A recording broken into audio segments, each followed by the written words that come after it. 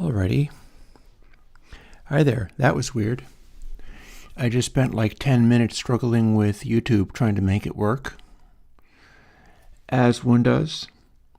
So hi. I'm not doing very well, but I'm here, and we're going to try to do things.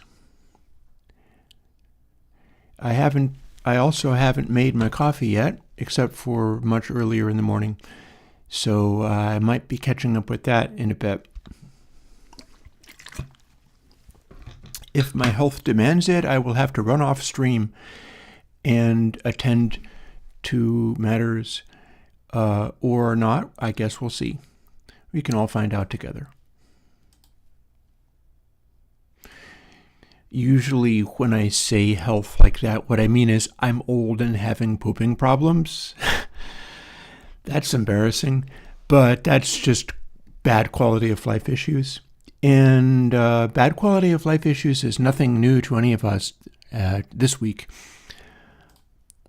However, there are other things that we can do, such as open a Reaper file, because on Tuesday we were working on mixing a song.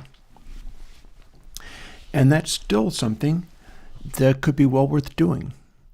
And like I was talking about on Monday, one of the things that's sometimes nice is when you find stuff that's worth doing. For instance, I have recorded even more albums to measure and study with Airwindows Meter.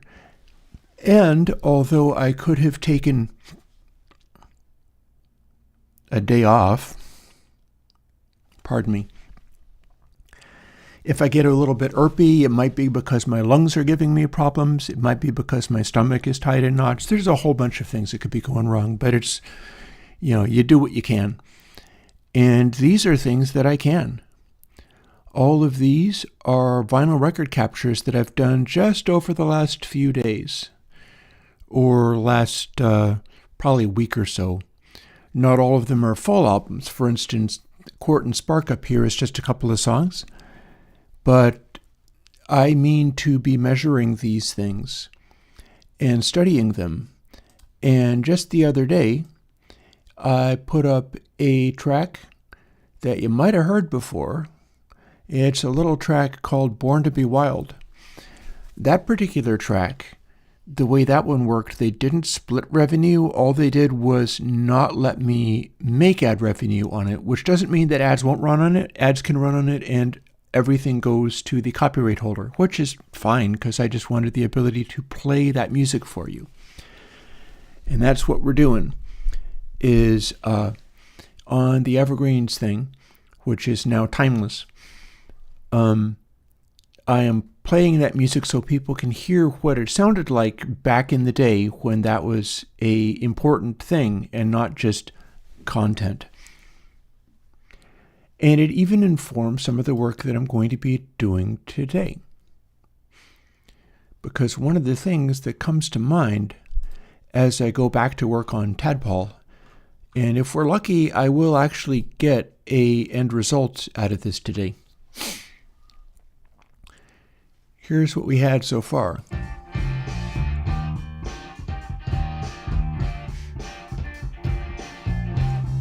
We had this going on. And one of the things that occurred to me, oh wait, I have done something wrong. Not really wrong, but I can make the audio pop back in. Check this out. If I select SWB audio capture in the audio properties for OBS, there it is. And that's because OBS doesn't work properly. And so I had to do a series of things,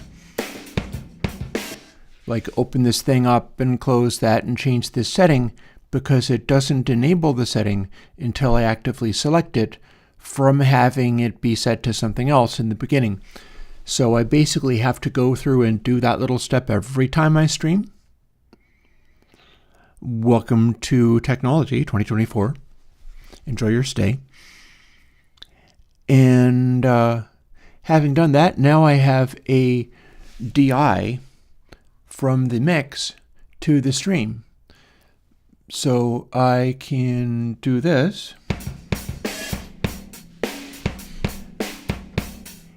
And now you're hearing that as it's coming off of the mixing bus. Oh, by the way, I also have chat enabled. I'm going to go and... This is the second time today I've switched it over to live chat.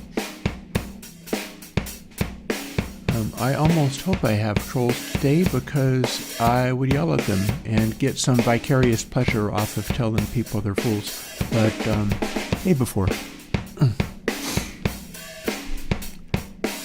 Yeah, it's been an interesting couple of days as ever. Switching my monitoring back to optical means I'll be able to hear the sound that I'm sending. And the reason I turned that on is because having just done a timeless episode on Born to Be Wild, meaning you can go now and listen to it if you'd like.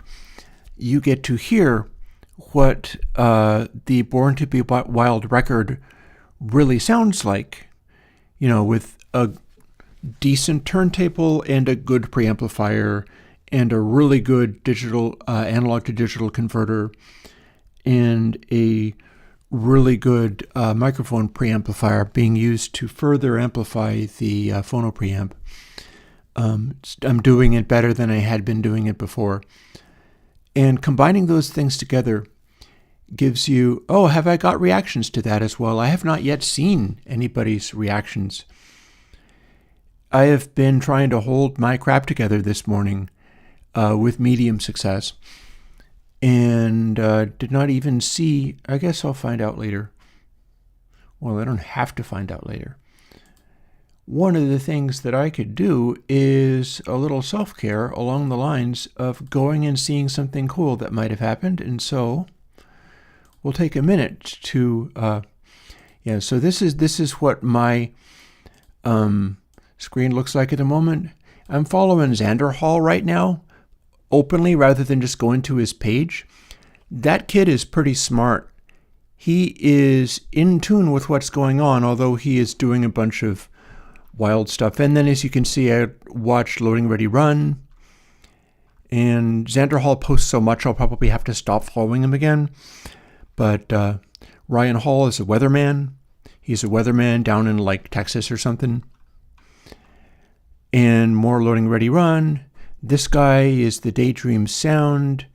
He is Johans, and he's interested in samplers. I've been paying attention to him for a while. Cyanide is a dub techno guy. And I haven't been able, this is 3 days ago, I have yet to watch this. I don't have time. But I did watch the Tear Zoo of how cats broke the game, because that's funny. And yeah, so Xander Hall is a very smart kid. I think I can get away with calling him a smart kid because I'm like 40 years older than him or something. Not really, but 30 years easily.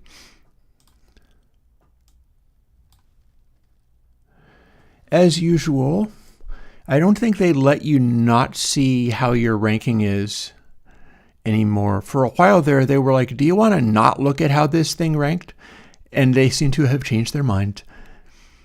And as you can see, Timeless cannot be monetized, but I knew that was a possibility.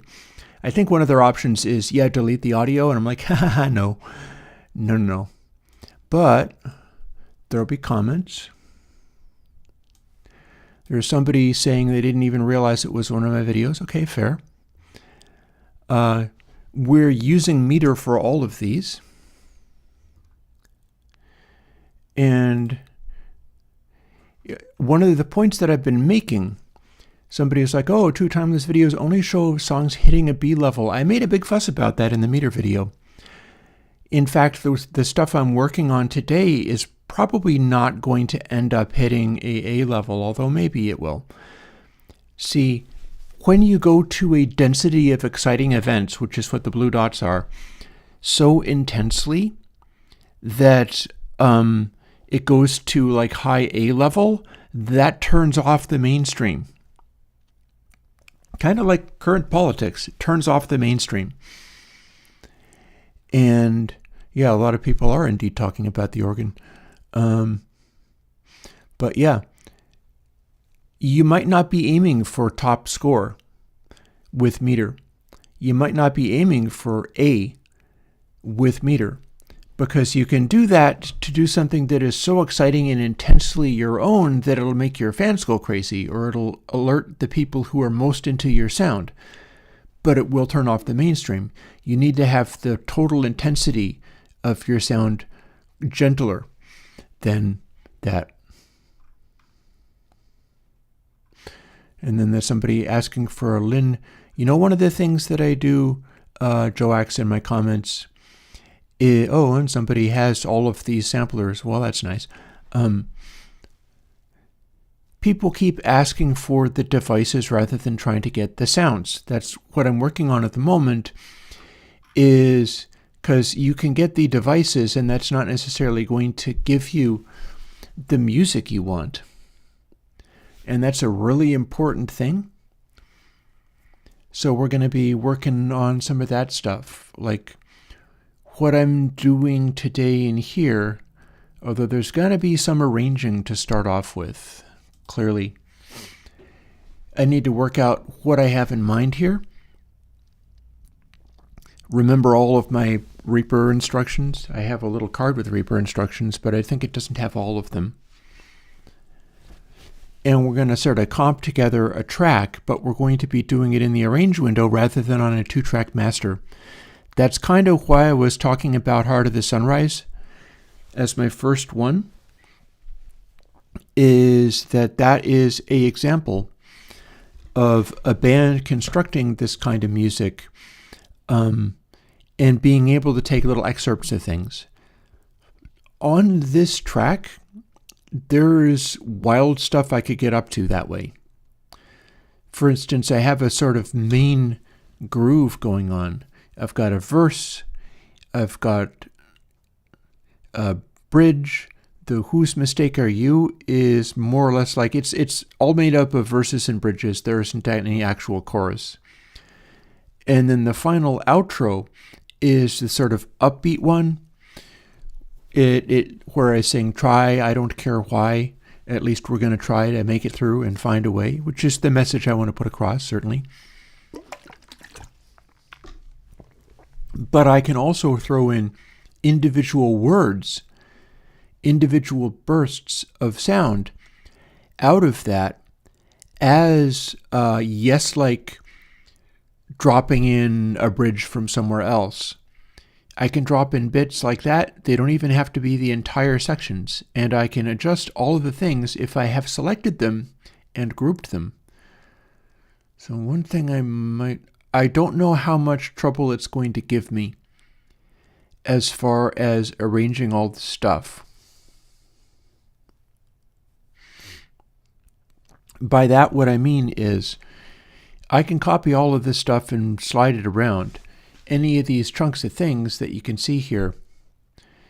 I mean to move it all over into here so that I make a final song that includes the bits I care about in this. That's going to be less than 8 minutes long, less than 10 minutes long. So that part is all well and good. I'm not worried about that right at the moment. Remember, I was going to do a thing where I could use a control surface to color code stuff, and then we never succeeded in doing that. So that's one of those things where sometimes you try to do the thing. I believe, if I'm not mistaken, Robert Kennedy did it and it worked on his machine, and I spent about an hour struggling with doing various weird things in Reaper and so on, and got nowhere with it. And had to stop, and Robert was going to come to my house and beat me in the head. I mean, come to my house and fix all my problems, and I don't think that's a sensible suggestion. And so the coloring of things, less relevant, which is not to say completely irrelevant. But you'll also notice one of the things I've done is moved, oh, for heaven's sake, it's going to throw windows. Remember how all Tuesday I was like, Mom, stop throwing windows at me. I can do this, meaning that this reverb is now tied to the tracks that feed it. And I've got a K Cathedral, which nothing's actually using at the moment. And when I played everything like this, at least we're gonna try to make it through and find a way. So one of the things that's happening when I do that, I haven't got anything mixed, although I started roughing in some of the tones. And I haven't got anything edited. So basically all the parts are playing at once. All of last week we were working on a track and stripping it down to take stuff out of it so that it was sparser and less just confused with too much stuff in it. In this case, it's not quite the same in that we probably want to grab all of the little bits. And when I say all the little bits, what I mean is like stuff like this. All of this is playing at the same time. At least we're gonna try to make it through and find Like here's a clap. It's me and you. I get. So we've got all that stuff going on. And spent all the time working on the vocals, which I think is legit. I don't know how many of my other tracks are going to lend themselves to doing this. I do know that if I do a bunch of Airwindows stuff on anything that I have got retune information, then that's not going to be moved around because that's what screwed me up in the first place and made me go to the double track mode. That said, I've been wanting to go to the double track mode, so that part's actually fine. But we've got way too much here, and I'm going to want to copy everything that I've got in the project to their new locations before doing my arrange window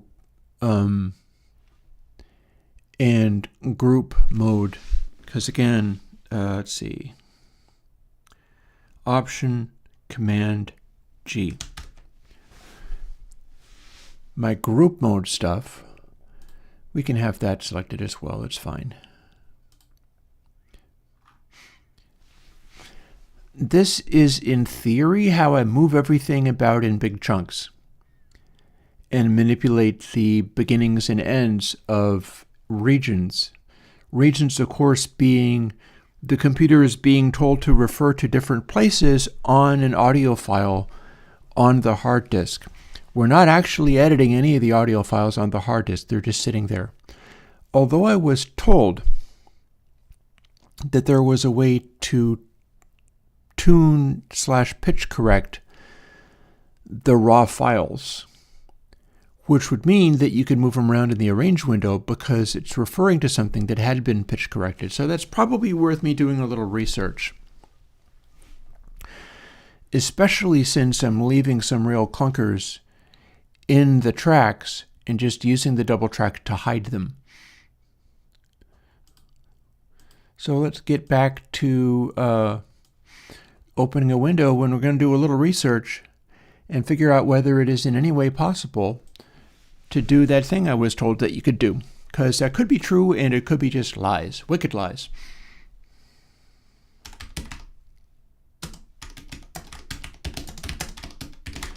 That's probably not what we're talking about.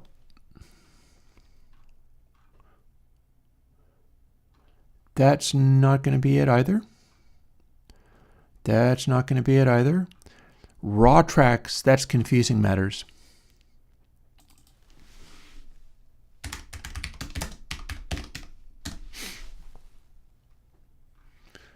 Tune audio files.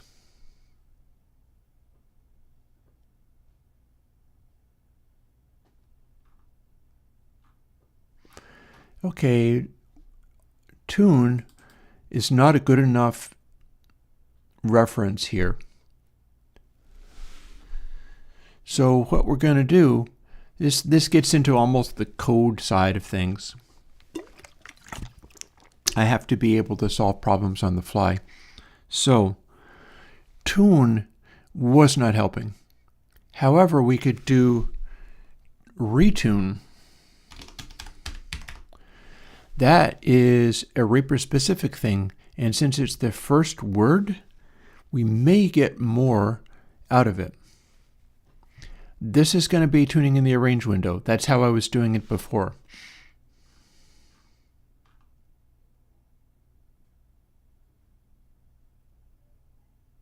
Here's somebody saying use it as a track effect. That's what I was doing, which is not helpful. Oh, that's the exact problem I had. Interesting.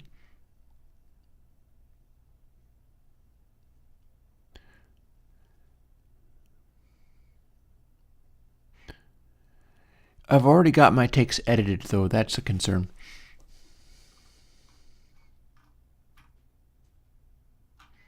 I do know how to work with this thing.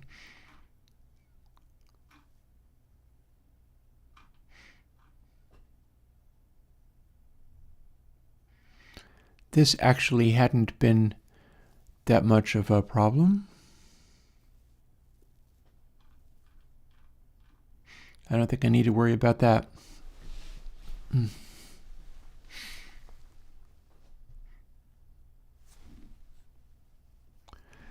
Because my way of working with this stuff is always going to be strictly using manual. I did not render anything to a new track.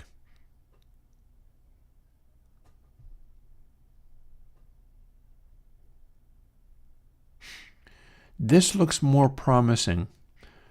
Somebody's saying, cut the ugly parts and use retune as take effects on them. So I've got all of my stuff edited to the moon here. I might be able to do better on future tracks.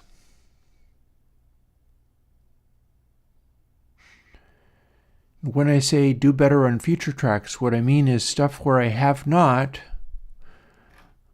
done this already.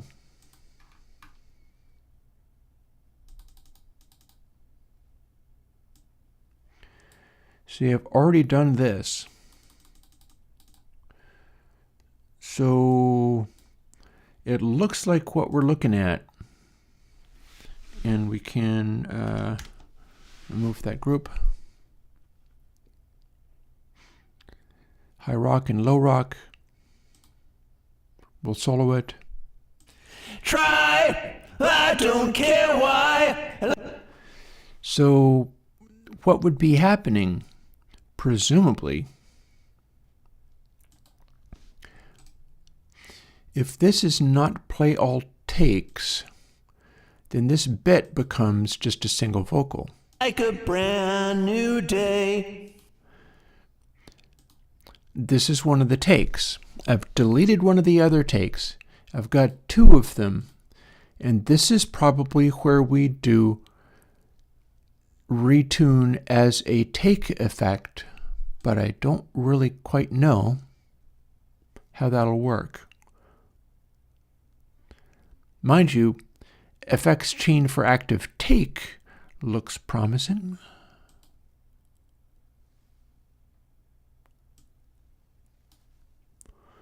Oh, interesting.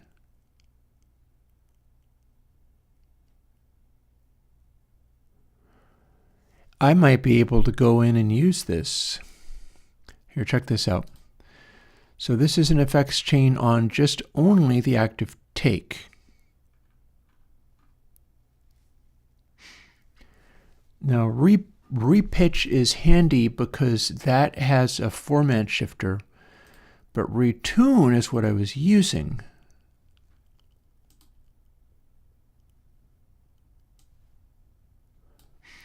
So when I'm using it, I make it a big window. Here's the window size. Let's see how this actually works. Oh, well, it doesn't work there. It's because I've got all of these plugin windows floating and in the way. And so I can't actually see that I need to move that over there so that it's playing a track. So that should be, let's see, take one. We've opened the FX window for that, but this clearly says we're on that, oh, but it just changed the position again. Can you not, please? Please, can we be assigning this? There we go.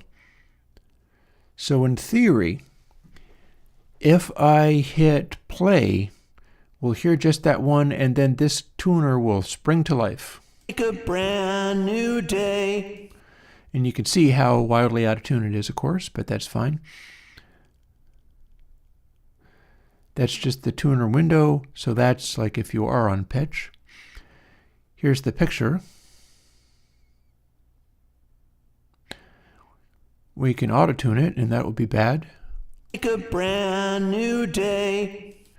Actually, I got away with it fairly well, but that's not what I had in mind. I don't think we need to worry about it being stereo correction, but I do think Soloist is going to be the one we want there.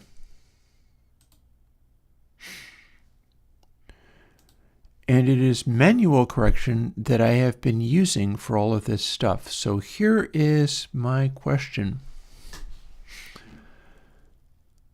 If we put this right back to here, we've got these takes. I am apparently working the correction on the take itself.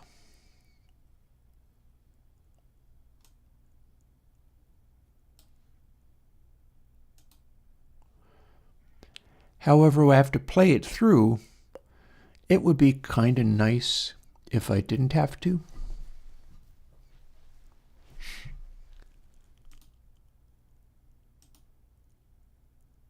Well, that didn't do anything. We're still maybe kind of learning how all this works. So this could be a really slow day if it turns out that this is what it is. It remains to be seen.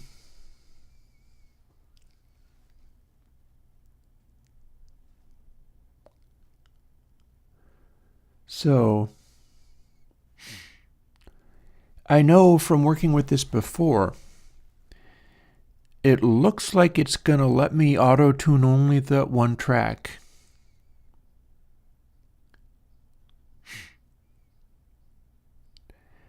And from looking at what this shows me, it's mostly, this is the main track mostly. There's a little bit in there where it's other tracks have been removed, but all the arrange window stuff doesn't matter here. So if we play this, Try, I don't care why. At least we're gonna wait, try hang on. to make it through and find a way. Who? Well, that's weird.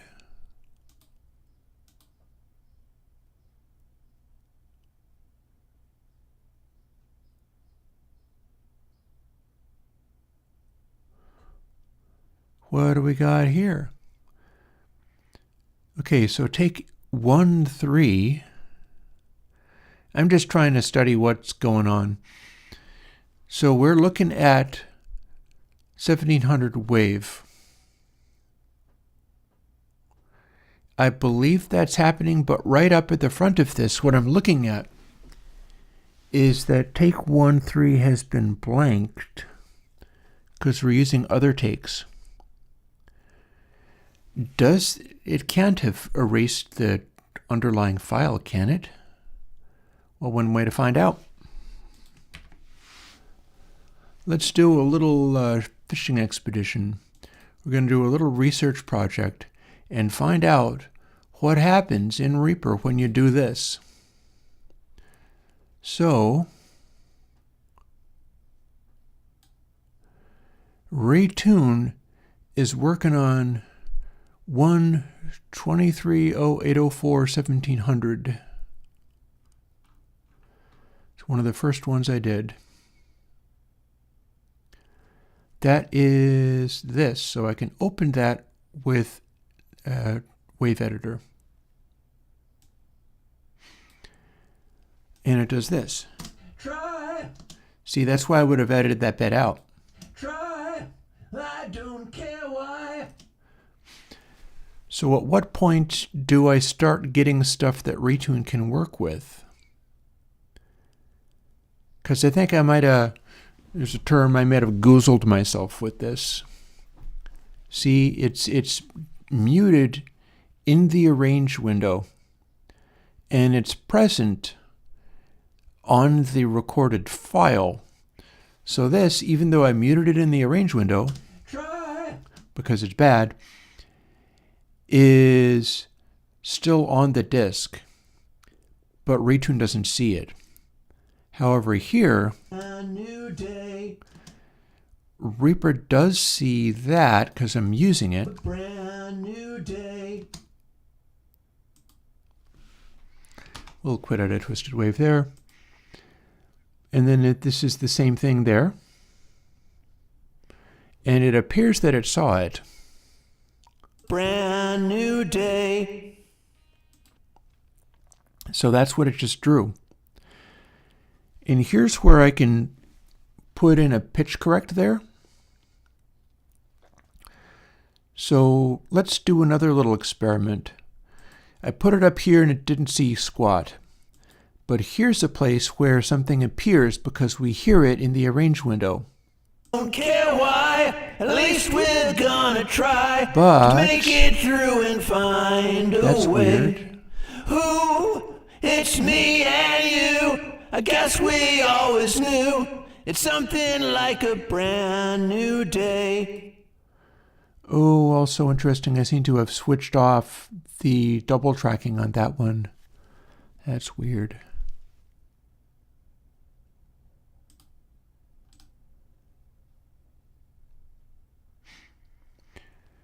We've got undelete active take.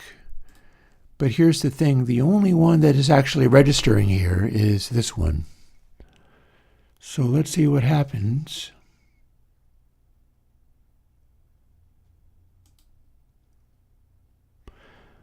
Okay. This is not going to be a very good choice for me unless I can identify stuff where I super know that I'm going to need to fix one of the things in the double track. And I tell you why. It's doing it in a segment by segment and take by take process. So if you show effects chain for the active take, this is what we have. And if we made it be monotone, now it does this. Brand new day. See, it tried to keep to the same note, but it kind of couldn't. And that's because it's not actually the same note.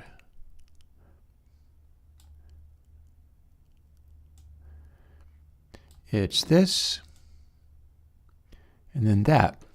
That's the corrected notes. Brand new day. And that's how we do that. So the question is, how often do we even want to? Also, can we defloat that and still work with it? Because it's throwing windows at us all the time. Oh, I have a, what is it, Shift E? Interesting. Is that what I think it is? It is. Okay. Look at that.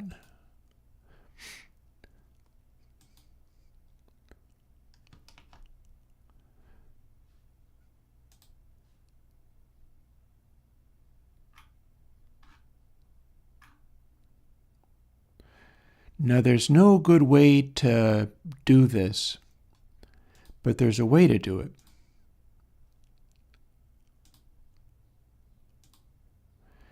Namely, as long as and we should defloat it. As long as I do this for everything that I care about on a note-by-note basis. Also, we are... that's unpleasant.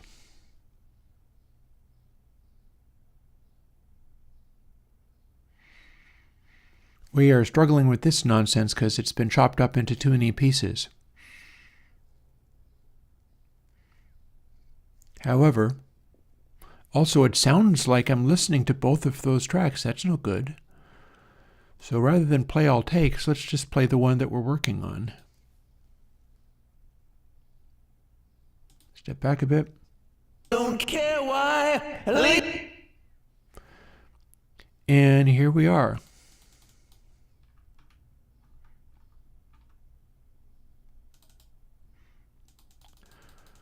It is a pretty cumbersome method of working with this, I must say, but it is what it is. Don't care why.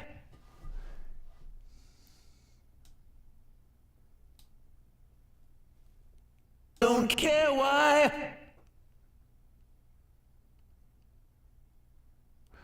I wish it played notes. Wouldn't that be nice if it played notes?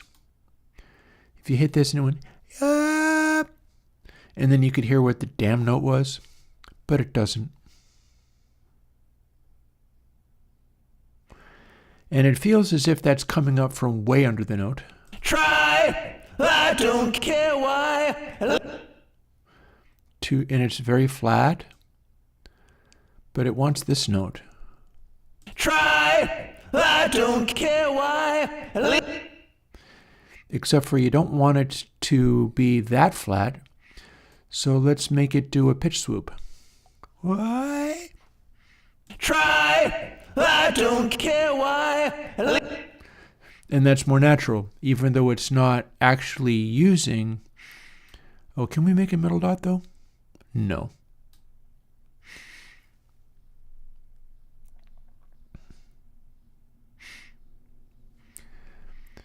And then if we go to that one,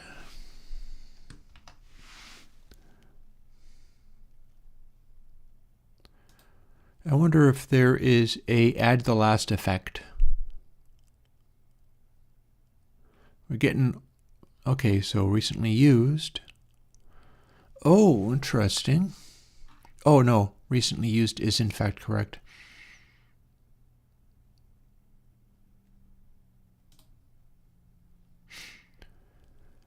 And same deal. And again, when I'm doing this kind of thing, I don't ever actually want to have automatic pitch correction. I want to choose which notes are super on pitch and which notes are not. And I may very well be ditching all of this rather than going through all of it, unless something absolutely jumps out.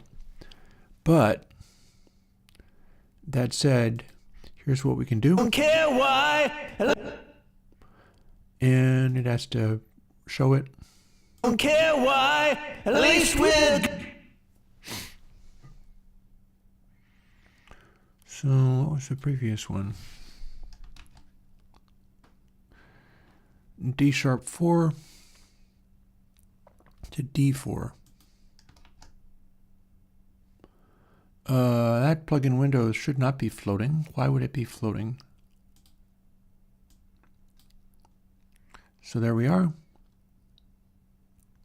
It has a nasty tendency of not drawing things usefully for me at all, but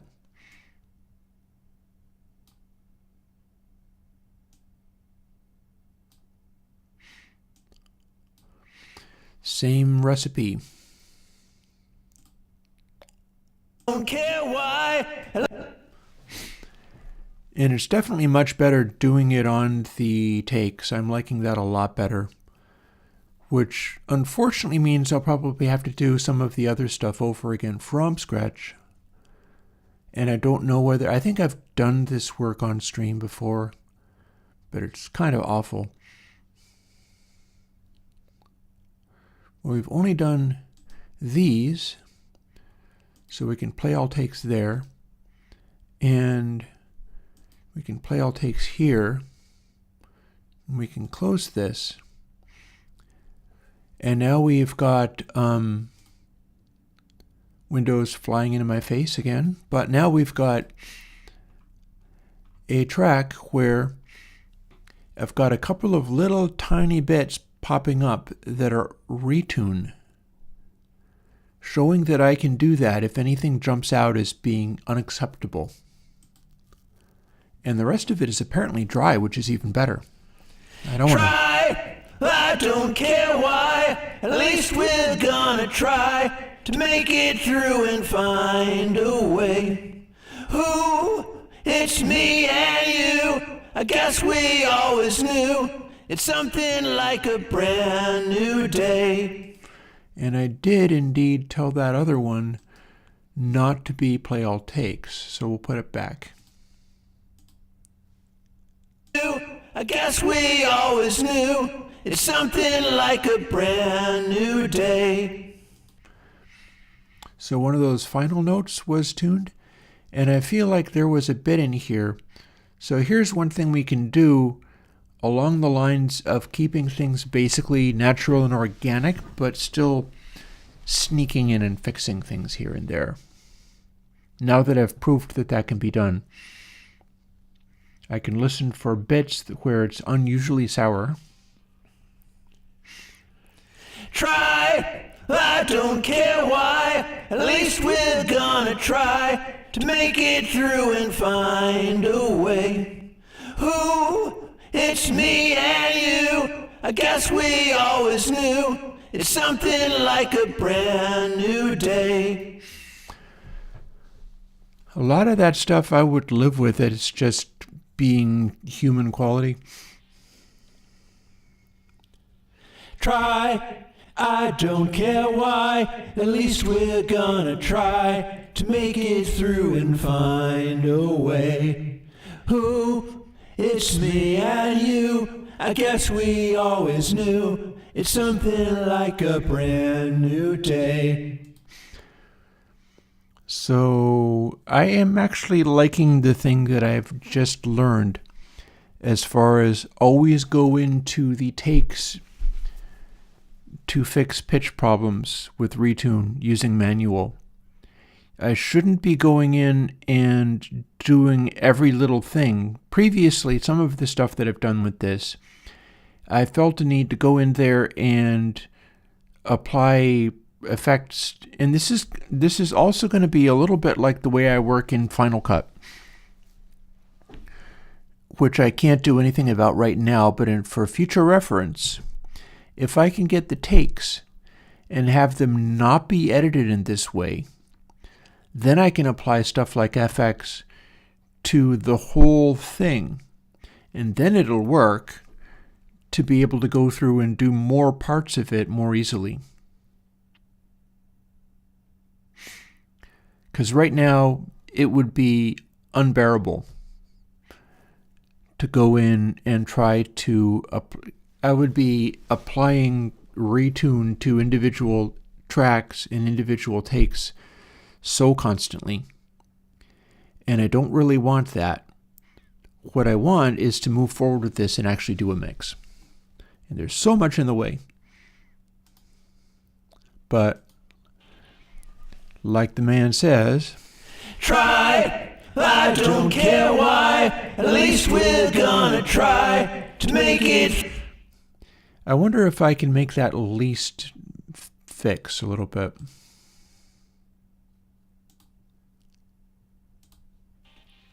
I don't care why, at least we're gonna try. So here's where we find it. And here's the only takes we have going on. We're gonna try. That's clearly out. At least we're gonna. It's sharp.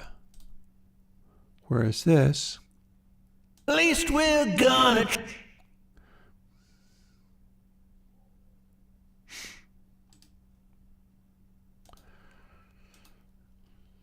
So technically, I don't have to. At least we're go. At least we're go. At least we're. Keeps moving the point. At least we're go.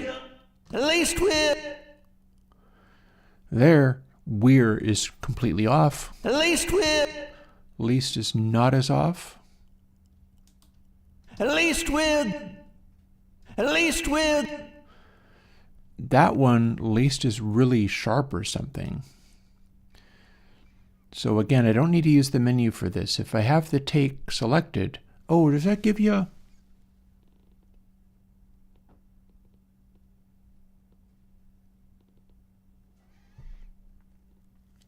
Interesting. You see what I see? Because I see another interesting possibility.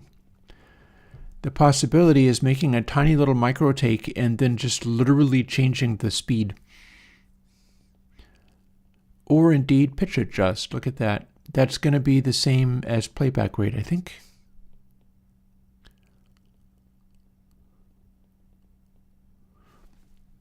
Or is it?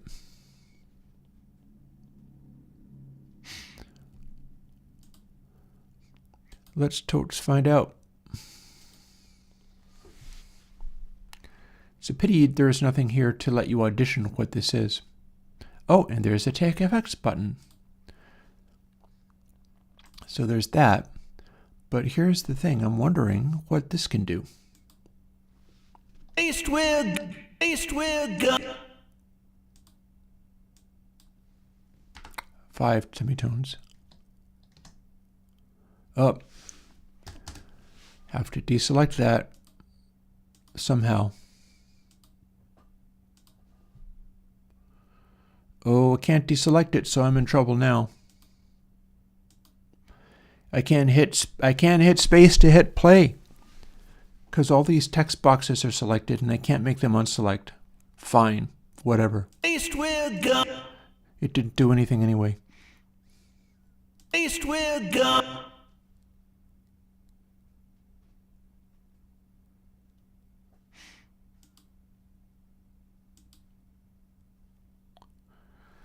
Preserve pitch when changing rate. Oh, it just puts pitch just back to 0 again. So how about we, oh, and I bet, so you got OK, cancel, and apply. So I never actually applied that. Long as we're in the process of fussing with this. At least we're go. So in theory, we could change things. Let's find out. Let's make it be a 5th up and see whether it's just only that one bit. Because here's the thing. I don't know, man. I suspect not. I think we're changing the whole take, even though we only have this one snippet. Let's find out. At least we're... It did nothing. At least we're...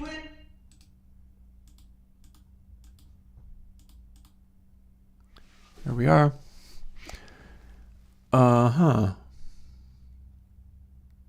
Okay. So media item properties, take properties. I tried to change the take, but it didn't take.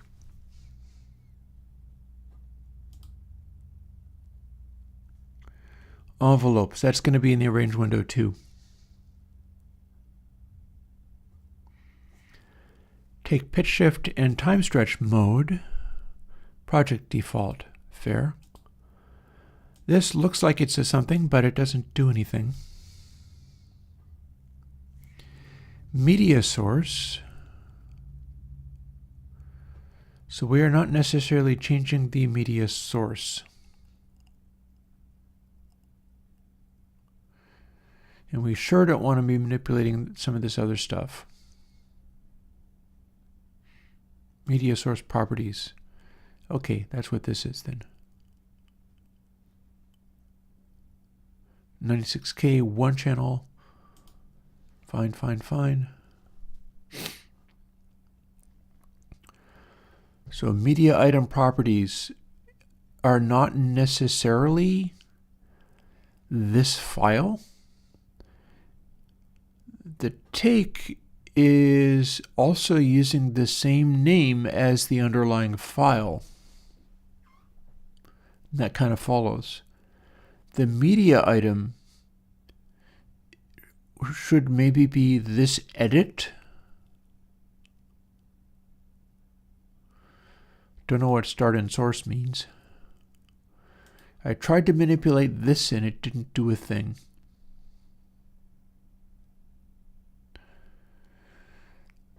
This might or might not be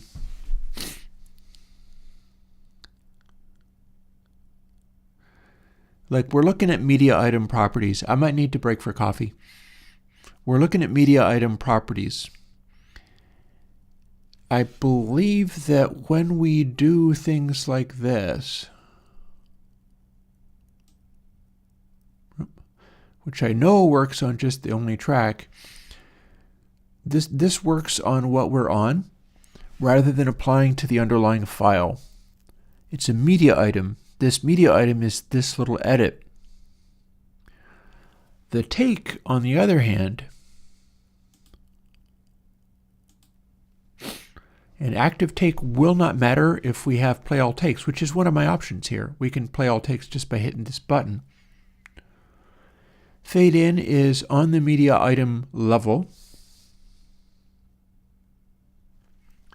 Position and length helps determine that. Take properties, on the other hand, I'm pretty sure that's going to apply to the whole underlying thing, and the fact that I wasn't able to change the pitch of it that way is probably for the best.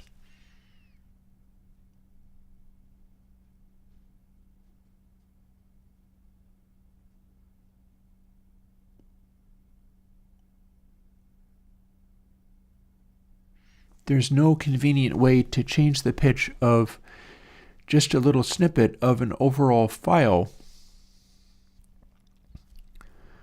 without changing the overall file, which I won't want to do. I won't want to change. This is also where you can do like manual de-essing and stuff. If you have an individual section and you want to fool with this, why you can make everything be modified quite strongly. I just made it silent.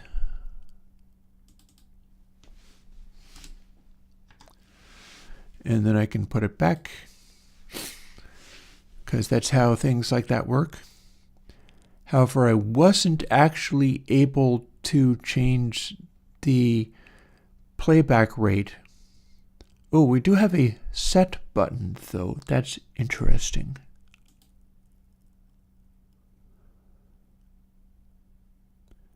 Okay, item playback mate. It wants BPM. That's weird.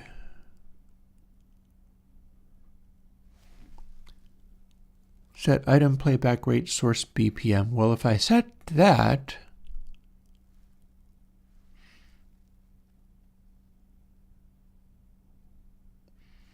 it didn't change playback rate at all.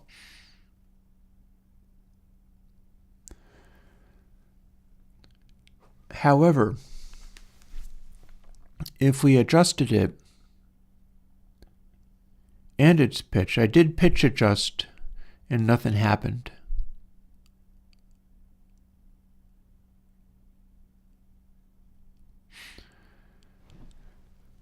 What I'm interested to know is whether there's any way to manipulate the pitch of this within media item properties rather than just take.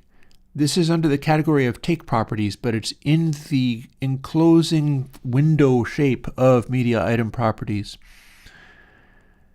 I don't know what that means.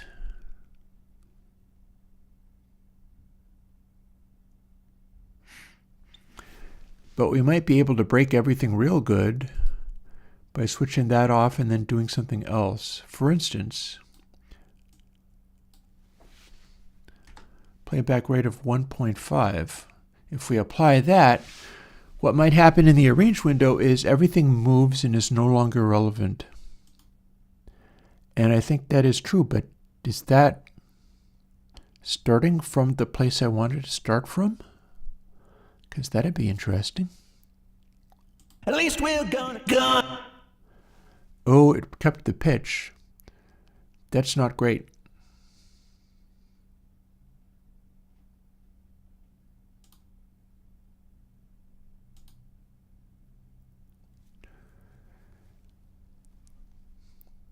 See, remember when I was talking about playback rate? It just did the opposite of what I wanted. Check this out. At least we're gonna. Oh, there we go.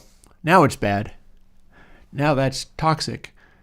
Now here's the next question. If we can do that, do we do it to everything? Why? At least we're gonna. And we don't need that fade.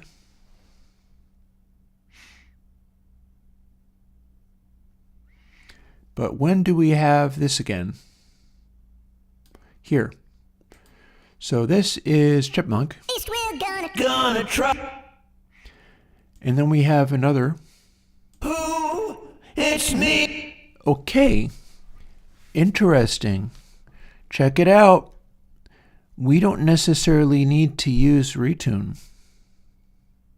I mean, we are, but we don't need to necessarily use retune if we can find small enough snips that could be tweaked. Because we have successfully...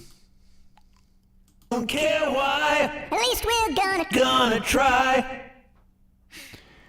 We've successfully ramped the pitch up of just that one tiny bit. We've successfully ramped the pitch up of just this bit. Let's put it back, or try to. At least we're gonna. And we've still got only one take, so if we do both takes. At least we're gonna try. Or not.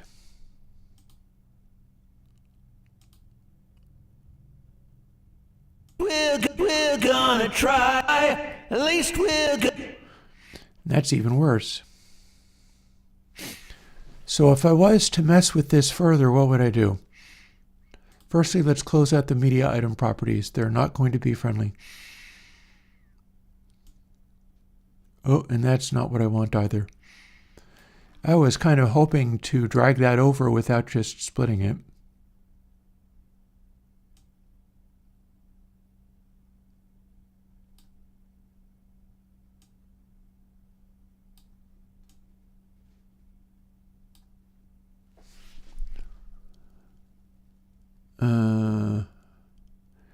You know what? Let's not even have that bit. I would like these all to join together, but it's not going to, is it? No. We can just make that one little bit literally go away, because it is no help. It's no help. So here's the mess we're in. Item settings, play all takes. At least we're gonna. And here's the jam we're in. So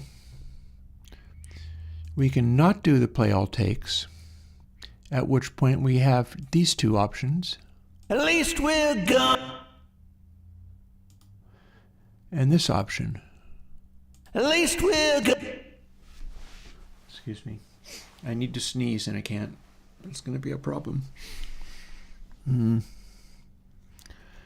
So this is clearly all messed up. However, we can further split it.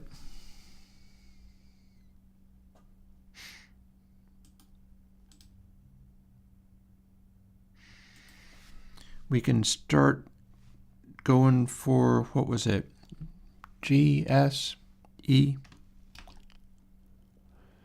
Effects for that item.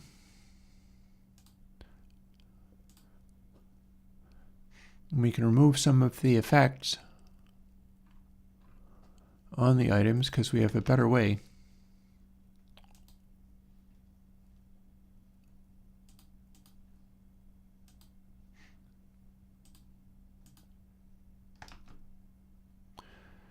It does seem to try to apply to both of the takes, so that's confusing as well, but nothing to be done about that.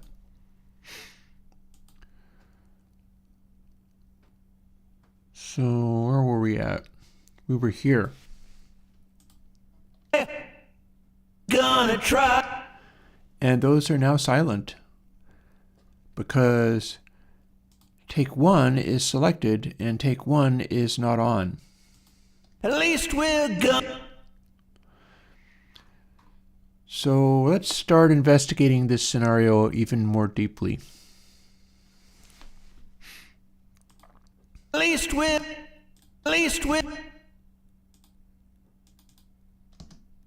Oh, and you can't do it. I keep wanting to, this is me repeatedly hitting the space bar because it's supposed to hit play, but no, instead we're just ruining everything. How about we hit cancel and pretend nothing happened?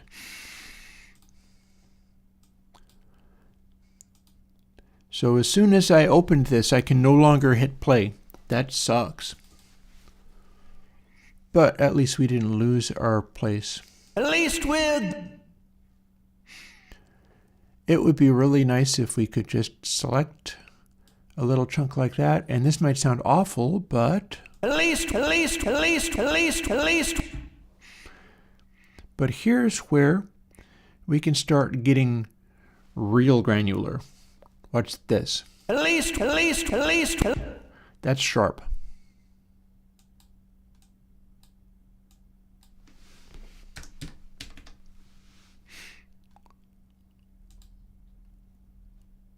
At least.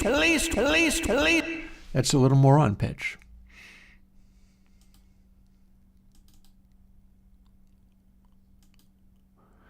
One and 03. Here's this one. At least. That's even sharper. Check that out.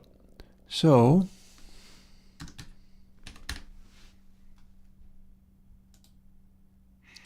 unfortunately, it started too late. At least. Still sharp.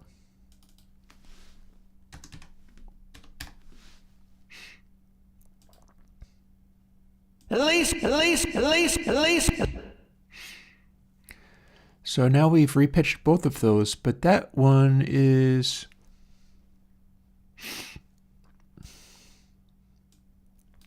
start in source. So can we tighten this up a little bit, I wonder? Leaving a bit of a gap though. But then we're already screwing with it, so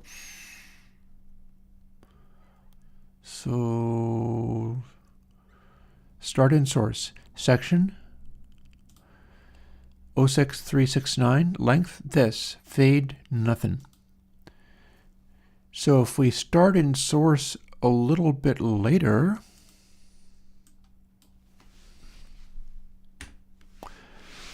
then this little bit might move closer or not. Well, let's make it more aggressive then. Does this move the direction I want? Yes. See? Now they're lining up a little bit more closely.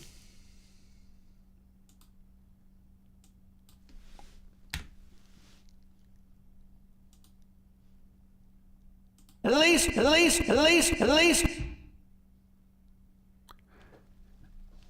Leap. At least. Still sharp.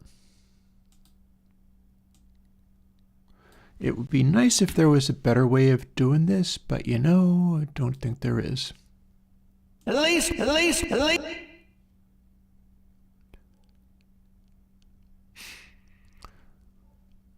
Well, that is a change.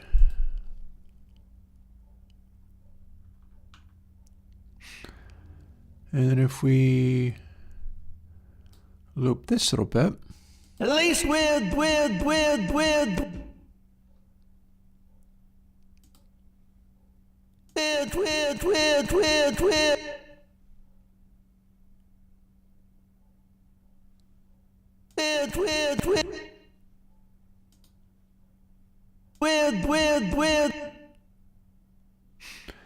That part might be fine.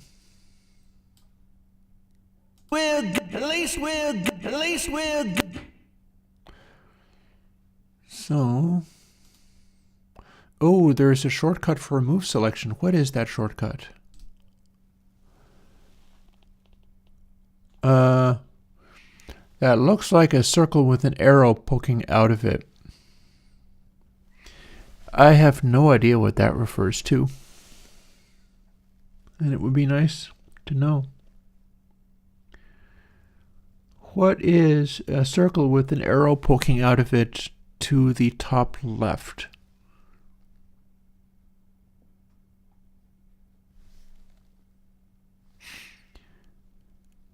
I mean, could that be delete? Is that what Reaper thinks is the shortcut for delete?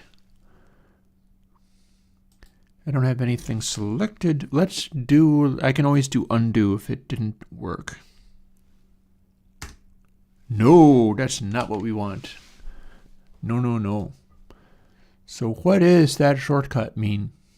That is a circle with an arrow. That is on the unhelpful side. Could it be ESC? Escape. Escape. It was escape. Cool.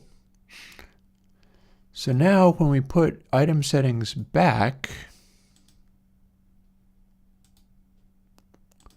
to play all takes, now we have a weird little pitch shifted thing. Yeah, why? At least we're gonna try. The least is closer to a note. At least we're gonna try. That feels flat or something.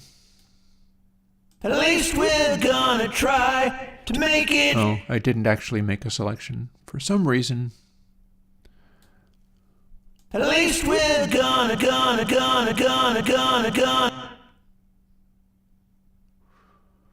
That's probably as good as I can hope.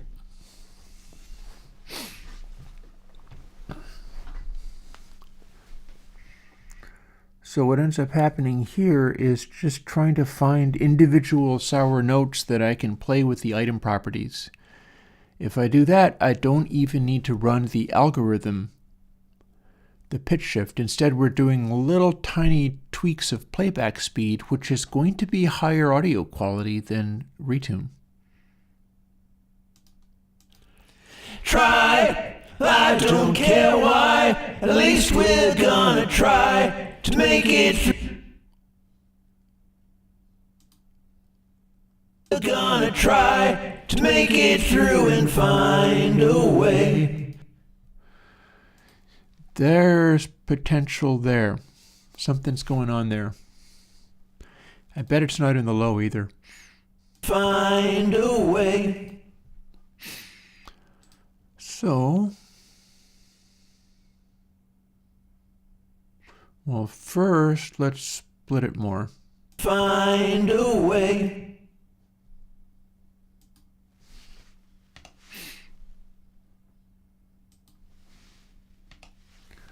Granularity.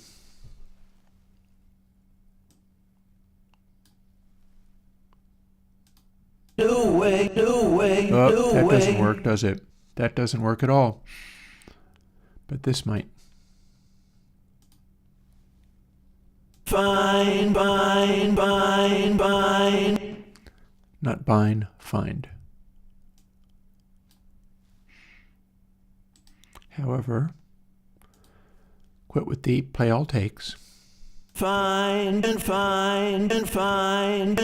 Definitely flat. I thought there was something about that. Find. Closer. So I'm going to want to fix this one. Find.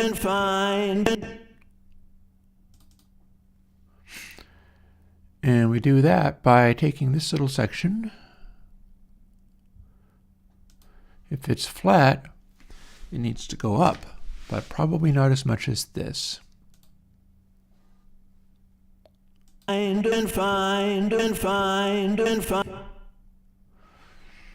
Or does it? That worked better than I expected.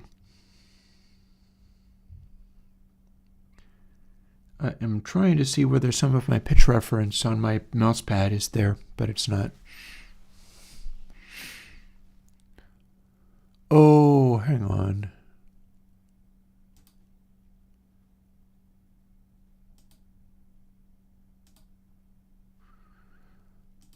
Come back here, you. There we go. I have to hit preserve pitch when changing rate. I wish I could make that be default off. But it does show that this was very much in the wrong place, but in the right general category. And it looks like we can just keep fooling with this. Find and find and find and find. Voila. All of a sudden that note is in because it was 0.01 off. And then when we go to play all takes, find and find and find. To make it through and find and find and and we're still looping. Okay, sorry about that. To make it through and find a way. This is better. This is better than the auto-tune thing. I'm going to be able to use this to fix problems while still doing the double tracking thing I wanted. That makes me kind of happy. In fact, that makes me so happy I'm going to break for making a cup of coffee because this is not going to take as long as I thought. So let's fire up a track that I posted fairly recently. And we're going to get this playing. I don't know if it's going to take me more than the length of the track, but we're going to play it. And this is one of the ones I mixed in meter. So back in a bit to do more of this Pro Reaper new breed of pitch correction stuff. Because I'm going to tell you, I am a lot happier about this than I was happy about the learning how to do retune really well. This is a lot cleaner, and this is not running a pitch shifting algorithm. It's just tweaking the playback rate for tiny little snippets of audio. And that is going to be all kinds of useful in conjunction with the double tracking, where I can go in and find just little bits of notes where the double tracking is screwing me up, fix the particular ones that are the most out, and then the correction that I apply is not only not a pitch correction algorithm, but just speed. But it'll also blend. It'll also blend in with the other track in the double tracking. So I got a good feeling about where this is leading. Anyways, back with some coffee.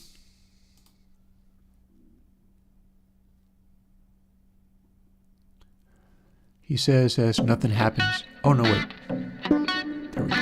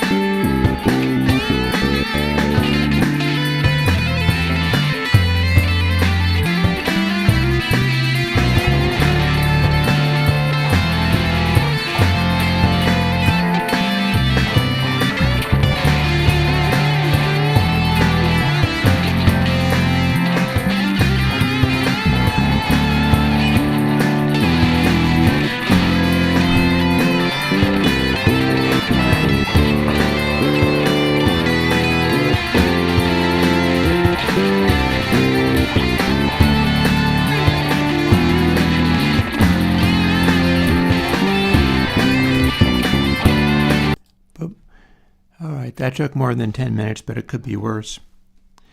Fair warning, if I have to run off to, like, I don't know, throw up or something like that, then I might not be able to have music playing. We'll see. We'll see how things work out.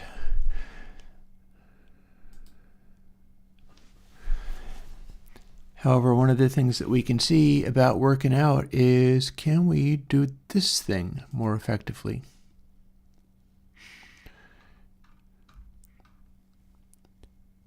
So let's do a little quick once-over. Also, did I remember to put this stuff back? At least we're gonna try to make it through and find a way. I think so. I think I did. It just doesn't look like it for some reason.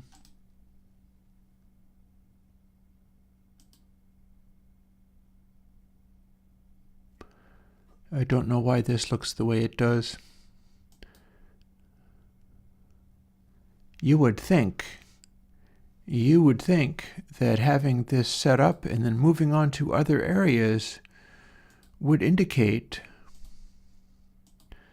that this would not be all highlighted. And now it's not. Okay. Because that seemed wrong. That seemed wrong. So, next order of business, now that we've edited everything down so that it's all in double tracks, we're going to listen to each of these little snippets of music and singing. Escape was the mystery key. And figure out, what is that?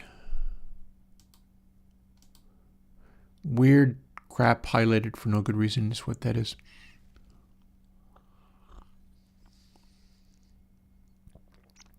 And we're going to figure out whether we need to go in and isolate little bits of singing and fix the pitch on them.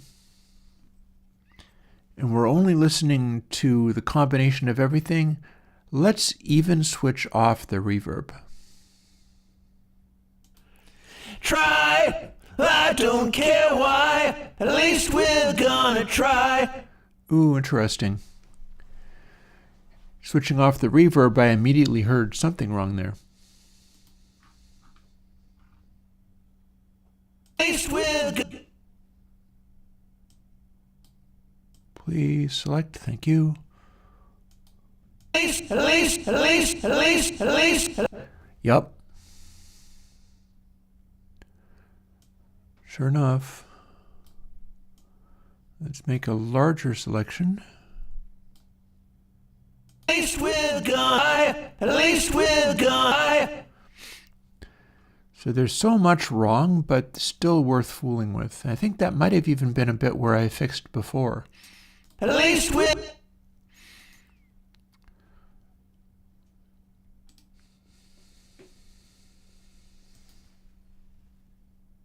At least we're gonna. At least we're. At least we're gonna. At least we're gonna. This one's the one that's too high-pitched.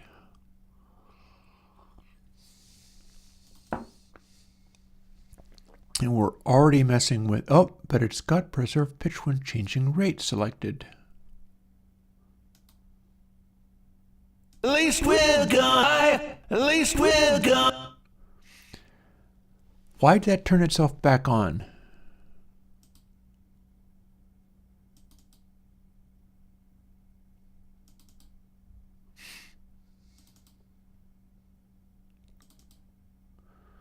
Well, it may have turned itself back on, but that's fine. We fixed it.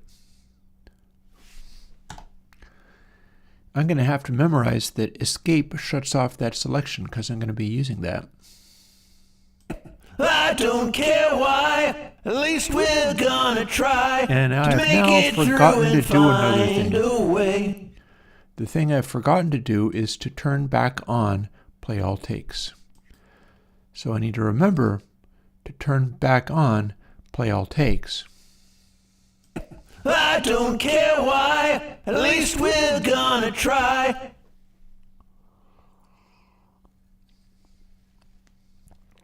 This is a section. Gonna try. Gonna try. What the hell? At least we're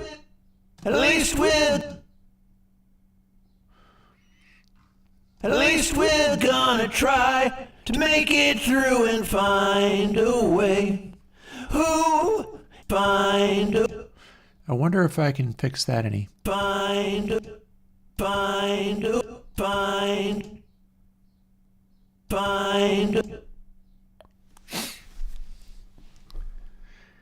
It feels like maybe I'm a little sharp there.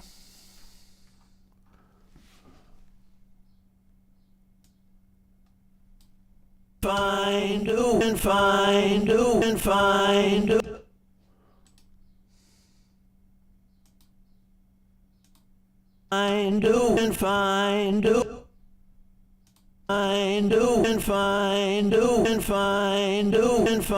That's closer to being on. That does seem like it might be a little sharp. Oh, it's because I've made it be sharp. That's the one that got switched to 1.01. Okay, so if we went too far in that direction, we can try selecting this tiny little text box and going like 08 maybe. We'll apply that.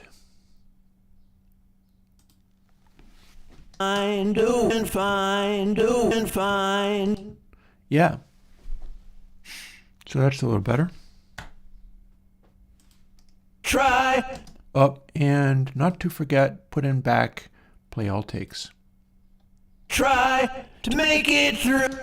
Why is this selected again? Why is this selected again? Why does it make these light up? I mean, it's not doing anything to me, but is it because they're special in some way? Well, that is a playback rate that's different, but that one's not. Oh, it makes me mad sometimes when stuff like that happens. Like, what am I even supposed to think? I'm just trying to do my best with this stuff.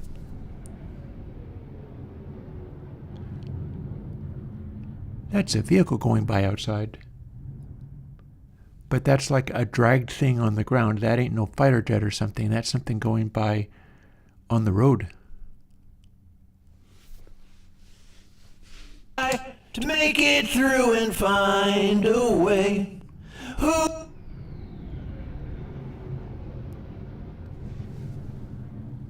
I think.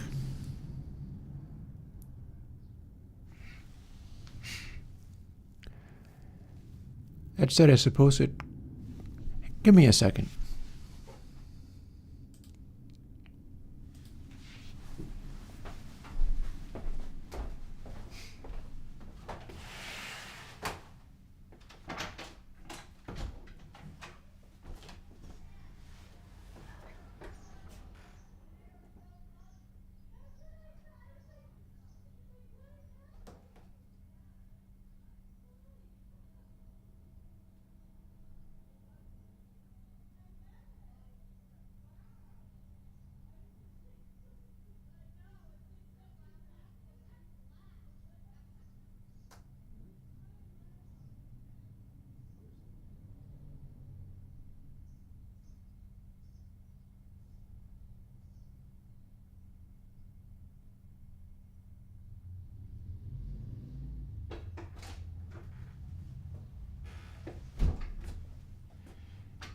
I stand corrected.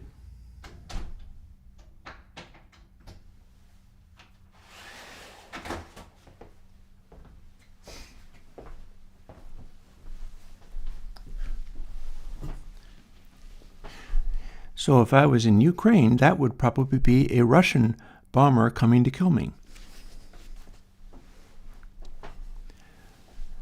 but it was not. That was going to be an American fighter jet or some kind of fast-moving aircraft, but it wasn't breaking the speed of sound because it didn't do a sonic boom.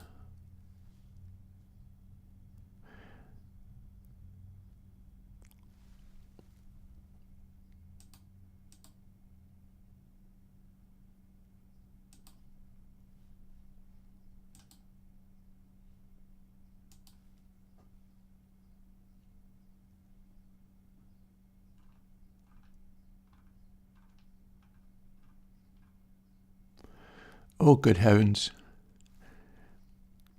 So get a load of this. New York Times telling people not to vote. Wow.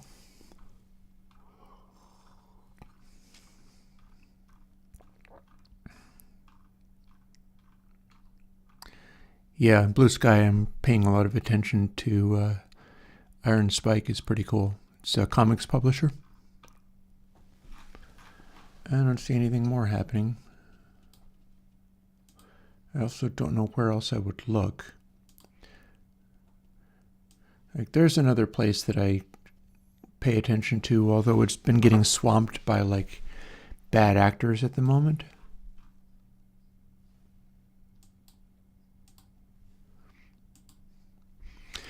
Probably nothing I can do right at the moment to have better clarity on what, if anything, is even going on.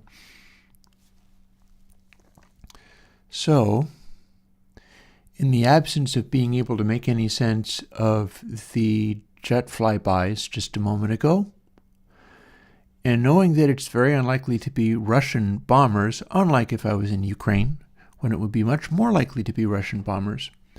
I'm not going to say infinitely more likely, because I have a sense of what's going on in the world. But it's near infinitely more likely that the flybys were not Russian bombers.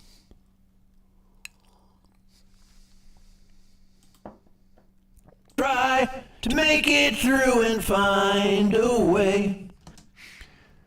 Here's how we fix audio problems. Who? It's me. I wonder whether I'd like to fix that pitch too. One of those felt sharp. Let's find which one felt sharp.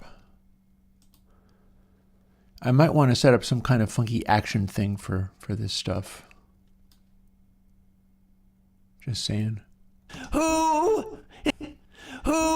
Called it. That's bright. That's sharp. Who? And that's more on tune. Who? That's definitely sharp.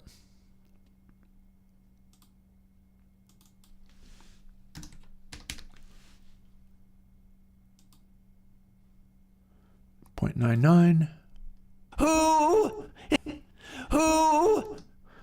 It's still a little wonky, but it's repitched now. And again, this is a much better tactic than trying to do it all with auto-tune. Away. Who? It's me and you. That's definitely something going on there. I might go by this point by point.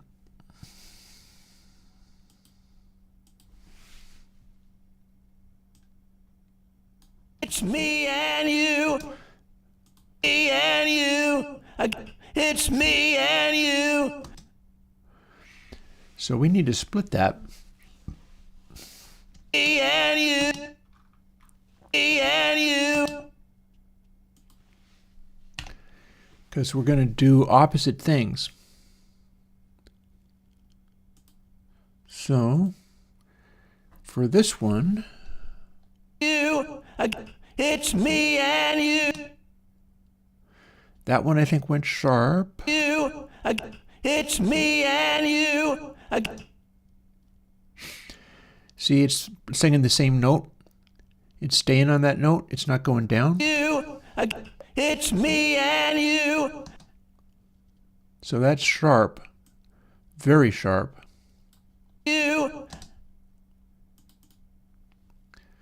So that, I wonder if can I make the default media item properties be different? Maybe so. Media item defaults.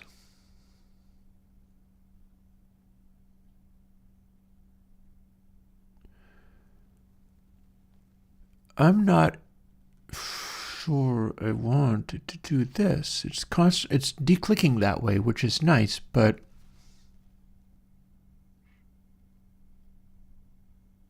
I'll live with it.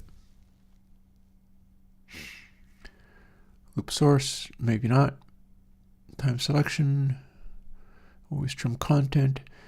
It is not giving me an option for the default setting for preserve pitch. So it does look like I have to shut that off every single time. Well, that sucks.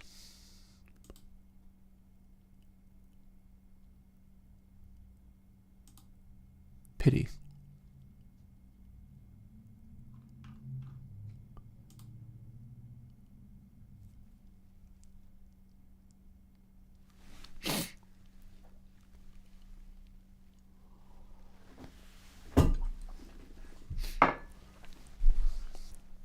Finished 1 cup of coffee.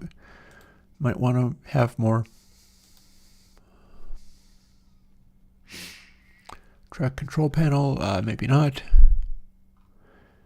More media options. Can we have the default?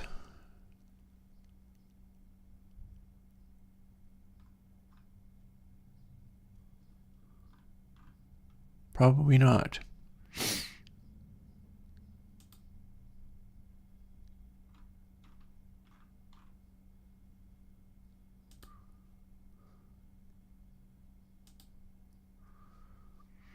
Yeah, none of that helped. No matter. So where were we at? We were discovering that this does not go down in pitch, even though the melody is supposed to go down in pitch. It's me and you. That's supposed to go down in pitch. Therefore, when I shut off preserve pitch when changing rate,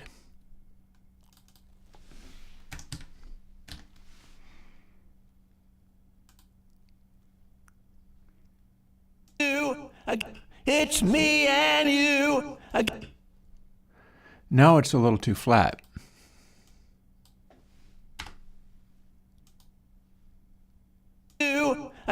It's me and you. That still feels flat. Maybe 9.5 is simply too far. We'll try 9.6. I knew I had to take it down quite a bit, but I took it down too far. It's me and you. Still too flat? How about 9.7?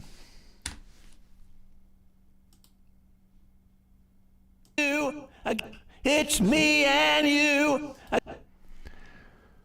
That's more promising. How about this one? It's me and you. That's the natural sound, but this one, this part's off. And you. It's me and you.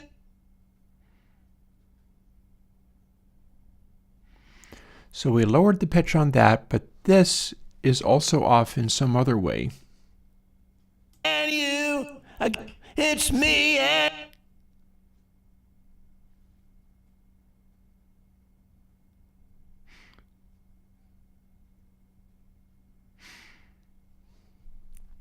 I will explain in a minute, Greg Foster's, what you were doing when you do that.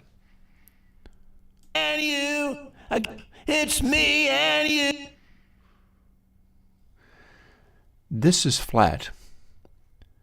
It's a little rough. It's a little hard to pin down, but that is flat.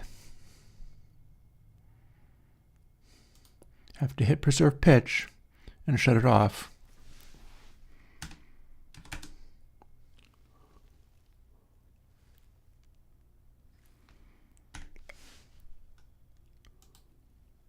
Now that just changed it a lot. And you. It's me and you. Okay.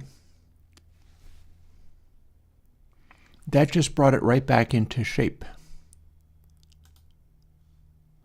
Let's see whether clicking, I was checking to see whether clicking on OK turned preserve pitch back on. Also, I bet if I click anywhere on this, yep, it'll turn it on.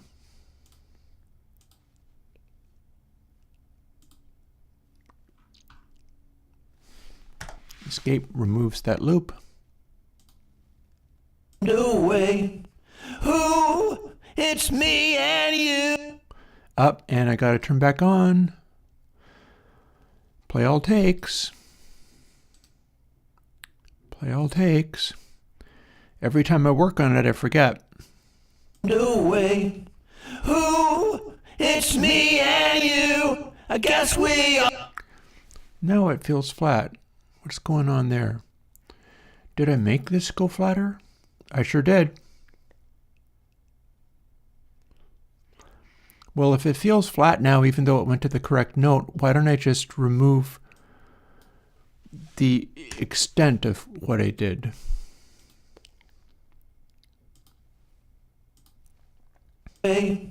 Who? Also, is this feeling flat? Greg Foster's, yeah, like I said.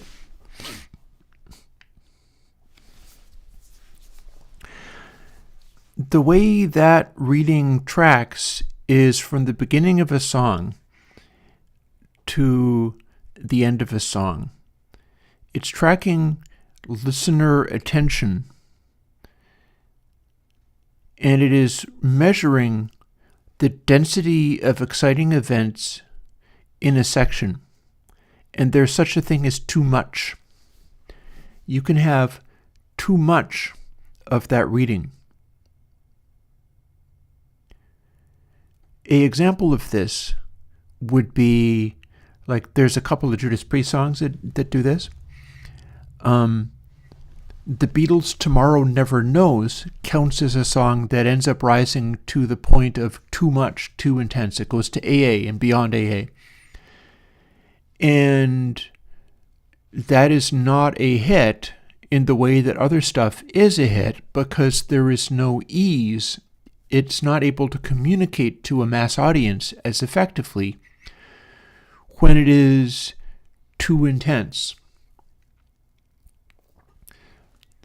So when you do a loop, you should watch what I'm doing if you want to talk about mixing in GarageBand. I am mixing in Reaper, but I'm facing many of the same issues that you would face in mixing in GarageBand.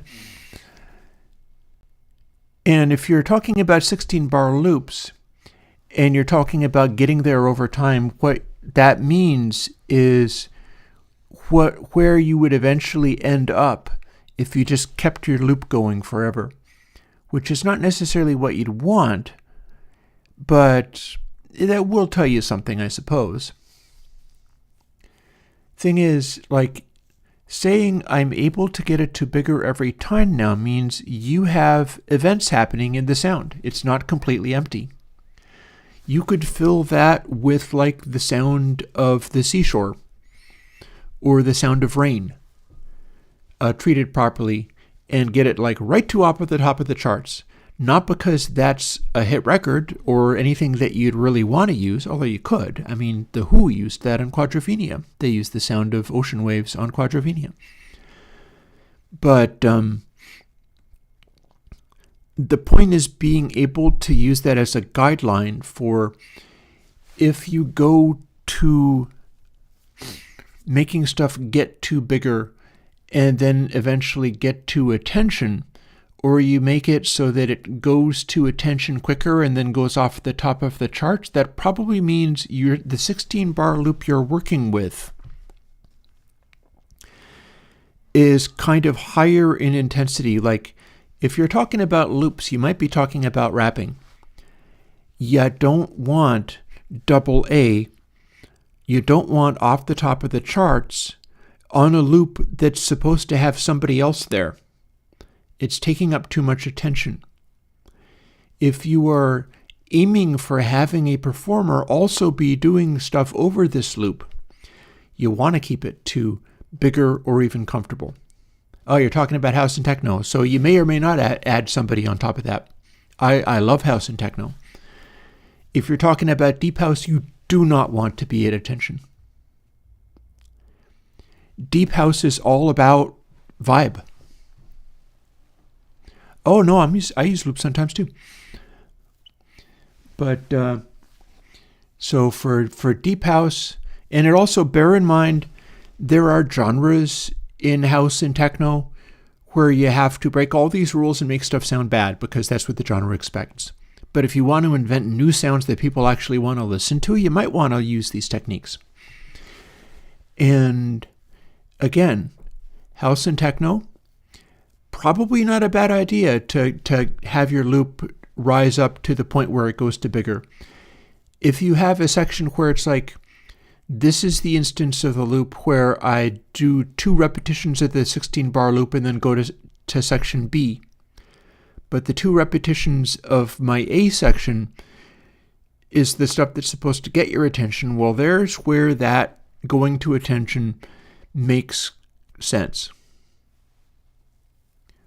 Whereas if you're going to be sitting on something or having something else happen over it, you might not want to have that sit on attention. You might want to leave a little more space in there. The line on the meter that rises and goes through these names where it says attention or bigger or comfortable is about how much space you're leaving in the mix for other stuff to happen. And if no other stuff is happening, then it's how much space you're leaving in the mix just to kind of decompress, to let the listener or the dancer on the dance floor, I don't know, breathe or react or whatever. And conducting that is important. Conducting that is arrangement. It's what you're doing. Like this thing that I'm working on right now, the vocals that I keep working on right now, are to go over the climax of the track. It builds up to this. And then there's also sections where at least we're gonna like it goes, try, I don't care why. try, I don't care why. And I might have sections where it does some of the verses and then it snaps into like just a little burst of why, and then doing something else. A bit of that and then something else. Might just be. Anyway, to get back to this. Away. Who? It's me and you. I guess we all went away. Who? It's me and you. That note's not supposed to be as flat as that, is it? You. But I'm not hearing that. I'm not hearing that. So time to investigate this a little bit too. We've already got it in here. And you.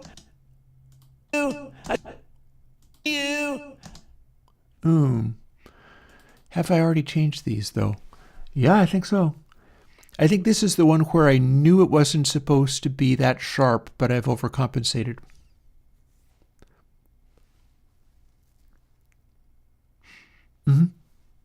Yeah, I mean, as far as working on overall songs, the hit record formula, and I'll be showing this when I do some of the Def Leppard tracks, assuming I'm able to put like Photograph or something on there. A bunch of Mutt Lange things clearly are using a particular technique. And the way that's supposed to work is you immediately light things up enough to get people's attention. And then for the rest of the track, that line has to keep rising. You do stuff, whatever you need to do, whether it's like introduce new instruments, introduce like percussion, like bring a tambourine in or something. And this counts for techno as well. What you do is you make it so that the line continues to rise up to the very end of the track. That's the secret to working with that stuff, because the idea is to set it up so that people are listening to the track and there's always a little more happening than the previous moment. They're like, oh, I want to keep listening because it's getting more and more exciting. The tension is rising. and then you go all the way to the very end, and in fact, in some cases, continue to rise through the fade. And so it's not about staying on bigger, but it's about the trajectory. And this is why sometimes when you switch to another section, the energy drops. And so some of these guys, like Mutt Lange in particular, is very good about this. I think Bob Rock also is good about this. They know to be careful with that stuff. And they're like, okay, so we went to the solo, but the energy dropped. We can't have that, so what do we need to do in order to make it not happen? Maybe we lose the solo completely.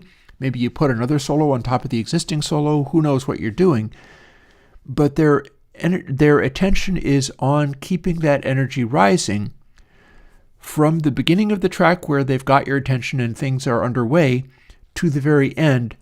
That amount of density of interesting event keeps on happening. It keeps on going up. So it's not about staying. It's about that trajectory must continue to rise. And then when the song is over, it's maybe continuing to rise even through the fade. Phil Collins doing... I know this song. In the Air Tonight. Phil Collins in the Air Tonight does that big time. As it fades, he belts louder and louder and louder as it drops below audibility. And when you measure it correctly, and I've had the meter like key on that even harder at times. Right now it isn't doing that too exaggeratedly. But you can absolutely make it so that if you were doing a fade on a rock song, techno tends to be, house and techno are for being edited together into mixes. But you kind of build up to the end of the song, meaning that people don't want to go on to a new thing. They want to continue listening to that song.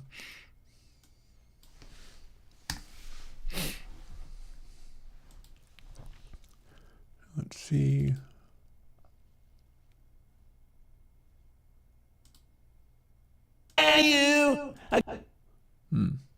Yeah, that's super flat, isn't it? Gonna make a guess at what would be good.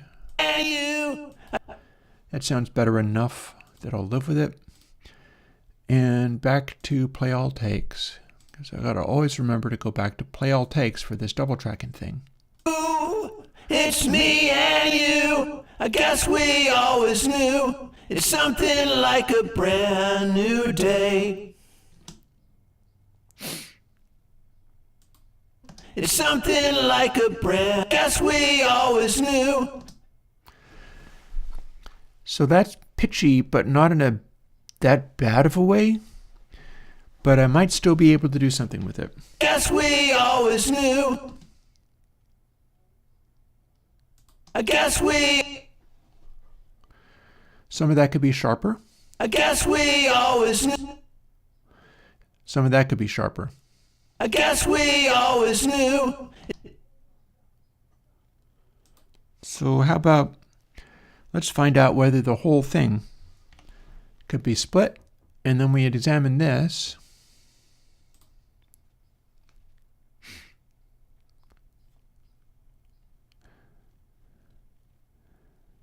And I guess we always... Oh, I can hear that's the flat one. Unless they're both flat. I guess we always knew. That's wonkier, but it's not as flat. I guess we always knew. I guess we all... That's my voice doing that. That little whump there is apparently the way that the voice did. I guess we always... I guess we always knew. Weird, but okay. I guess we always... I guess we all... Yeah. That transition seems to make the mic or the compressor whump each time. There is a compressor here, by the way. I guess we always knew. And that's definitely flat.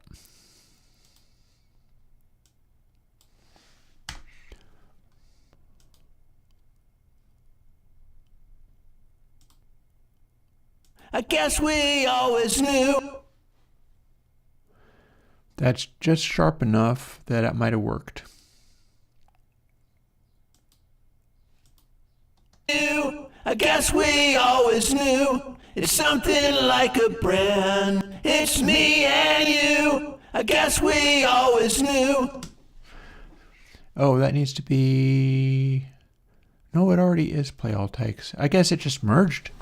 The notes are close enough. It's me and you. I guess we always knew it's something like a brand new day. I wonder if either of those are far enough out that it needs fixing. Brand new day. Brand new day. Maybe not. So that's literally the first section.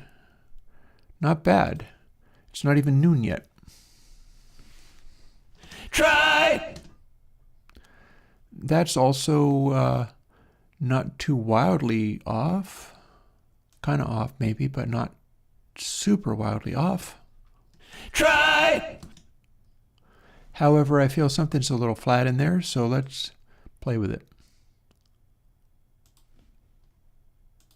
Hi, you're one of the takes. Try. That sounds on. Try. That's a little flat.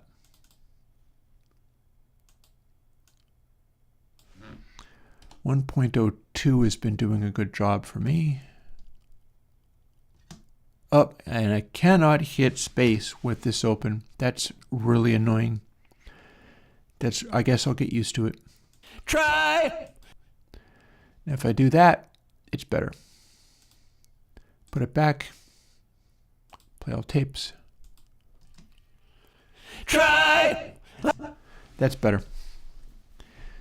So I could hear one of those is a little flat, and we just fixed it. So that's cool. I don't care why.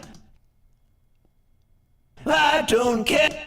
I don't care why. I don't care why. I'm going to live with that one, I think. At least we're gonna try. At least we're gonna try. Something's flat in here. One of these needs to tweak. Because the neat thing about this, we're not actually doing pitch correction. So we can use very clean algorithms for just subtly repitching bits of this by a few cents.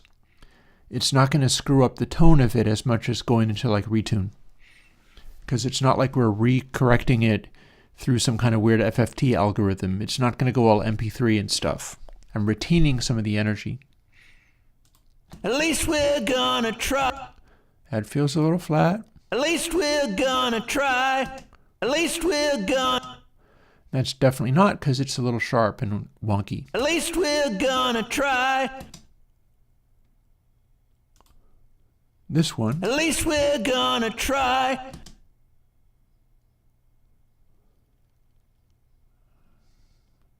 We have a split. At least we're gonna try. So that's the item that's flat, is it? At least we're gonna try. Yeah.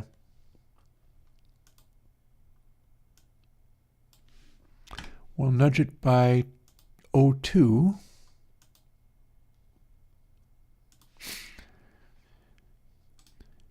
And we resize that so the play all takes is present on this one. At least we're gonna try. Ideal loudness, no. No. What ends up happening is the maximum RMS loudness for fat bass and loud peaks ends up being -12. But the whole body of your sound, as other things combine, wants to sit a little quieter than that. Sometimes much quieter than that, but at least a little quieter than that.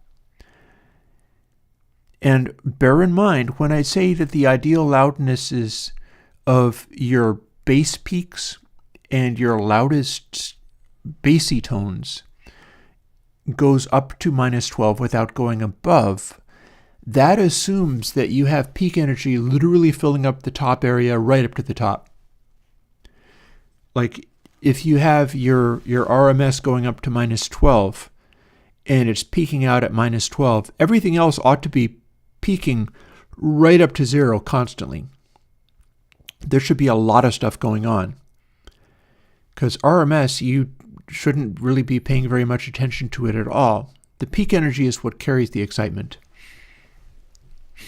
That's what people don't get these days, which I'm trying to demonstrate as much as I can. Watch my, go and look at my timeless videos for some examples of how that stuff works in practice.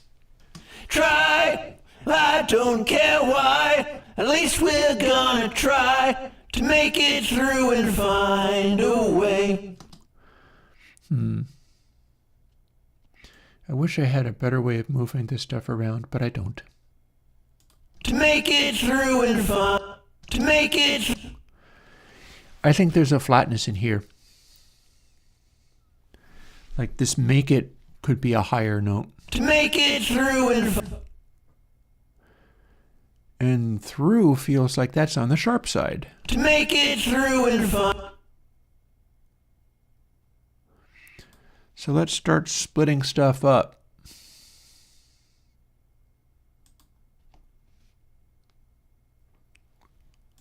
To make it.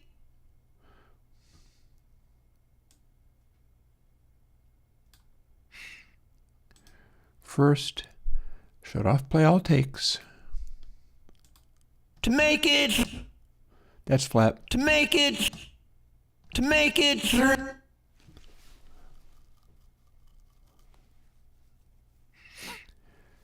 So it feels like it is a hair flat here, and make is a hair flat on the top one. Make it. So we need to split even more, don't we?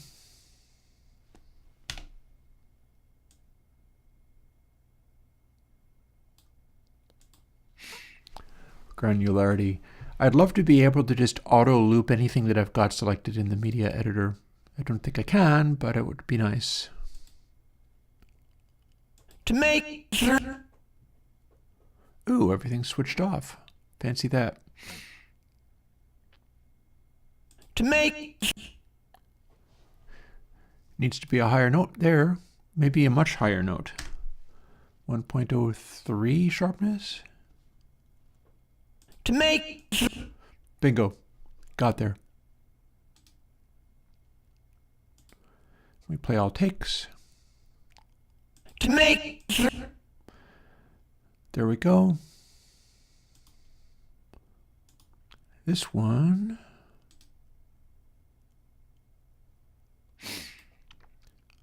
It through and make it through and. So there's the one that's not wrong. Make it through. It's a little sharper. And here's the one that's, which is it, sharp or flat? Make it through and.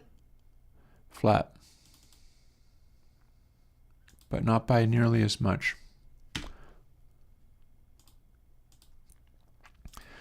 So we're basically going through on a syllable by syllable level and like sharpening and flattening individual bits, just the tiniest amount. Typically not on both of the takes at once, which is an interesting choice. Let's see where we're at with this one. Through and through and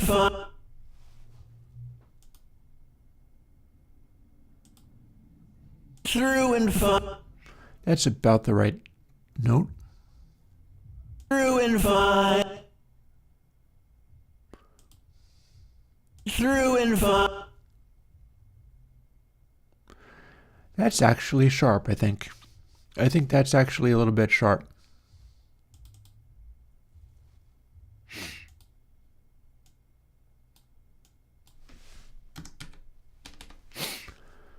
So if we only flat it by the tiniest little bit.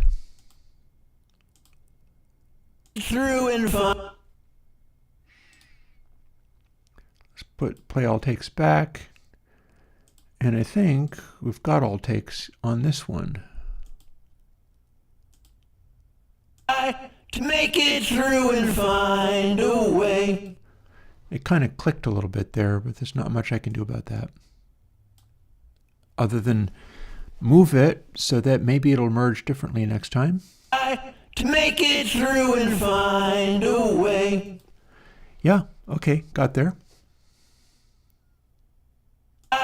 To make it through and find a way.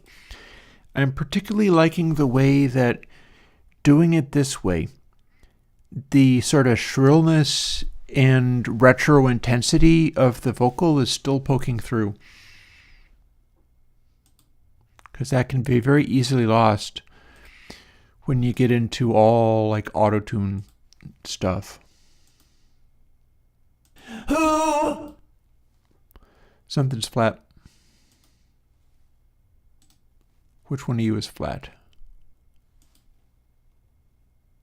Who? Oh God, you're flat.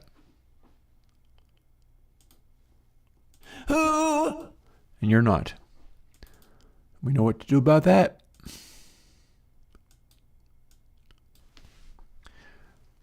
$1.02 for starters, a couple of cents. Who? Maybe that went too far. Who? Who? Or maybe not. Maybe it's fine. Who? Yeah, that's going to work. Although I should compare it to the harmony, which I have yet to start working on fixing. Who?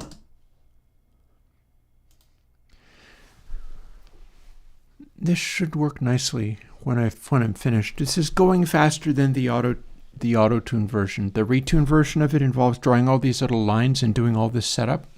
This is actually kind of quicker. It's me and you.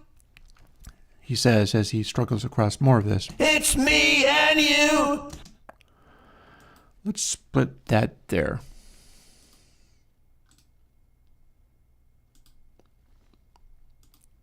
Want to use off. It's me and you. That's flat. It's me and you. That one's better. It's me and you.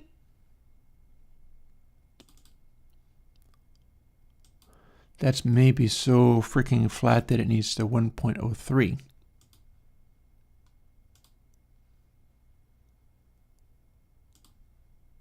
It's me and you. It's me and you. It's struggling, but I think that's better than it would otherwise be. I'm going to call that nearest damn it.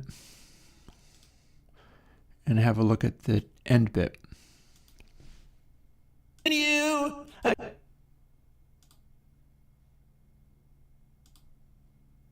You.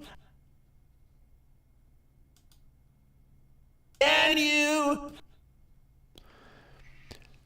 That's, I think, a little bit flat. And you. That could be sharper. Compared to. And you. Is a little more on. And you. Yeah, that's definitely a little flat. But not as much as the other one.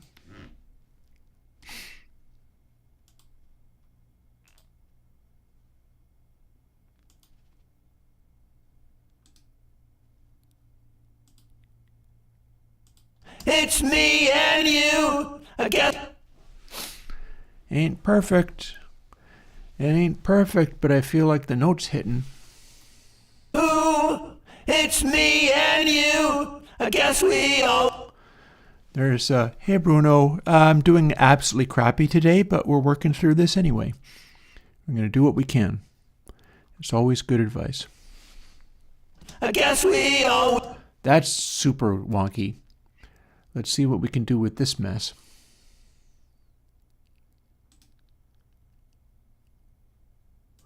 First, let's shut off play all takes for this entire section.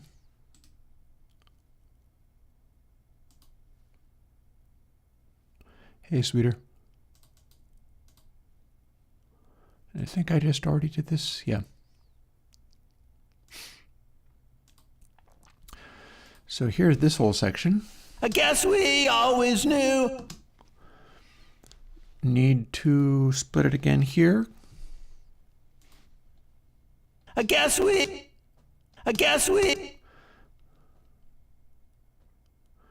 Split it again here. I guess we. And slide that. Guess we always. Not much I'm going to be able to do about that.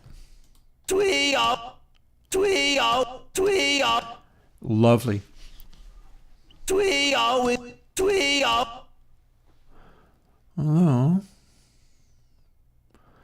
Oh, wait, no, I've got this bit in here for a reason.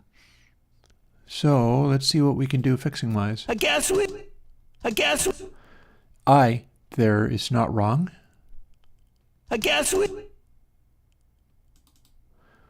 This needs to be sharper, but not wildly.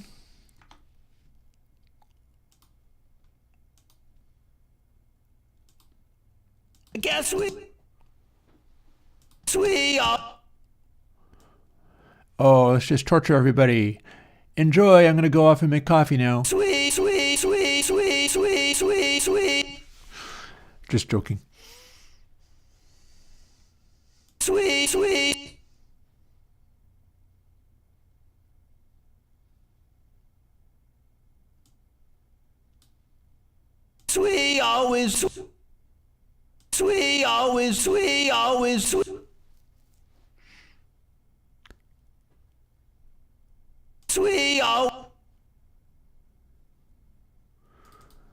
Let's make it a little bit sharper to see what we get.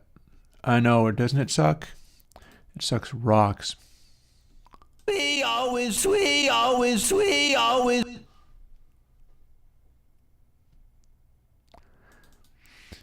And this also needs help.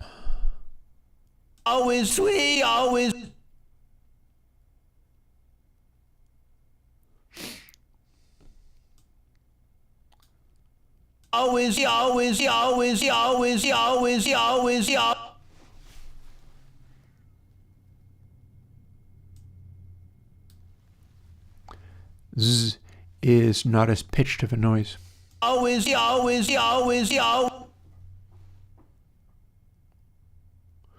Trying to work out whether that's more sharp or more flat.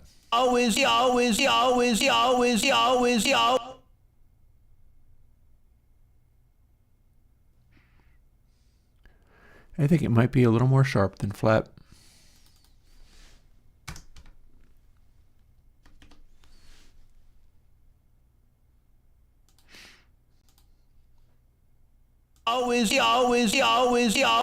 Yeah, that's closer to the note. Not by much, but...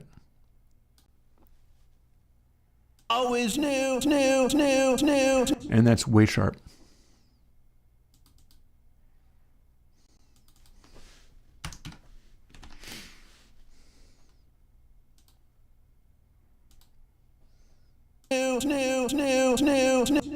And that's better.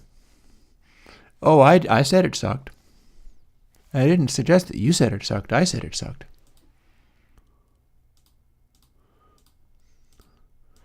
And then this bit is going to have something completely broken in the middle of it, but some of the other parts might or might not be equally screwed. I guess we. Interesting. I guess we.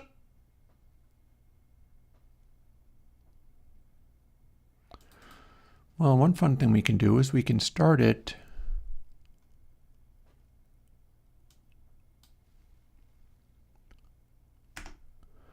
if I call it start in source later, then that bit scooches forwards.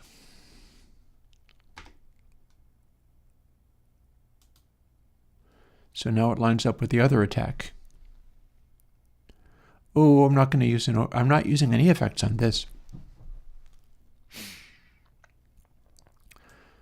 So here's another scary part.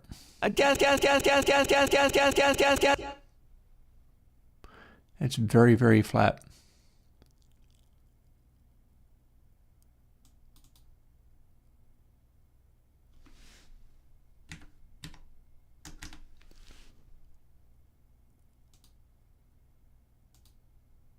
Oh, hang on. That wasn't supposed to happen.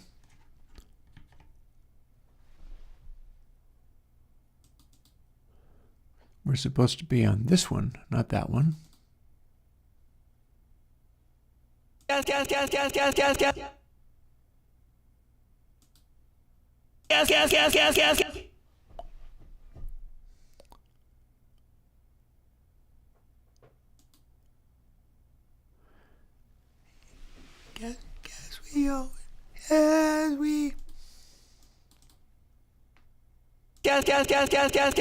Yeah, it's super totally the wrong note right there.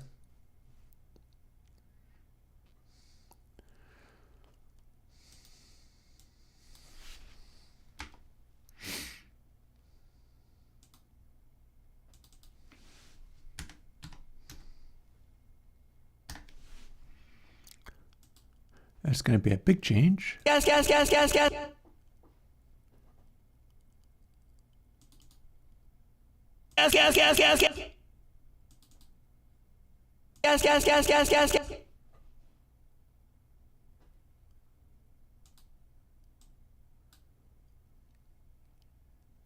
Yeah, we're still a note flat.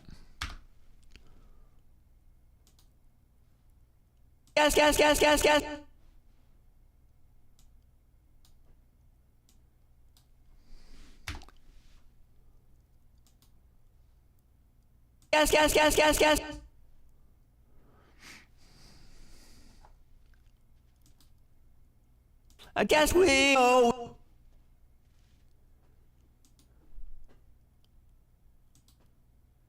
I guess we.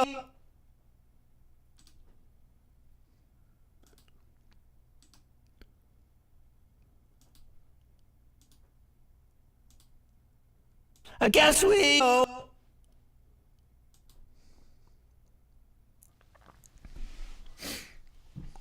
I guess we always knew.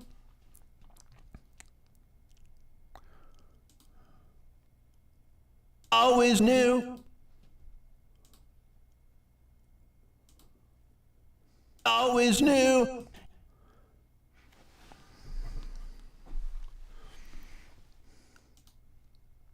Always knew.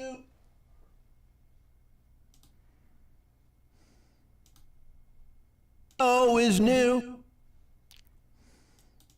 Flat.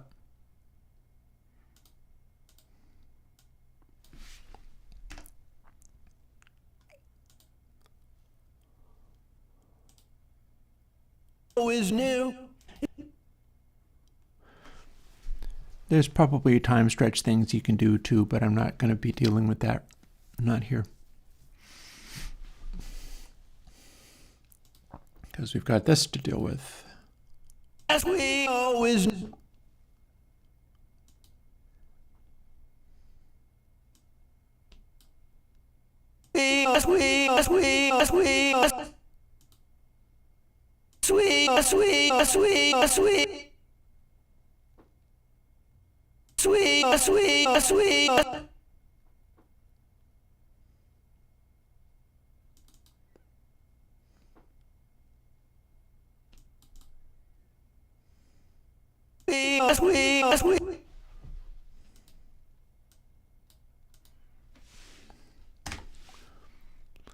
So let's make that much sharper.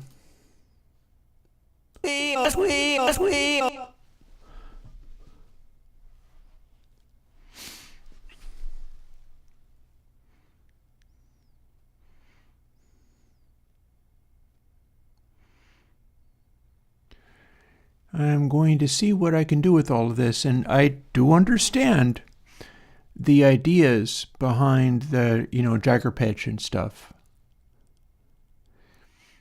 I am cool with the idea of having things be, I'm going for human more than I'm going for synthetic. It's tricky, it's difficult. Let's see now, what else have we got? Always new. The farther I push these, the more they sound kind of formenty.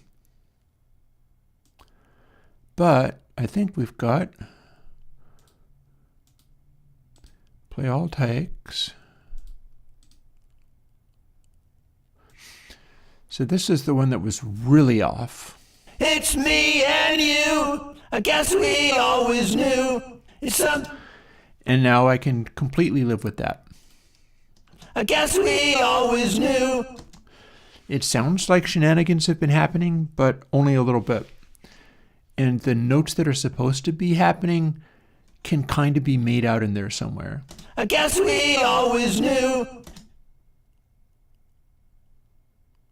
It's something like a brand new day.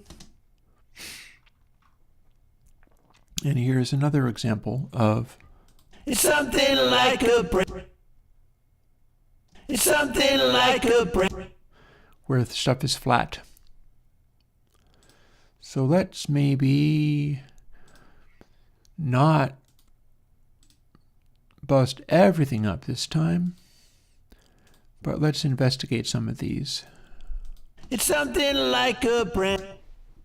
It's something like a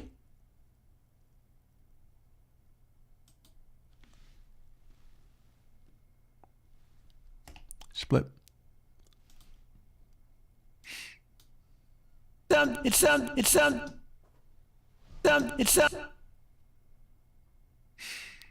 Another split.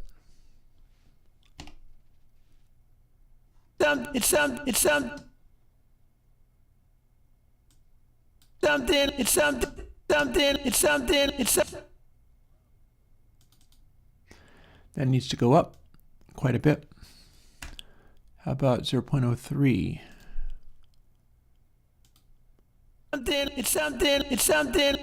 There you go. There. So now it's trying to hit that top note, even though it's struggling, but it gets a little closer, going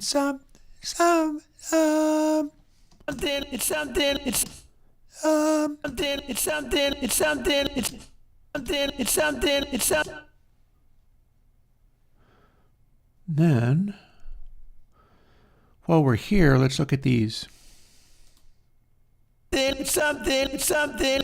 Oh, and now we're like a semitone off.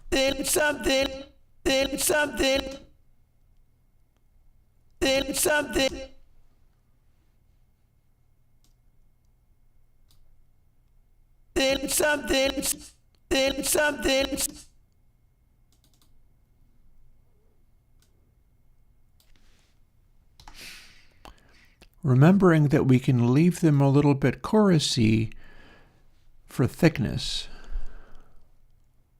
It still feels like it's hitting that top note a little bit more.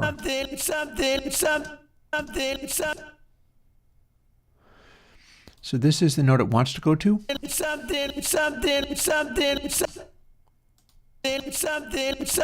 And that's clearly a different note. So a fairly significant sharpening.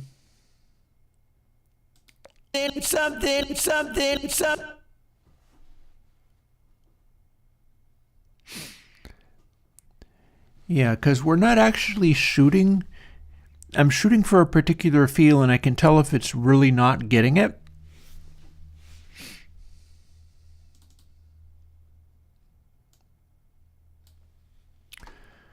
That one's so extremely flat that it needs one more of a tweak.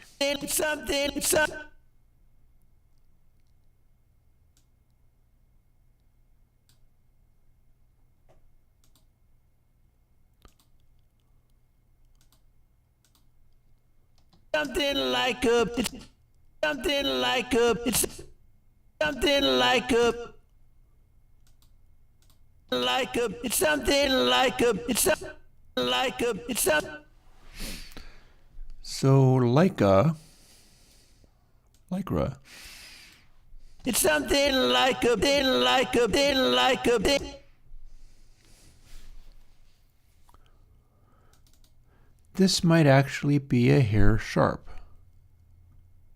Like a bit. It's not really very on. The shags are wolves. Well, it's an appropriate name. Like a bit, like a bit, like a.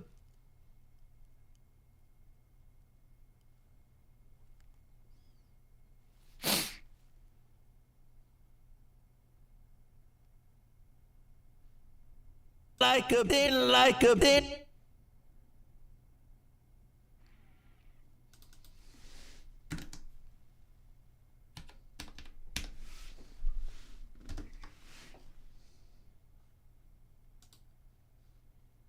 Like a bit, like a bit. Like a bit, like a bit. Yeah, better.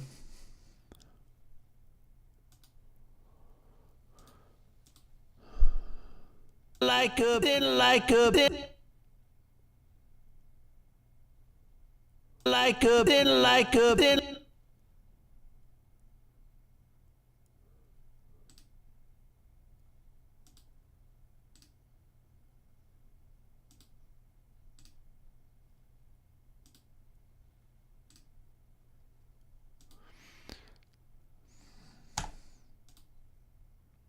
It's something like a brand.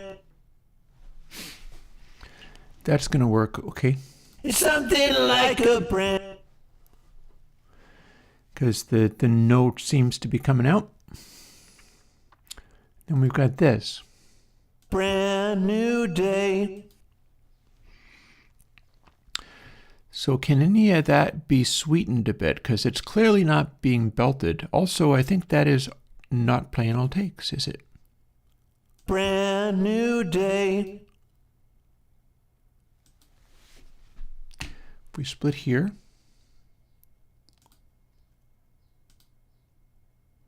That didn't work, did it? Brand new day. This is just the tiniest bit flatter than Bran. Brand new day.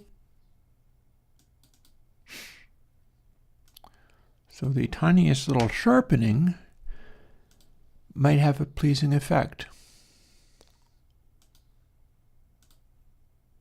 Brand new day. And it did. So what's our remaining bit? Brand new.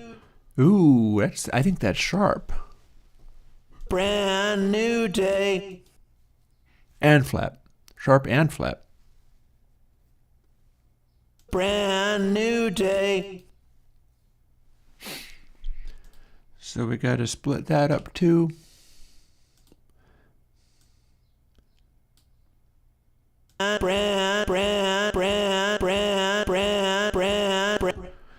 Clearly sharp.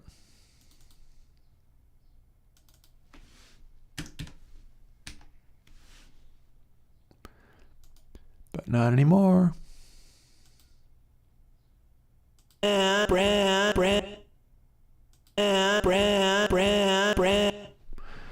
So that's wobbly, but it's no longer super sharp and wobbly. It's still doing its thing. And the middle part probably doesn't change. Brand new. Oh, that should be even flatter. We need to take it even farther.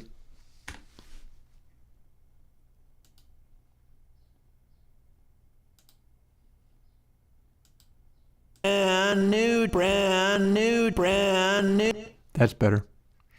And then, at the very end, Brand new day. distinctly flat.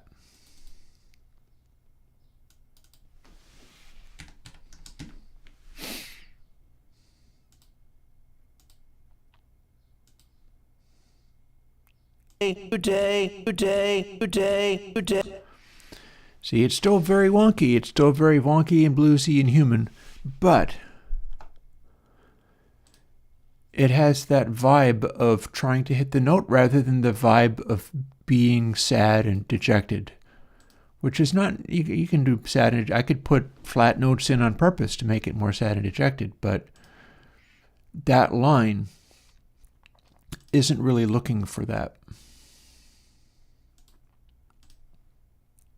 Play all takes, play all takes, and play all takes, play all takes, and play all takes. It's something like a brand new day. And that completes our high rock vocal that goes along with this low rock vocal. Try, I don't care why, at least we're gonna try to make it through and find a way. Who? It's me and you, I guess we always knew, it's something like a brand new day. Try, I don't care why, at least we're gonna try to make it through and find a way. Who?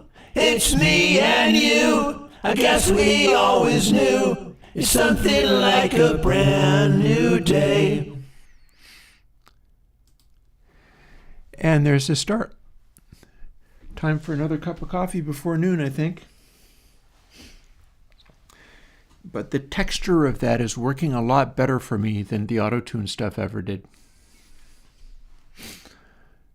It is not quite noon yet. I am making another cup of espresso. And we're going to throw on some kind of weird track or others. What Blue Baggins is talking about is that there's a whole improvisation, like if you're familiar with Miles Davis went into a much wilder free jazz thing, in part doing the psychedelic, not just arranging everything the way he thought it ought to be done, like Bitches Brew and so on, and Bit Shift Brew, right? That Miles Davis album is largely inspired by the fact that the mainstream music was going in this sort of fusion free jazz kind of thing. And he thought he could do it better, which I think he was correct. But, you know, the early 60s music in the edits and arrangement then went psychedelic, and some of the edited stuff out of the mid-70s came out of psychedelic.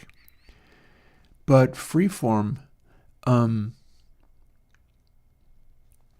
new wave of style in psychedelic was also exemplified by, for instance, Pink Floyd, and the ability to do things like take 2 minutes to build up a groove to lead to somewhere is something that you could not do in a pop song in the early 60s.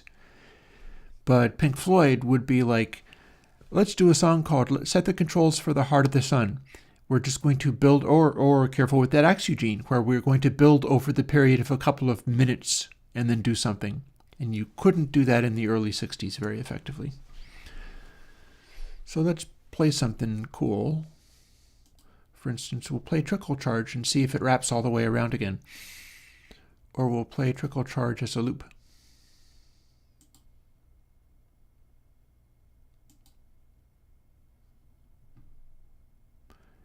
Here you go. So I can see it. And I'll be back with another cup of espresso, and we're going to get into some of these other tunings. I'll try to speed them up. That said, I'm content with getting good at this today, because there's other stuff I'm going to care even more about getting right in future. This is a cool track, but I don't feel like this is not like a lead single. Whereas some of my stuff, like doing a really good version of Rise, would work as a lead single. Anyways, here's Trickle Charge, and let me go off and make more coffee.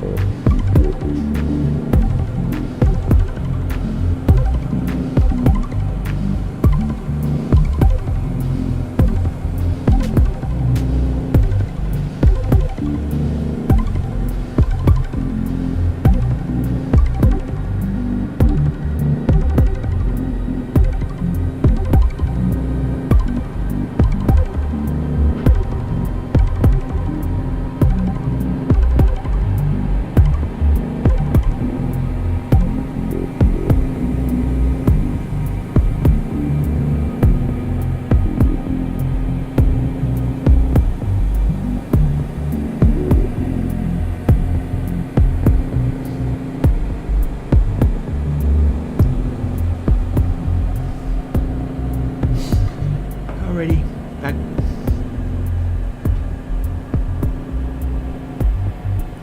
Just in time, too. Look at that. So, as trickle charge fades gradually away. Boop.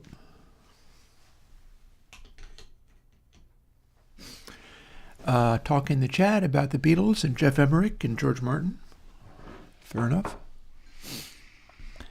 And we're going to get back to editing stuff. Yeah, Zappa, there's a difference there between Zappa and Beefheart, I'll tell you. So they were both control freaks and they were both somewhat abusive.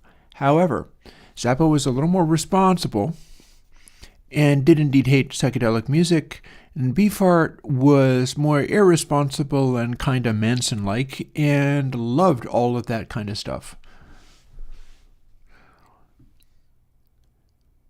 He had a tendency of taking credit for the work done by his musicians. Ooh, come to think of it, let's hear a little burst of this. Try, I don't care why, at least we're gonna try to make it through and find a way. Put the reverb back to have it sound even more impressive because we're doing all this work without any reverb to highlight all the problems. Speaking of problems, time to work on the low parts.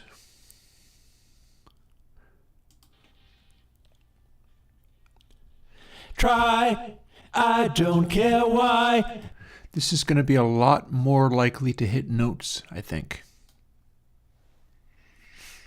I think this is going to be way more likely to hit actual notes. So this might go a lot faster. How much of it is here? This much of it is here.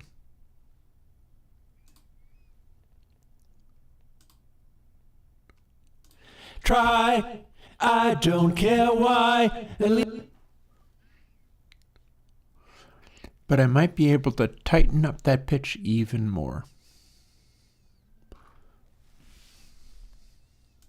Try.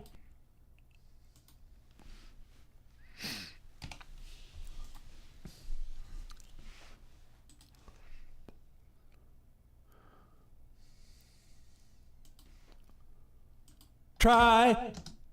Flat. Try. Better. I. It's just not by very much. Very small adjustments here is what's going to get what I want. Try.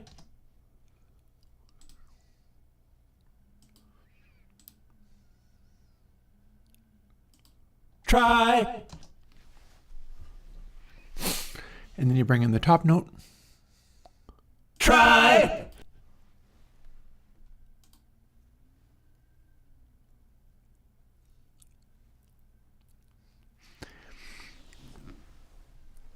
Yeah. You ever heard of the phrase milkshake duck? Beefheart got milkshake ducked by his drummer, effectively. Almost literally. Seriously.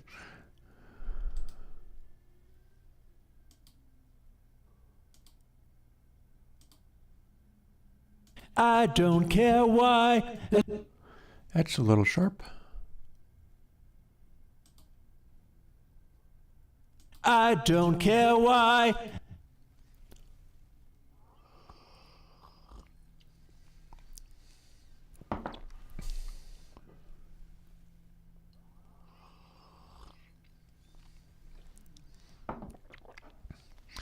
Well, the genius of John French, aka Drumbo, was he was able to do some of the things where you had multiple parts playing at the same time. Ending a click-clack is a good example of that.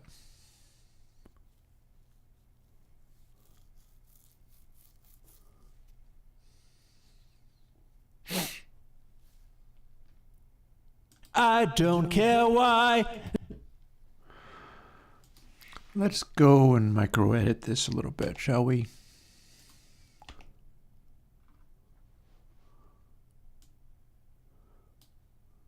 Care why? At least we're gonna try to make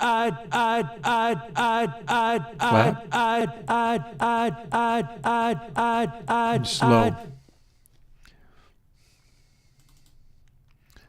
So start in source.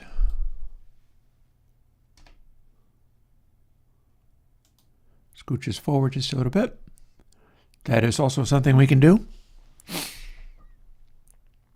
And a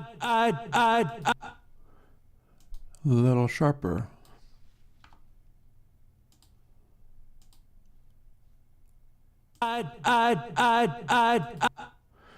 Then when you have both of them,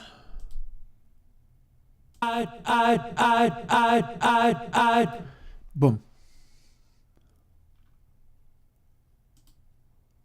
Try. And that's how we do it.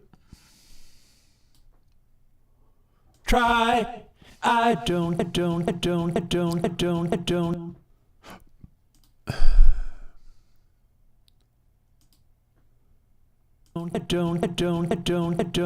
That's almost a semitone flat. And that's the note. Excuse me. But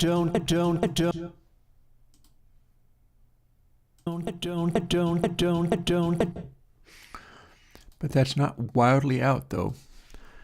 Let's try an 01 change, just in case that's enough. It is. And so here we are. Play all takes. Lovely. Lovely. Because we're doing this on such a coarse level that the humanity of the double tracking still is very much able to come out, and it doesn't sound as if we're going hog wild, doing like little pitch fixes and taking all the humanity out of it.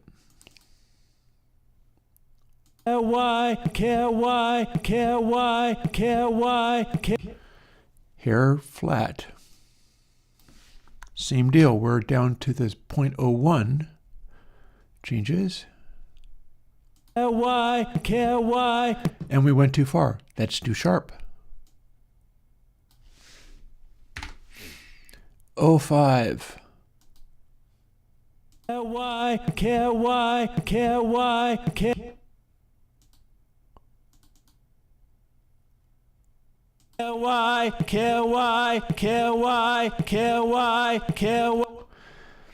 And that was a very small change to make, but I think that does it.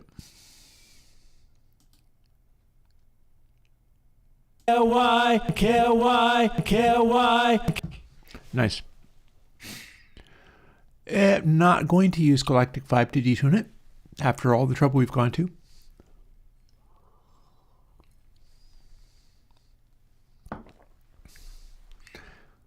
It's a thought, to be sure. One could think such things.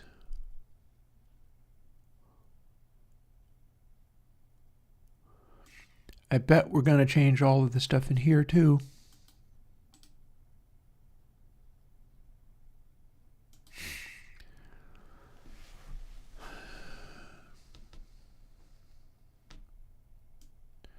And there I was, not actually having the loop set. At least we're gonna try. At least we're gonna try. At least we're gonna try. At least we're gonna try. I'm always a little bit flat on try there. At least we're gonna try. Let's split it here and here. Because minor adjustments that I make inside that will be clean little splices there. Not that it's splicing, it's doing little crossfades of literally everything that I do. We're gonna try. At least we're gonna.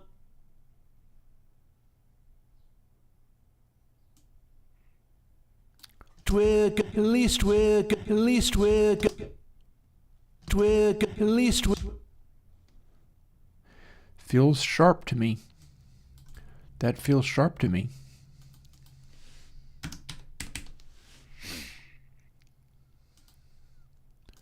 Let's see if that's true, that it was sharp. At least we're. At least we're. At least we're. I think it was. How about this one? At least we're. At least we're. At least we're. At least we're. Then we combine them. At least we're. At least we're. At least we're. Trying to make it. Oh, blue baggins. Oh, honey. Oh, honey, no. Put it through a Leslie cabinet. You're my John Lennon, apparently. Gun it, gun it, gun it, gun it, gun it, gun it, gun it. Feel like that might be sitting on the flat side. Gun it, gun it, gun it.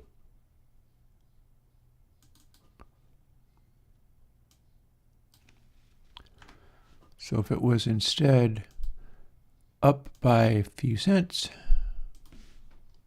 Gun it, gun it, gun it, gun it, gun it, gun it.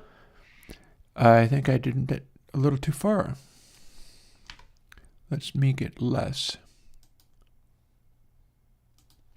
Gun it, gun it, gun. Gun it, gun it, gun it, gun it. So I might have just fixed those. Gun it, gun it, gun it, gun it, gun it. Good. Gun it. Gun it.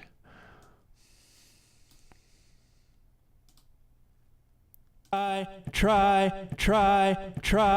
Flat. Try.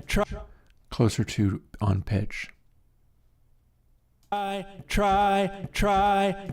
In fact, we're going to leave that one alone and only do this one. Try. Try.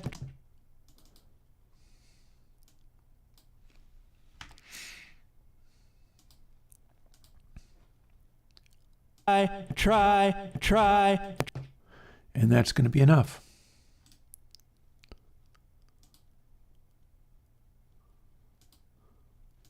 Yeah, why? At least we're gonna try.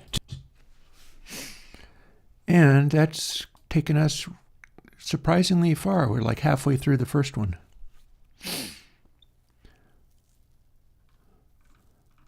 We're halfway through the first bit of the first half of the first one. So maybe not as far as I thought. But gonna try to make it through. And we've got some intersecting rhythmic stuff going on here, which is not at all what we need. Look at all the little time selections and things.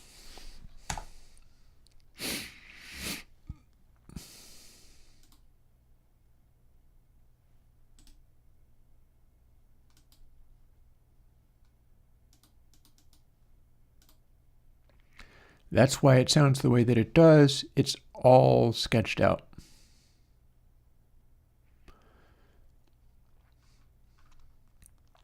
So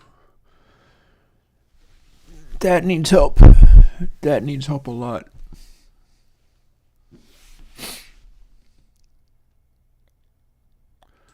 First, let's not play all takes. To make it through and find a way. Flat. To make it through and find a way. Flat to sharp.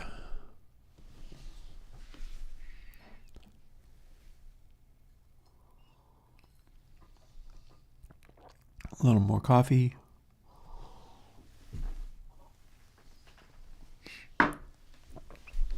Let's see what we can do with this mess. Because this discrepancy is going to cause a problem. It's definitely all spaced out there.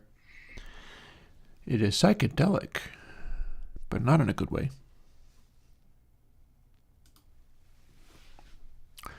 So split there.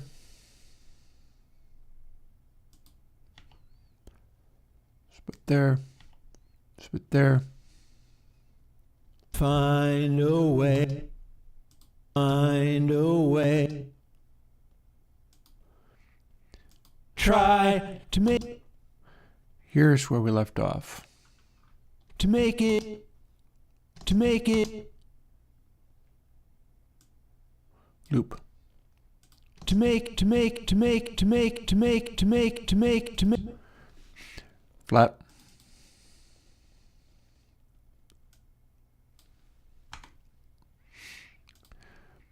Notice that we're not having to get it really accurate, interestingly. To make.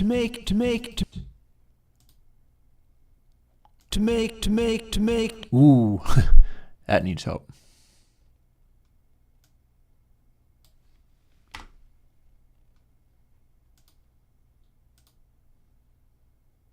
To make. A little more.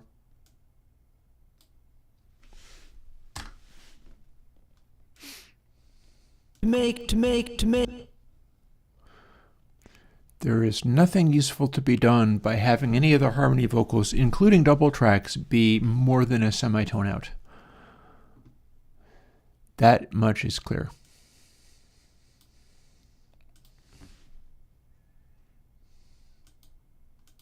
It's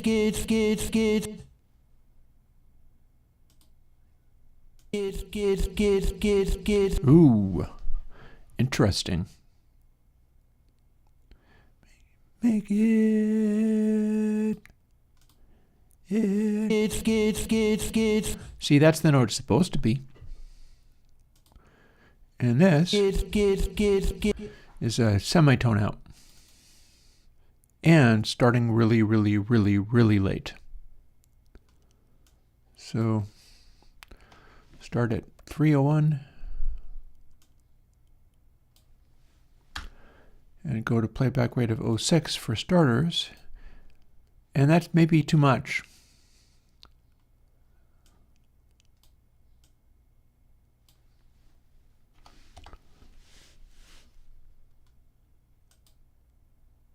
How about now?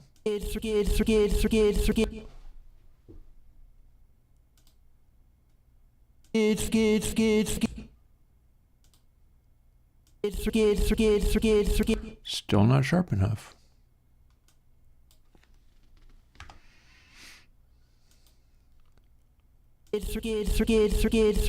That's supposed to be the note. We can space this out a little bit more, I think. There we go.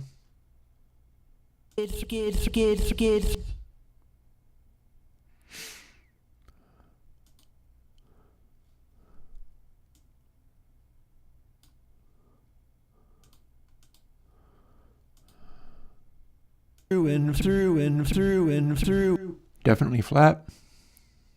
Through.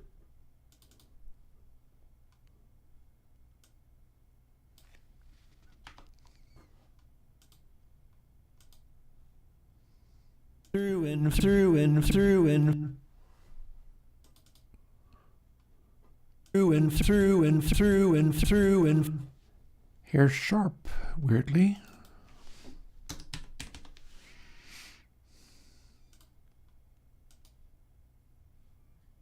through and through and through. As I get better at this, I get to move a little bit faster as I go. This might be a section where I can keep these notes, but I do have access to them individually if I need it. No way, fine, no way, fine. No way, fine, no. That's a hair sharp, but not much. No way, fine, no way.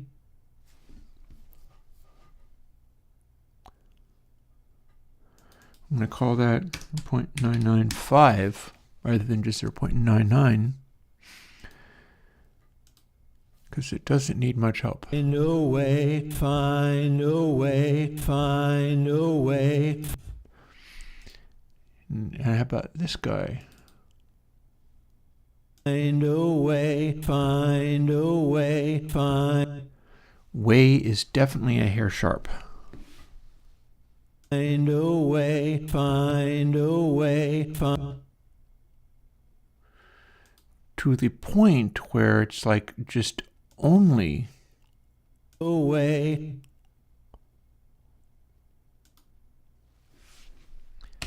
It's just only that bit. So we're going to switch all this back to play all takes soon. Way. Yeah, see, told you. Told you. Way.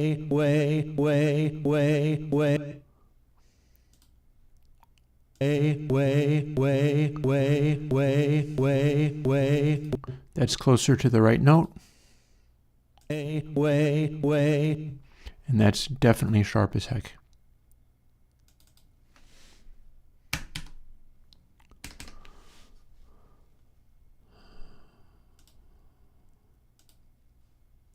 Way. Still.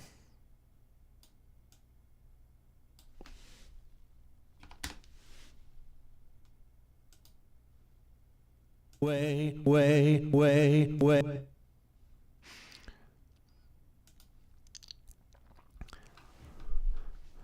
Okay, so first of 4.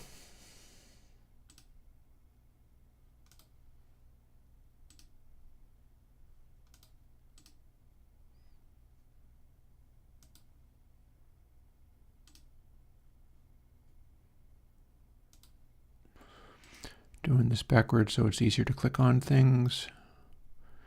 Then we'll see whether it sounds like I have a double track all the way through, which I should. There we go.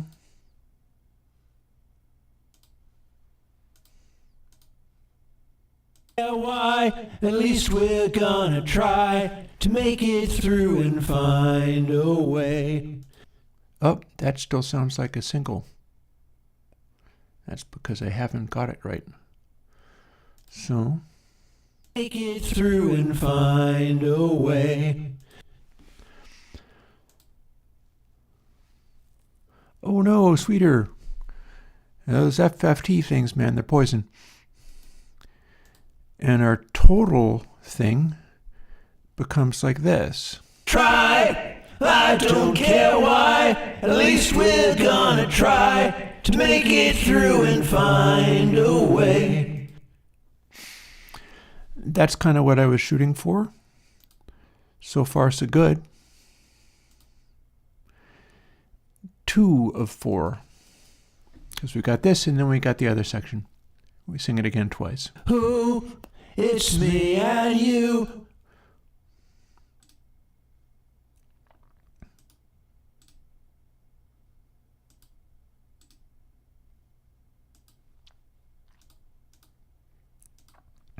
What do we got here? Who? it's me and you. Oh, we haven't got that one. That's actually, those are so good that it sounded as if it was one. That's what it's supposed to be like, and usually isn't. Who? It's me and you. Got two sections in there. It went from flat to sharp. Who? That one's fine. Who?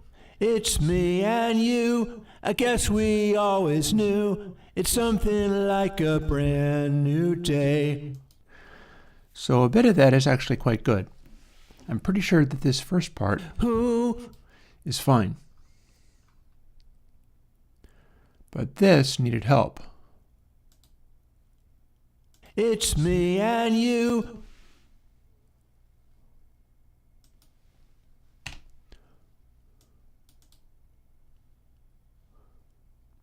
Let's start looping stuff.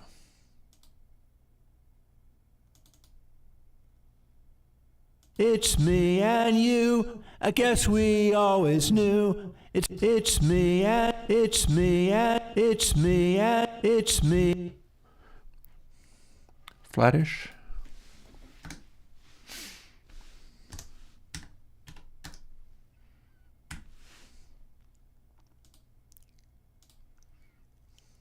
It's me and it's me and it's me and Better.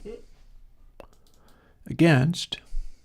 me and it's me and it's me and it's me and it's me. Also, what's that one doing over here? Who? It. Who? It's. That could be sharpened the tiniest little bit, but probably less than 0.01.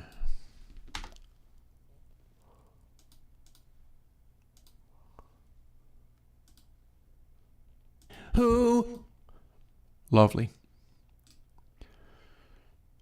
So now that the one we're leaving alone and one we've changed by the tiniest amount, we get this. Who? And that sounds... When Queen was recording harmony vocals, and there's a classic albums on the subject, they had that way of being able to lay down double tracks where it sounded like one person. Who? And you do it like that by having the notes as close as humanly possible.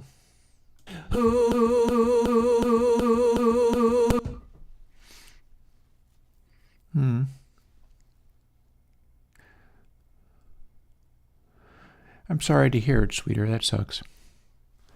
Random glitches are a pain in the butt. Who? It's me and it's me and it's me and it's me and it's me and it. How does that line up with the top? It's me and it's me and it's me. I'll tell you, we can see how it lines up with the top, because it's a little bit late compared to the high note and that other note. That means this section could be started a hair soon.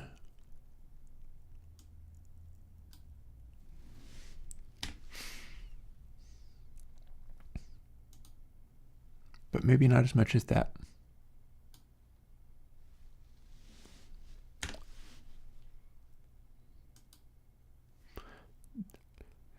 You can literally see where stuff attacks.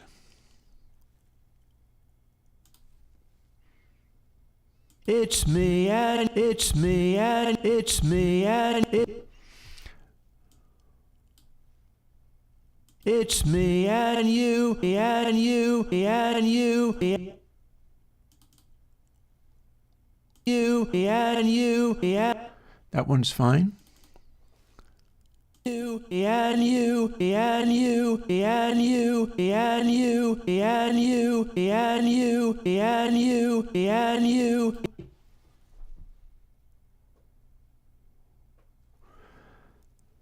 I could guess that that was ending up a tiny bit flat, maybe. Let's find out. You and you, yeah. Nearest, damn it. Meaning,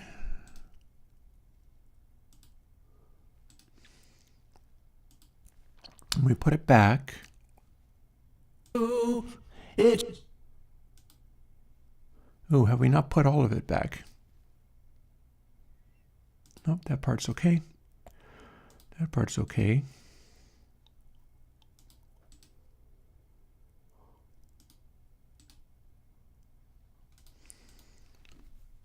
Who? It's me and you. I guess we.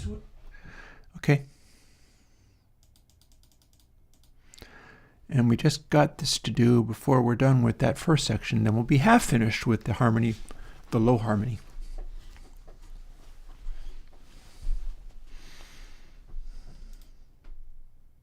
I guess we always knew. I guess we always. Split that. It's something like a brand new day. And we've got a multiplicity of places where we could split this. Just to sort of fine-tune all the little details, because the lovely thing about this is when we set it up to that obnoxious, really fast looping, the true note jumps out where it wouldn't in context. But using the true note for it helps enormously with the sense of how good the harmony is. I guess we always knew. It's. So here's. I guess we. Multiple flatness to the point where I think I could even get away with a 1.02. I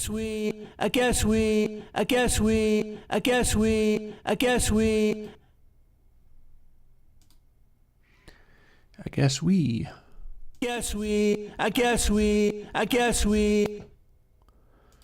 Kind of the same problem. Perhaps not quite as much of one.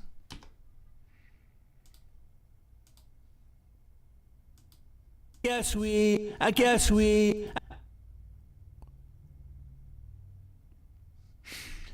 Tempted to try to nudge the wheeze up.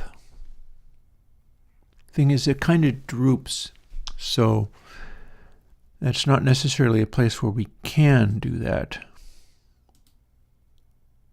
I guess we. I'll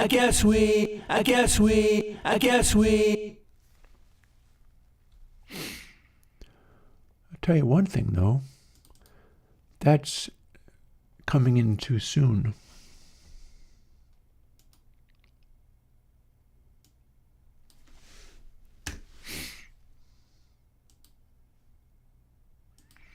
And now it's not as too soon. I guess we.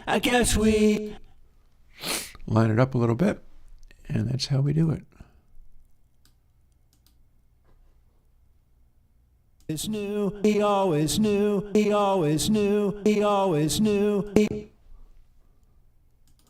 Definitely a little flat.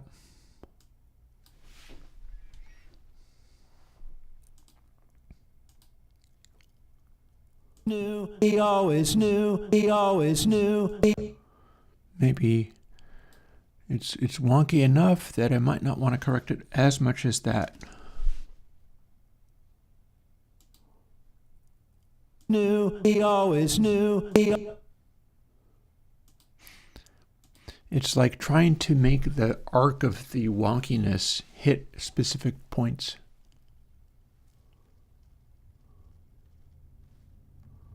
He always knew. That one's very definitely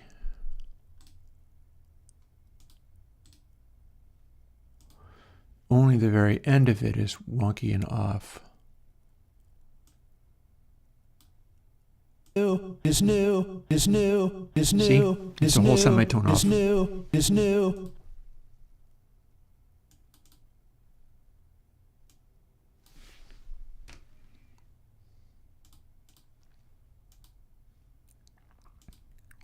is new, is new, is.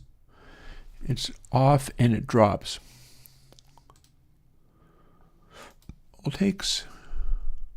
All takes. All takes. I guess we always knew. That's the gist of it. And we're up to the very last bit. Nice.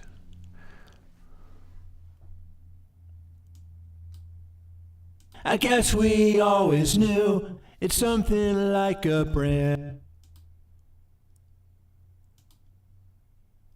It's something, it's something, it's something. A little flat. Not lots flat, but a little flat.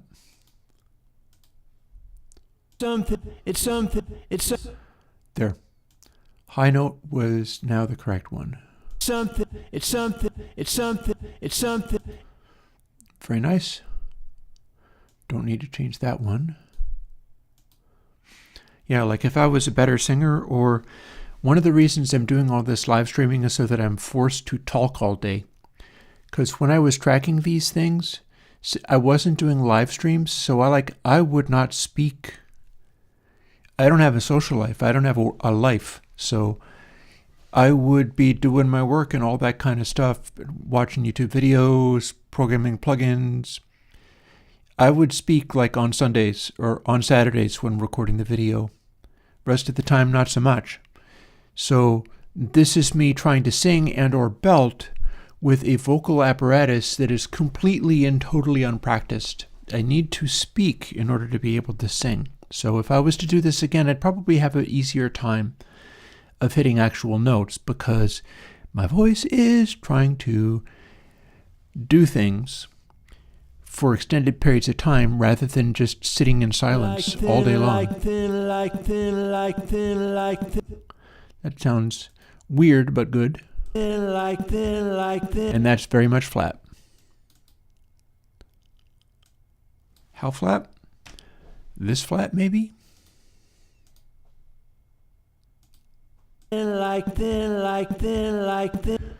The front part of that was actually off. So let's do an experiment. If we do this, okay, it did keep the playback rate. And so we set this one to not as much of a sharpening.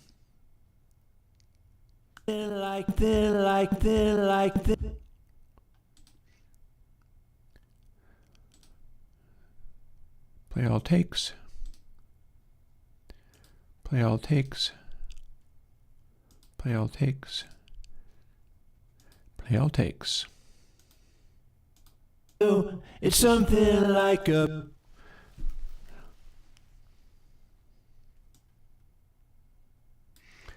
We're getting towards the end of this bit. It's something like a. That's the correct note. That's not.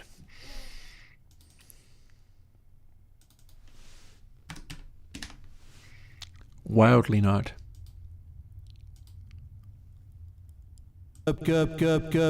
And now it is.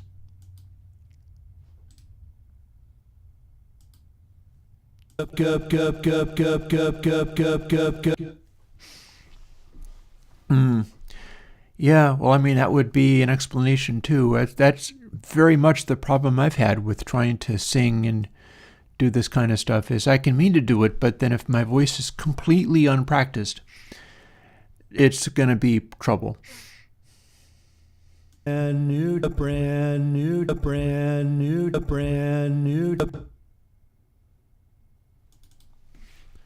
So, tiny bit sharper maybe? What I love about this is I am able to make such small adjustments, and it doesn't run everything through like a giant pitch shifter algorithm at all. And I know, like I do a lot of my work for people who sit alone and have no money and nothing but time. That was me for a long time.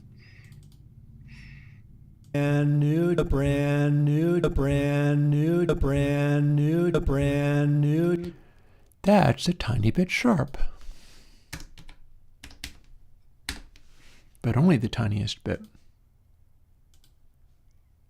Brand new, brand new, brand new, brand new. Then we nudge those in opposite directions to get this. Brand new, brand new, brand new, brand new. Do it enough, and I can start to get into that zone of sounding like it's not a really sloppy double try. It's something like a brand new. I'm happy with that. I like that. I like that lots. And then here's our final little bit. It's something like a brand new day, new day, new day. That's sharp.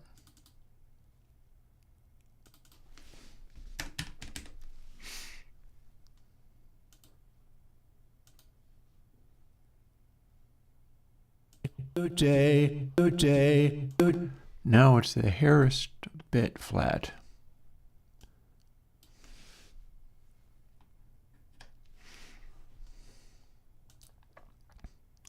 Hairest bit is not good English. New day, new And you'll day, new day, new day, new day. also a little bit sharp.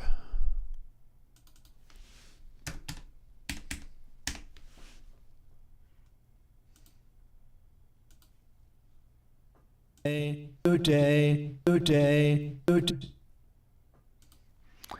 And then when we combine these,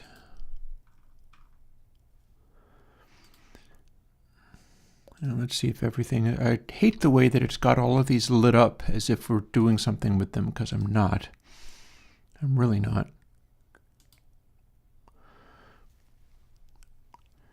Hey, unknown. Here's how it's going. Try, I don't care why, at least we're gonna try to make it through and find a way. Who? It's me and you, I guess we always knew it's something like a brand new day. That works. We can live with that. Time to move over to the second section. We're like halfway done. And that went faster than the high note, which is not terribly surprising. Yep, and that's without any of the background music in there. When we do this, we are highlighting the difficulty of it all.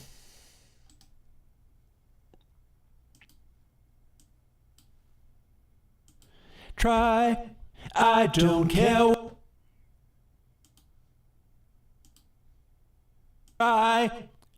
Try. That's easily fixed.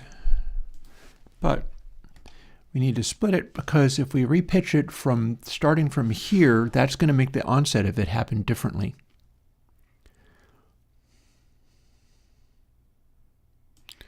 If you follow what I'm talking about.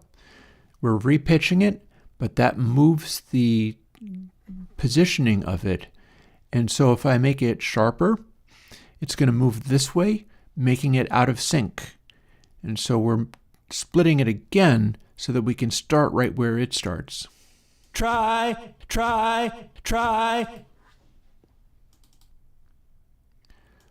And, oh dear, no. Oh honey, no. That would have done a really striking change. Try. Now it's a little bit too sharp.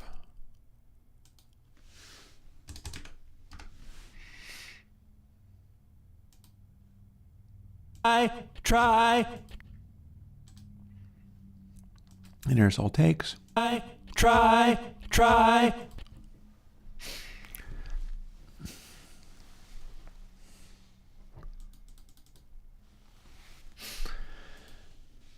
Let's just assume we're going to be splitting stuff. We could split it there. And let's jump in, as before, to the little micro details. Better split it right ahead of the switch.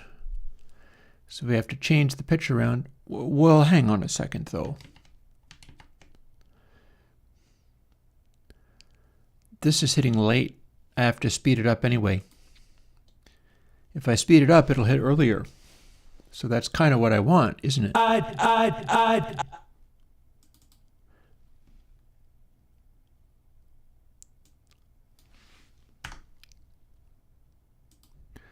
Watch. The onset is going to move a little bit forwards to where it's meant to be. Not a huge amount, but I did not need to adjust.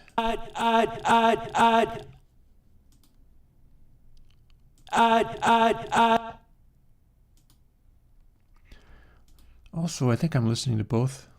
Yeah. Oops.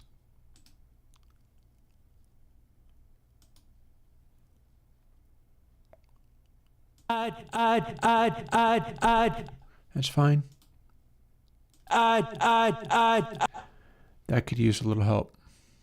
Technically, that means if this one is, well, let's look at the other track. No, that's about right. So, sharp.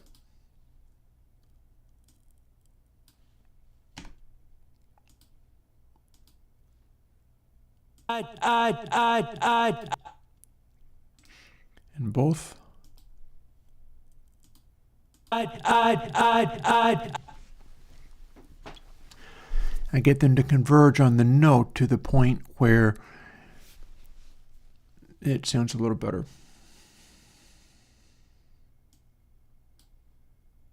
Don't.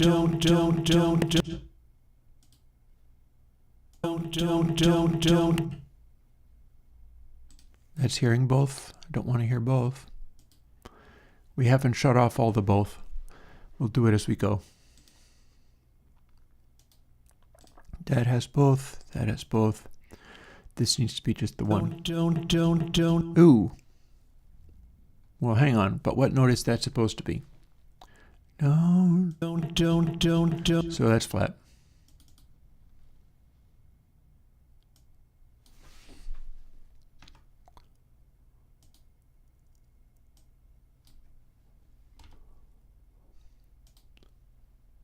Don't.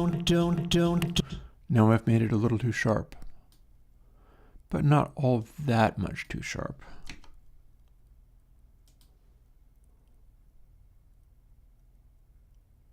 Don't.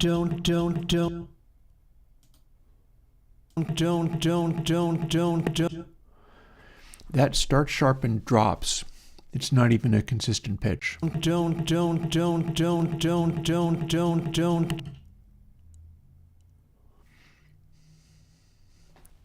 And what's the other track doing? Okay, so our on pitch one is hitting super late.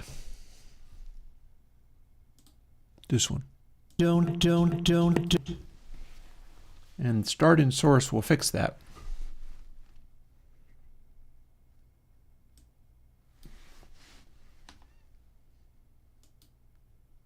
Kind of like this. These are all the ways that I'm making these tracks merge. Don't.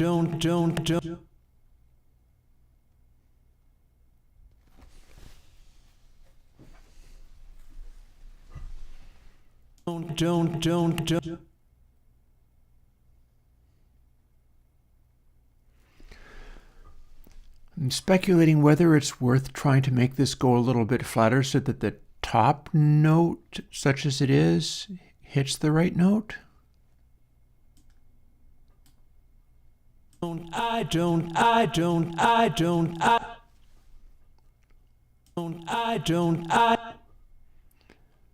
Actually, it needs to go a hair sharp.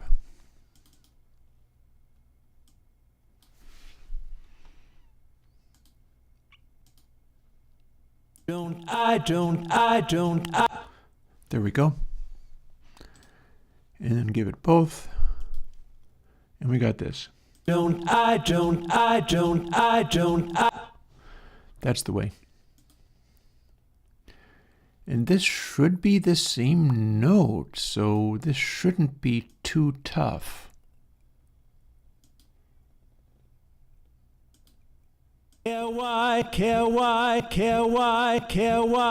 Except it's not the same note. That's hitting two notes that it's not supposed to be hitting.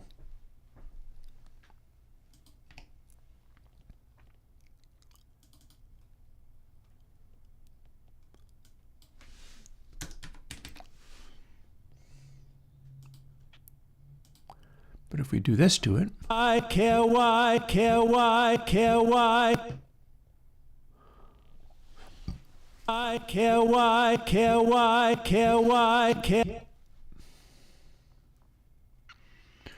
and that one feels the tiniest bit flat.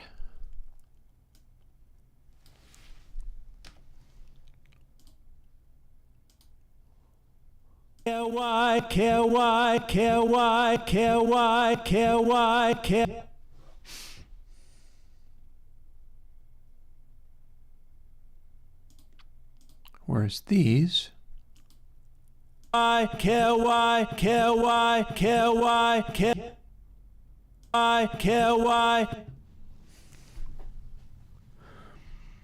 more or less dead on. But are they? I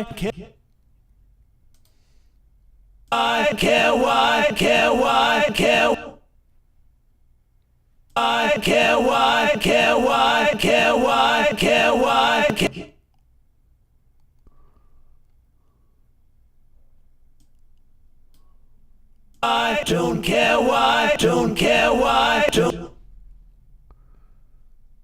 I don't care why, don't.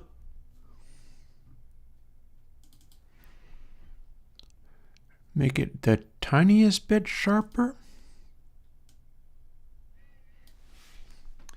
And by that I mean a very tiny bit sharper.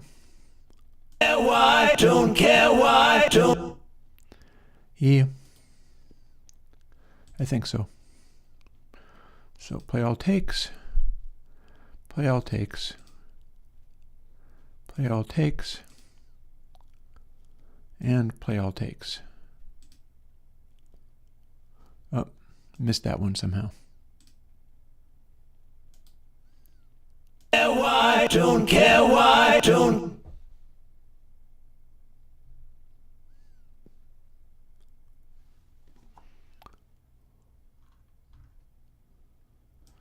Here's where we got so far. Try, I don't care why. And then, so we're a quarter of the way almost through the second part.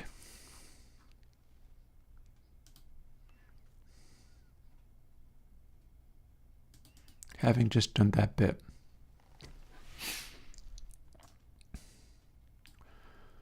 What do we got? Let's immediately stop playing all takes for the rest of this.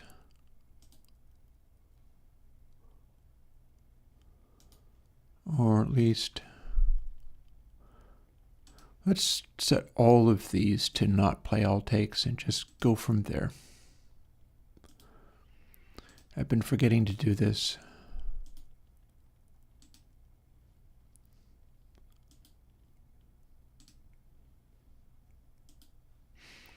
Okay.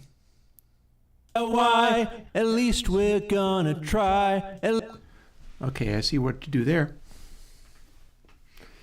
Odd times, I am never going to do free work for people off stream.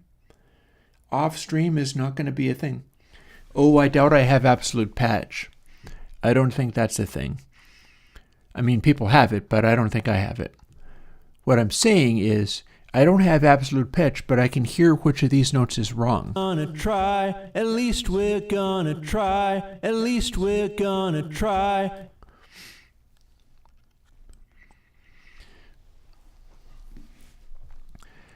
On stream, especially if I'm not working on stuff like this, is more likely to be something where I would pitch in and give you a reaction on something. Off stream, oh dear. How about let's not do that? What was that even all about?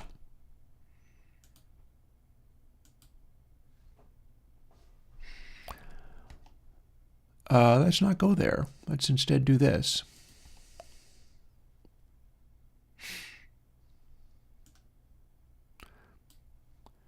So here I should be able to hear whether this is on pitch or not. At least. Because I know what note it's supposed to hit. E. At least. And it's flat. Not super flat, but it's flat. At least. And now it's a little bit sharp or something. So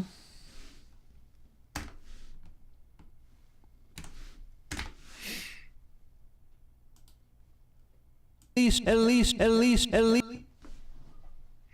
and then this one starting late. At least. But it's closer to the note.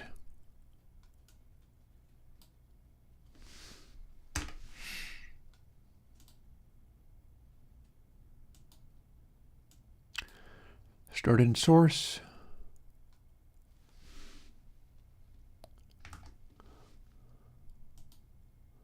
Well, I could do more than that.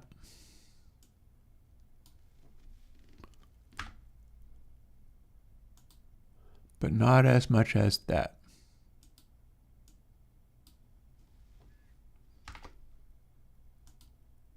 There, now they start together. At least. And so we put all takes back. At least.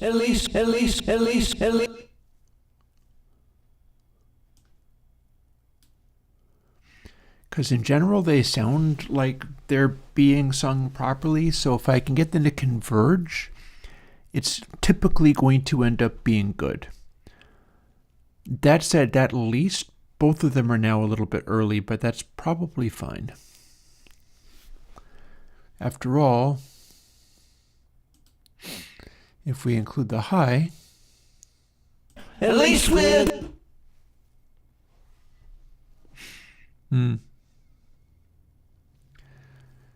Yeah, I'm basically okay with that though. I'm not thrilled about it, but I'm going to live with it.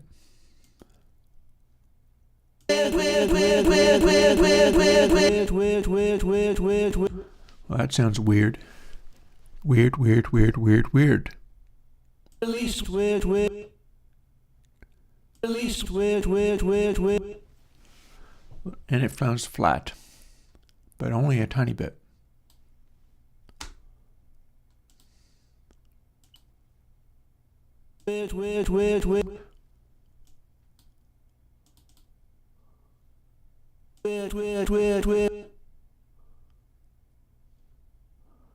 And that sounds like it starts on pitch and drops. See, when you auto-tune stuff, you weld all of that stuff to a single unvarying pitch, and that sounds unnatural. Whereas these kind of depart from each other.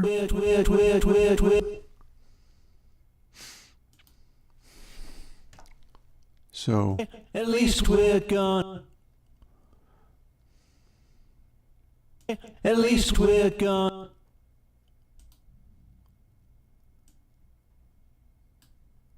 Gone.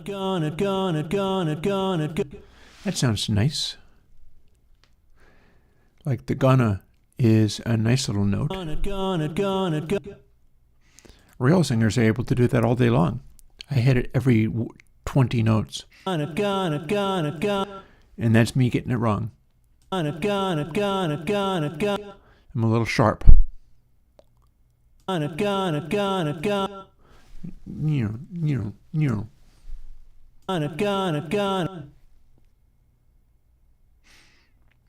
Meaning that the end of the note doesn't need to be made more flat. So we split again.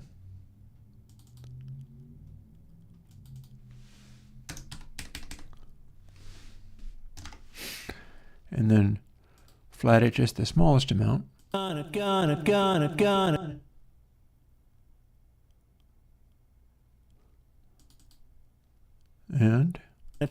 Gonna.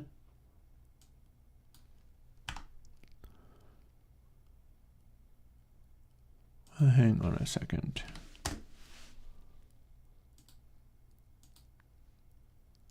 Gonna.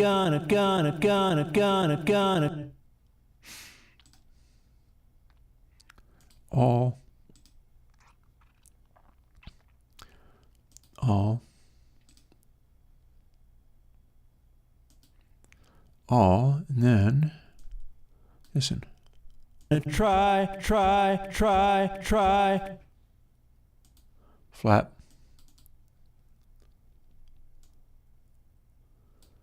But not by a lot.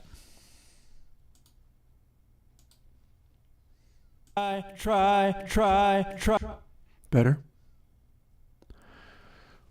Also, I can see that this is hitting late. Let's deal with that. It's going from 1.08 to 1 point, how about 7? How about that? Try. Then it lines up with the other one better too. What's this one do? Try. That one's much flatter.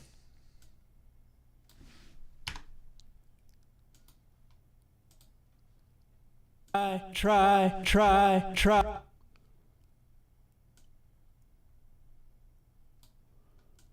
Select please, there you go. Try. Sometimes it's vibrato and sometimes it's just unable to sing. But it's the modern world, so we can fake it. We can fake it like this. At least we're gonna try. Because we are gonna try.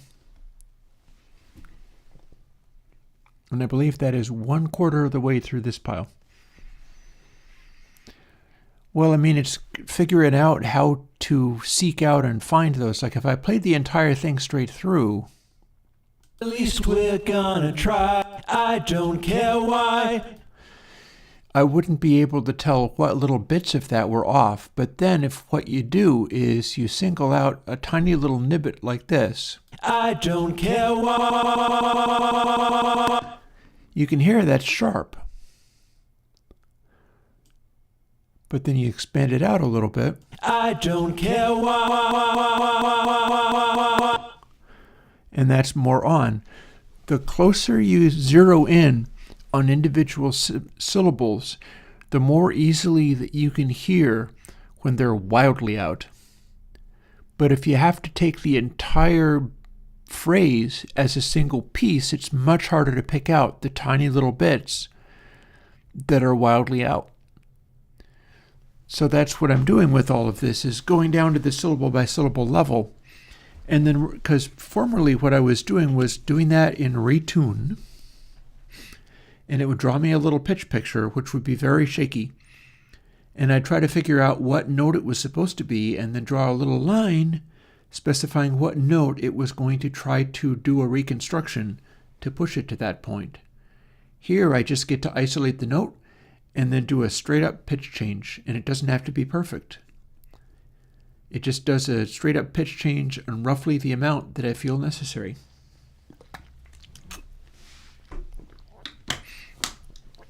And it doesn't have to do a pitch algorithm. We are just doing a playback with what is effectively over or undersampling. We are just using Reaper's sample rate adjustments, like with the rate change. I don't care why. I don't care why. At least we're gonna try. And we're going to move over to here, where, oh boy, whole section. that is already, everything has been set to play only one take. That's what I wanted, so fine. To make it through and find a way. A lot of that is fine. However, I still want to bust it into individual syllables, because that's what we were doing before. We'll go in the middle of some of these consonants. Find a way. And we'll leave that note in there so we can isolate the note. Find a way. And I just sang it too sharp. Find a way. I don't have perfect pitch. I just have enough pitch to be able to tell when it's like a semitone out. That's not the same as perfect pitch. Not by a long shot. Make it through and find. Make. That's not bad. Make. I don't think I even need to change that. But this is a little bit flat. But only a little bit. Make.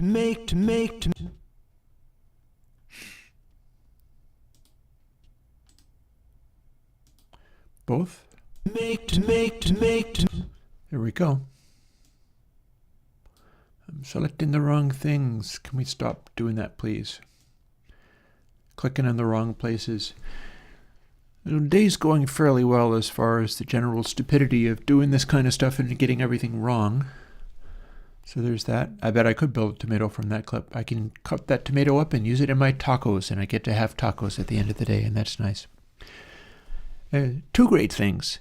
I get to have tacos at the end of the night, and the two massively low jet flybys were neither Russian bombers or anything coming to blow me up. So that's cool. Get. To make it. Make it. To make it. Get. That's a little flat.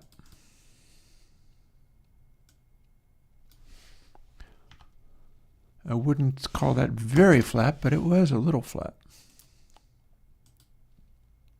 Get. That's closer. This, on the other hand. Get.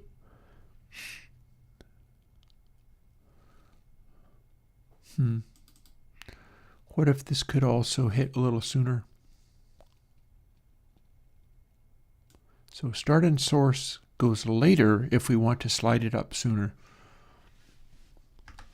How much later? Let's find out. Oh, not that. That was way off. So was that. How about cancel and undo and then undo?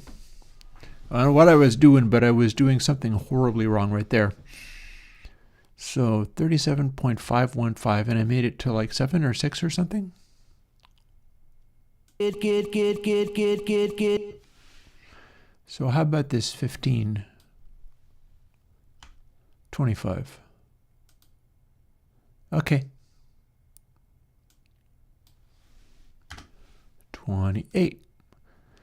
Good enough. That's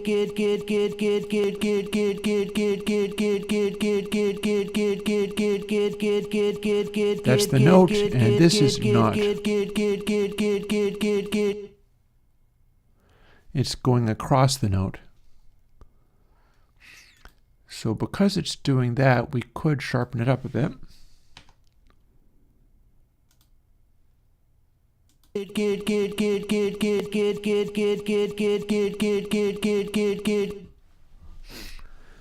kind of sweeps across the correct note in a not especially pleasant way. But what do you want to do? We do the best we can with it. Play all takes. Play all takes. And make it through and through and through and through. That's a very sloppy through. Chris has relapsed today and is sounding like he is through and through. gotten sloppy drunk. And through and through and through and. See, the thing with the get there is it is also subject to the harmony vocal. And find a. Oops.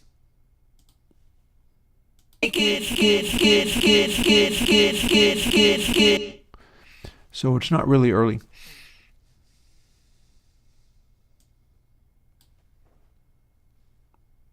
Get through and through and through and through and through and through and.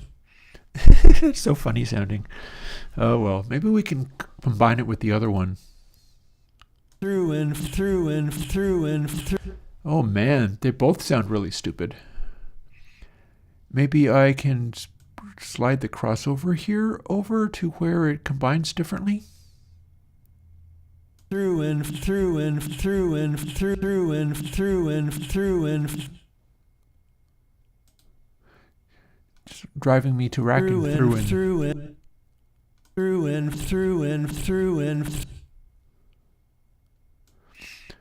That can become the tiniest bit sharper. We're really doing all the fussing today. We could also be bouncing stuff around in the stereo image if we wanted, but we don't. That'd be weird. And through and through and through and through and through and through and. That feels even flatter.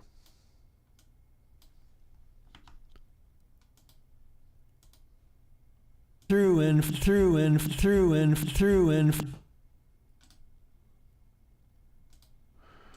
This is where I threw in the towel and allowed this part to be what it is. Get through and find. It sounds better in context. I'm stretching and whining. Get through and find. That's not bad. Get through and find. How about this? Find. That's actually sharp. Find. I don't usually need to mellow it out being sharp. Usually I'm flat. Sometimes that's because your headphones are too loud. If your headphones are too loud, it can make you sing flat. Find. Fair man. Oh, by the way, this is a fine time, seeing as it's Thursday and the last streaming day of the week. If you want to remind me of plugins that you'd like to see this coming Sunday, this is a fine time to do that. I think we just got that. Find. If I converge them enough, they start sounding more like one voice, which is what they're supposed to do. All takes. One take. Oh no. Oh no. No.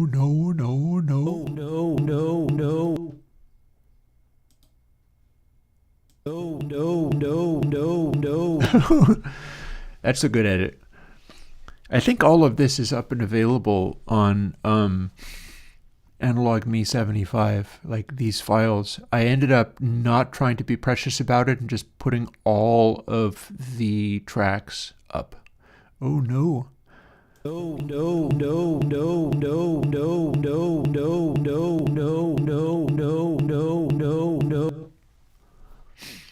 Let's include the rest of that. No way.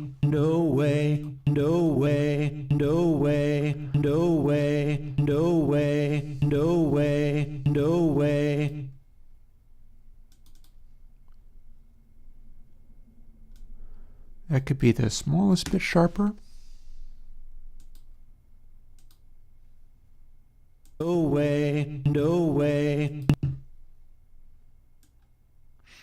Whole thing. away, find a way, find a way, find a way. And then if we have this track, we got a different media window. Find a way, And now we can see what went wrong. find a way. This could go sharper, but not by much.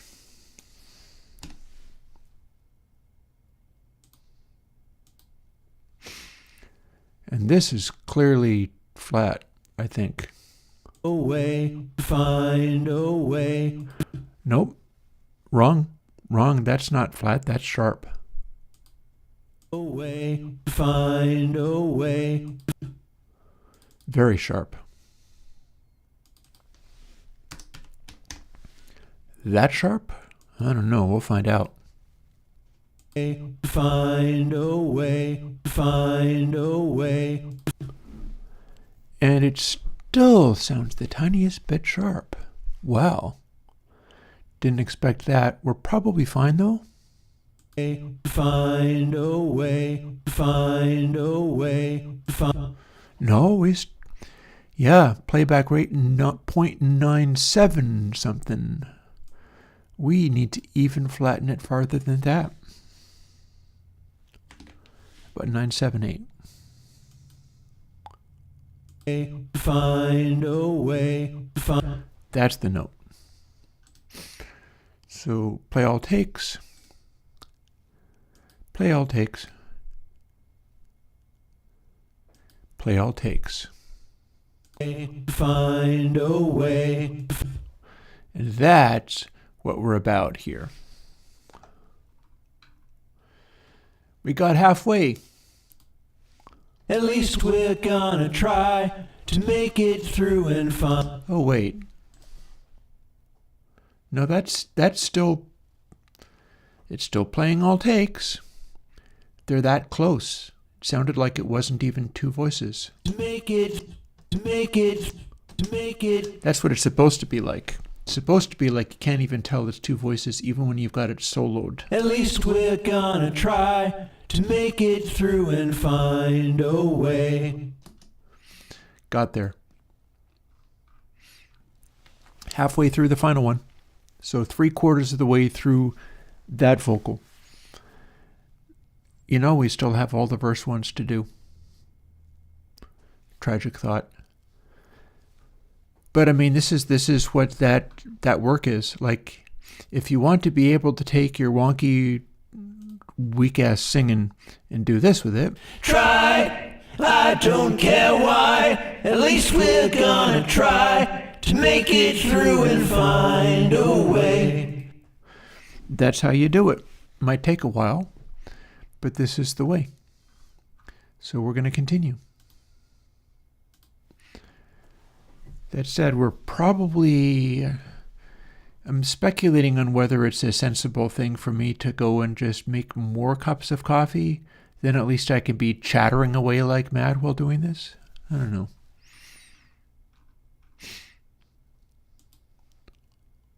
Away. It's me and you. And I have got that set for solo. Let's burn through this. Who?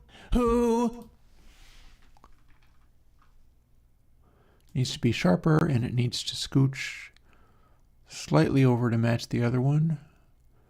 Or does it? Well, let's find out.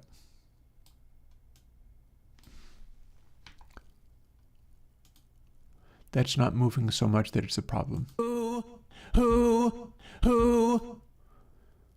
But I might need to take it a little farther than that. Oh, wait, it didn't even... Who? Yeah. The checkbox wasn't properly done. Who?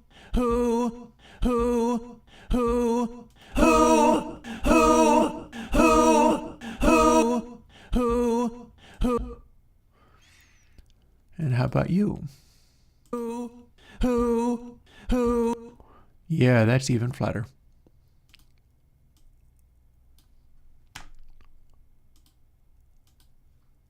Who?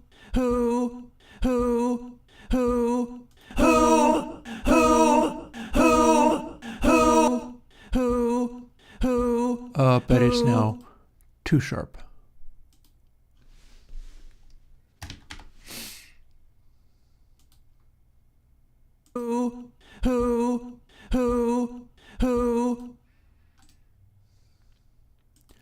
Play all takes. Enable the high.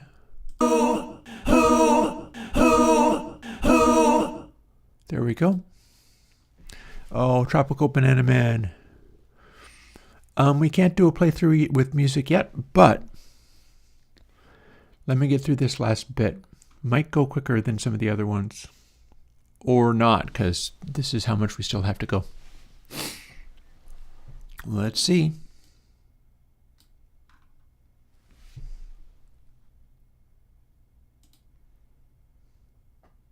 It's me and you. It's me and you. It's me and you. It's me. Some of that's flat.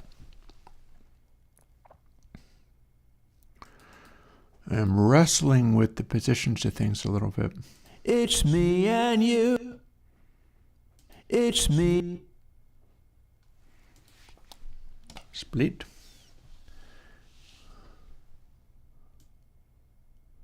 Reselect. It's.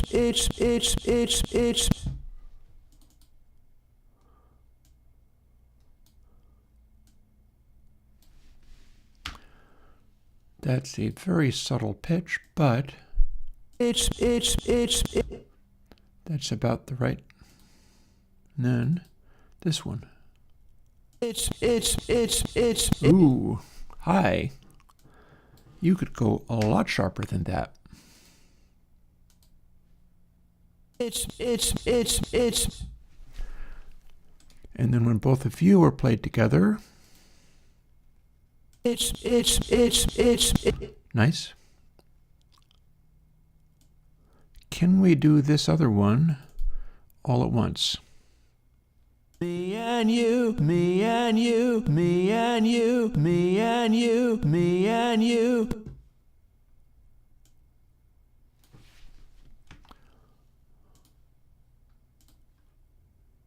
Me and you, me and you, me and you, me and you.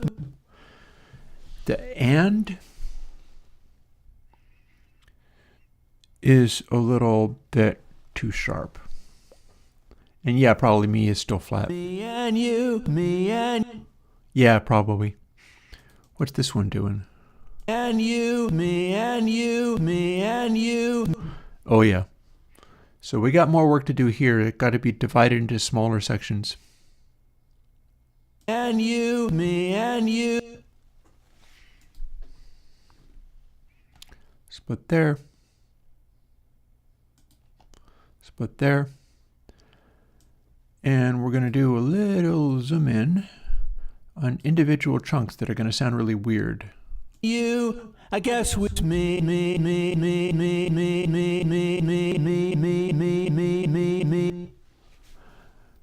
Weirdly, the me is not as flat as you'd think.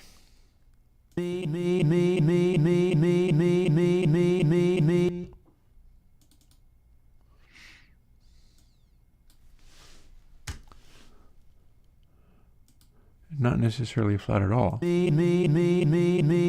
That's the note. See? And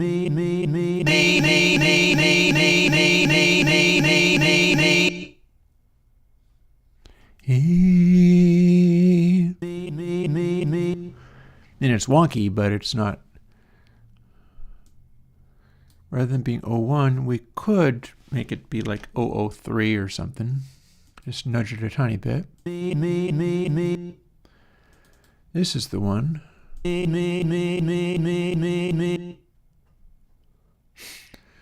So those are going to be starting off reasonably okay. And here's where things get ugly.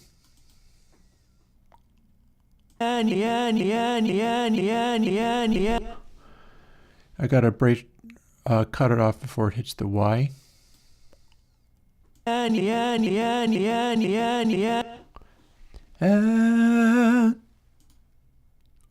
no, do not do that. Do not try to record. That's too sharp, I think.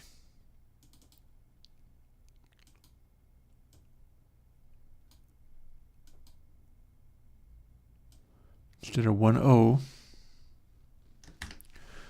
we'll try 007. It's the James Bond track. That sounds better. Whereas this one is not corrected at all yet. And it's really wonky. But it sounds sharp.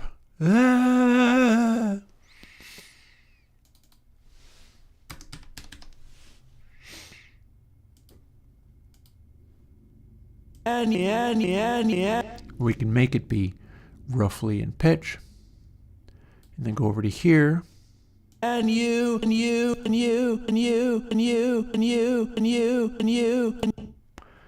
Very vibrato-y and sharpy.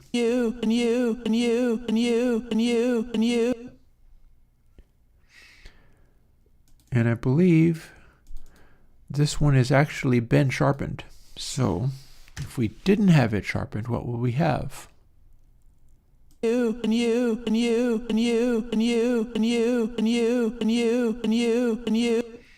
like it's kind of dropping.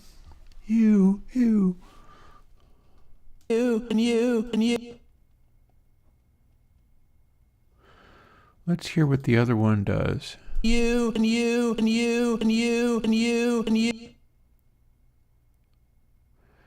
other one's a little bit sharp, I think. But not by much.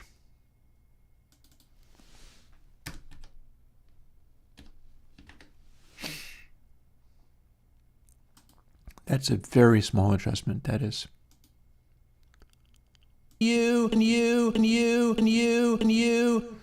But it made it sit at about the right level. So, flies. I was getting some much larger flies earlier and I did not like it. I think something died under my porch. So for a little bit there, I was really getting bothered by obnoxious flyage. It's me and you. That ought to work. That's 1/3 of this section.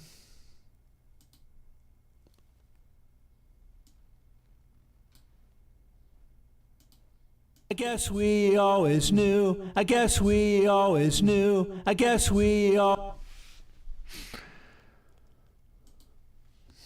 So split there. That's the S.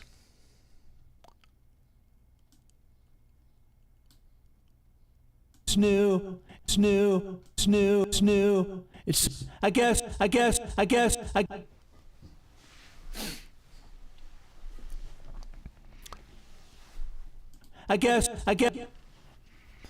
Interesting thing about all this is that sometimes when stuff is sharp, it's also a little bit early. Combined with the high vocal, this is coming in early.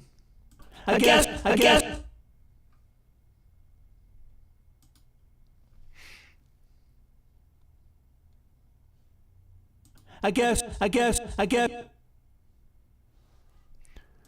It's definitely a bad sharp.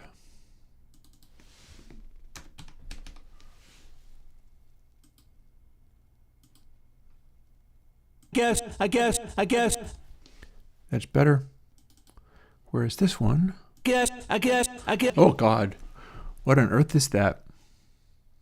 That's not the right note at all. Oh, my God. It's a semitone out. I guess.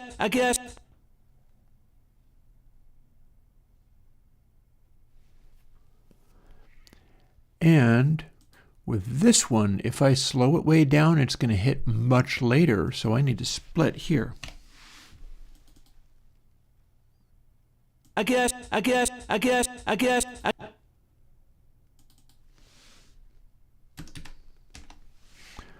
Let's see how far we have to drop this to make it sit right. I guess. Still a little sharp. Come on, you.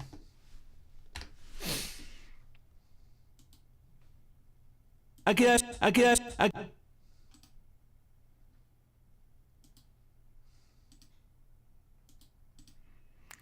Look at it throwing all of these funny measures at me. I guess. There we go. What do we got here? I guess we always. I guess we always.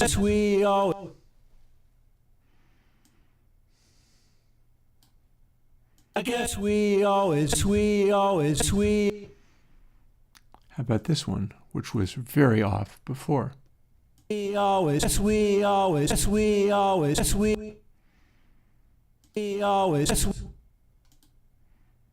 Hard to tell.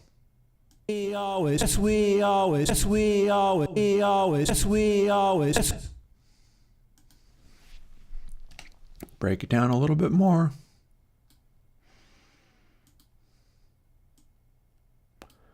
Can you please do the thing I want you to do? Thank you. Not that that was it, but it's closer. This. Always new. And now I gotta move this over. That's not sweet, that's sour.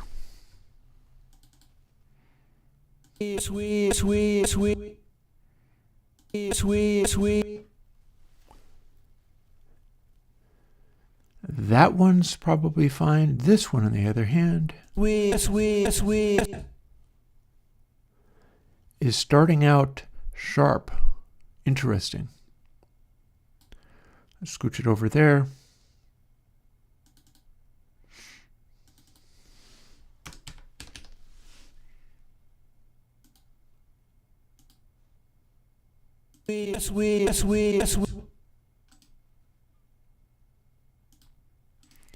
Play all takes. Play all takes. I guess And now over to always new. I guess we always.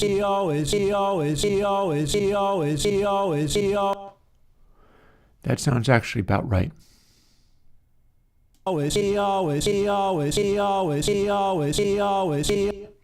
That sounds flat.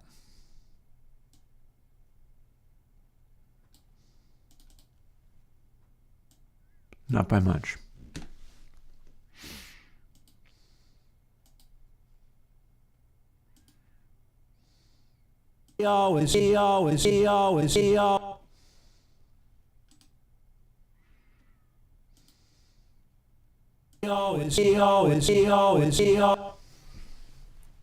Might be getting this working.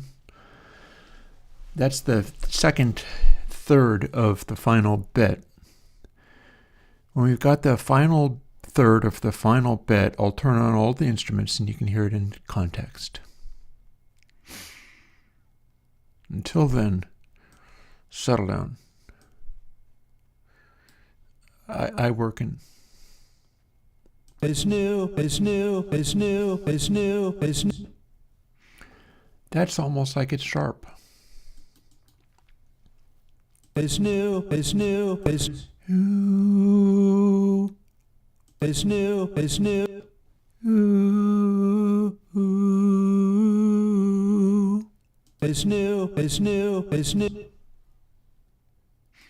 It's a little sharp. Not by much. So little, in fact, that I'm going to double down on that. 0.996. It kind of droops, but I want that recognizable note in the middle of it to hit the note. It's new. That's even sharper. Also, am I doing both? No, I'm not. I'm hitting both in the beginning of the loop. That's what I'm doing. It's new.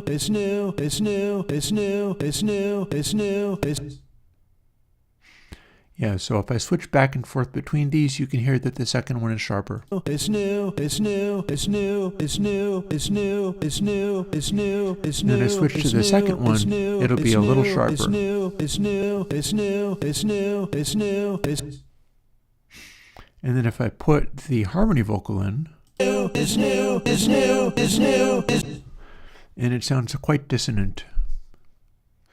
So we'll try flattening that a little bit.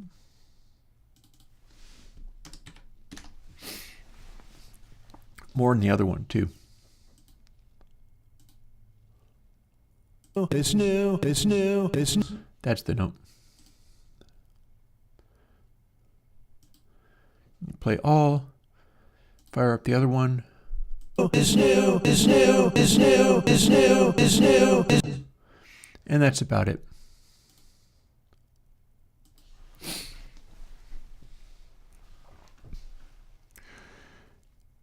Last one.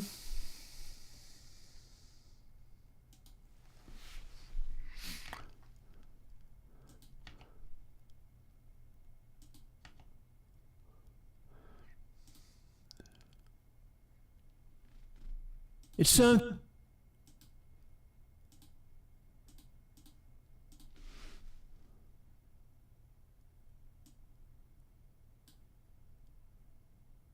Oh. Sometimes it just doesn't do the thing I want. It's some, it's some, it's some, it's some, it's some, it's some, it's some, it's some, it's some, it's some, it's some, it's some, it's some, it's some, it's some, it's some, it's some. Weirdly high notice and seeming to do the thing I wanted, but worry about that later, if at all. Maybe I won't worry about it at all. It's some, it's some. That is the right note. How about this? Some, it's some, it's some, it's some. That's flat.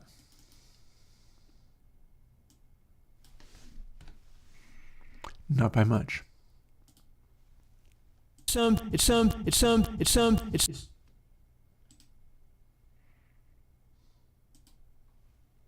Some, it's some, it's some, it's some, it's.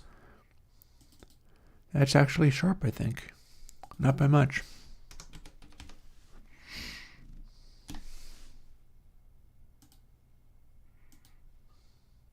Some, it's some, it's some, it's some, it's some, it's.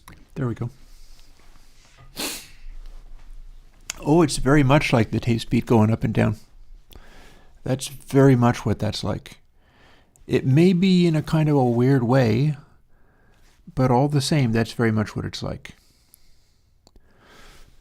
Also, my neck and back are hurting again, but that's not the also I had in mind. Also, I could make this hit earlier. Start at 3-5. Makes it scooch forwards just a bit. Some, it's some, it's some, it's some, it's. That'll do.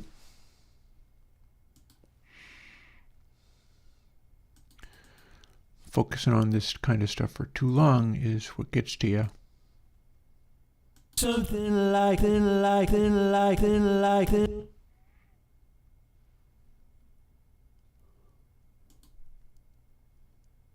Like it, like it, like it, like it. What are you doing?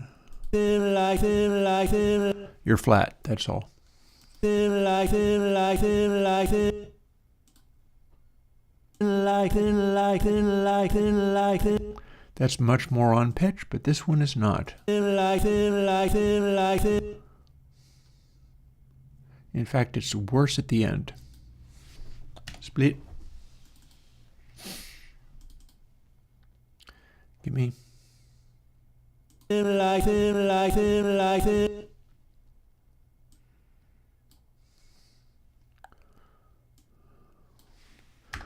So 008 for that one. Very small change. Like it, like it. And more of a change for you. 02. Like it, like it, like it, like it.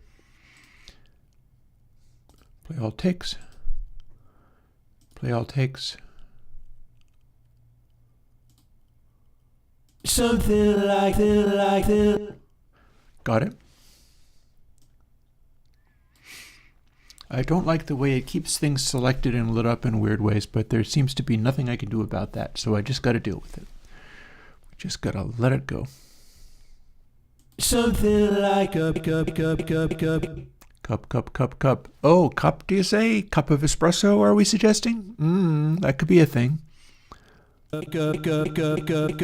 Flat.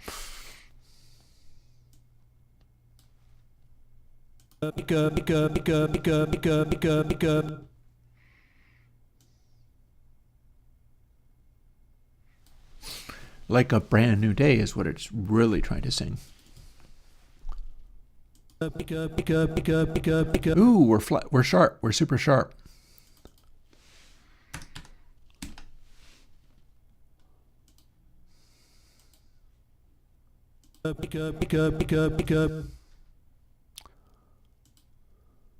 Something like a There we go.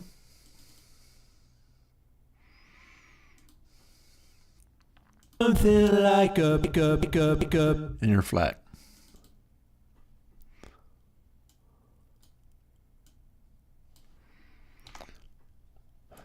This flat.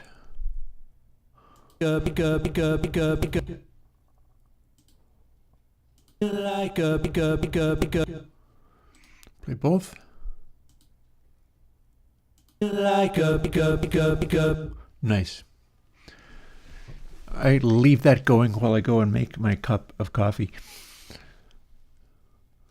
Tempting, kind of. And we're so close to the end, though. Let's not stop until we actually have that. I'll reward myself with a cup of coffee after I finish doing this. like a brand new Ooh, it's flat. Oh dear. Brand new is what this one is trying to do, but it's not succeeding, is it? Because brand new because it needs to be quite a bit sharper. O2 sharper, how about? brand new A brand new cup, yay. Soon. brand new cup How about this cup? brand new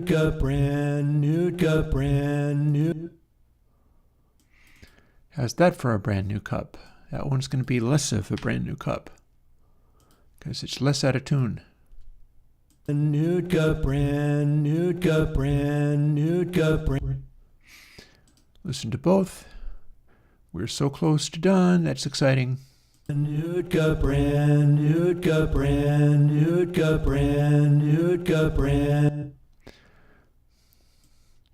Day. A new day, Sharp.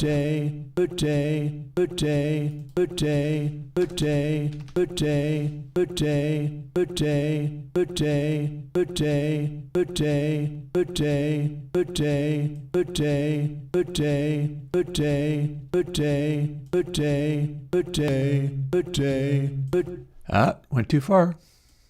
Thought I could do that if I tried.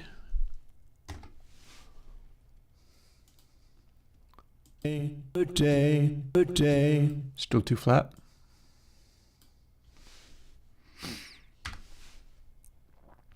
$987.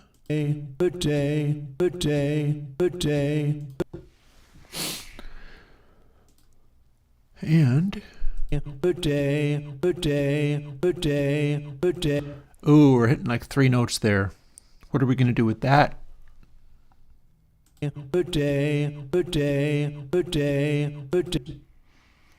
Well, we could find where it changes notes and manipulate them.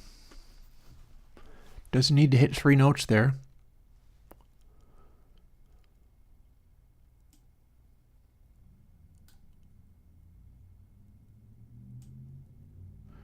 Here's a little melody we're playing.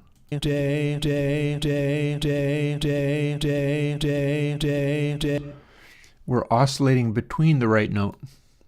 So one thing we can do with that is we can split it and then move the transition point around.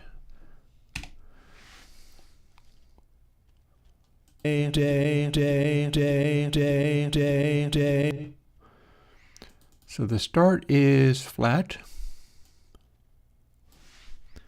not by all that much.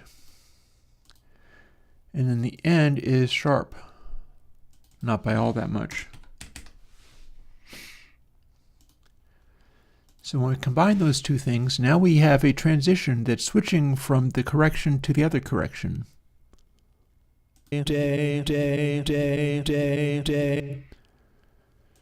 So that seems about right. So the remaining thing, since this is the only one where the two juxtapose, we move the transition point around to get it to where it doesn't wobble.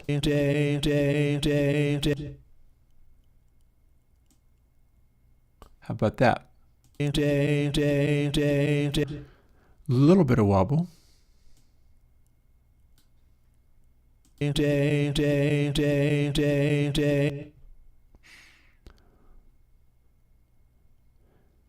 Might be acceptable. Brand new day. A little more. Brand new day. What does it sound like with the high harmony in there? Brand new day. Okay, it masks that just a hair. Also, it's stretching out longer, so we can use the envelope to cut it off till it matches with the highs a little bit better. Brand new day. Now it's time to go to play all takes because we are seconds from being finished with this bit.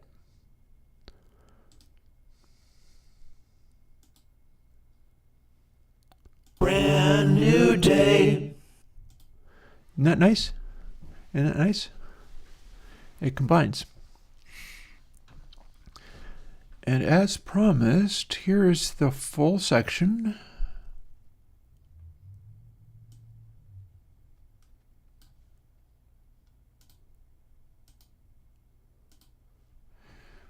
With the reverb and all the musics.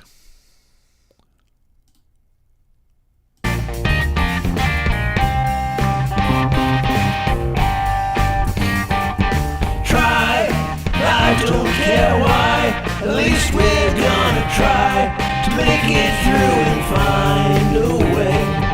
Ooh, it's me and you, I guess we always knew there's something like a brand new day. And it doesn't sound auto-tuned.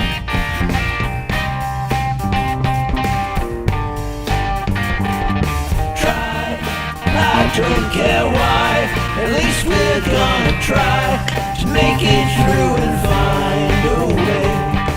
Ooh, it's me and you, I guess we always knew there's something like a brand new day.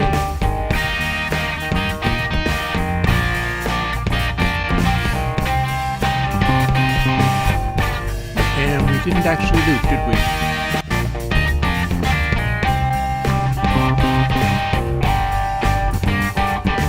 Oh, lots of things are still I wonky. don't care why, at least we're gonna try to make it through and find a way.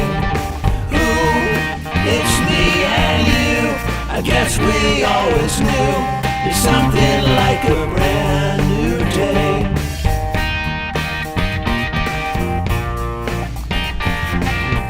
So much we haven't done yet. I don't care why, at least we're gonna try to make it through and find a way. Ooh, it's me and you, I guess we always knew there's something like a brand new day.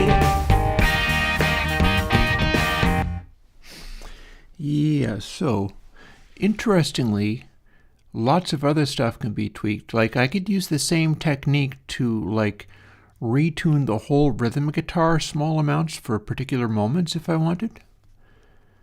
Not over the entire track because then it would throw the timing off, but any particular one where I wanted it to just hit a little bit differently, I could use that same technique.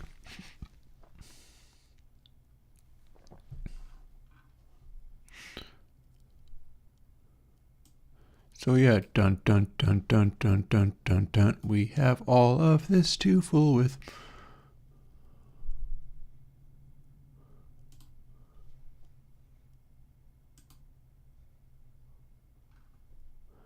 We've got this.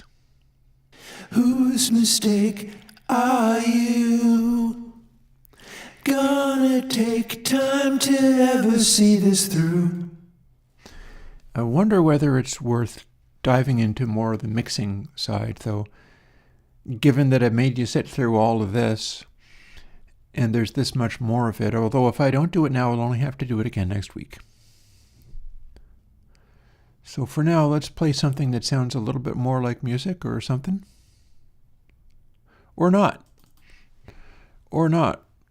Let me go out and get another cup of coffee, as I sometimes like to do. And we're going to put on something obnoxious.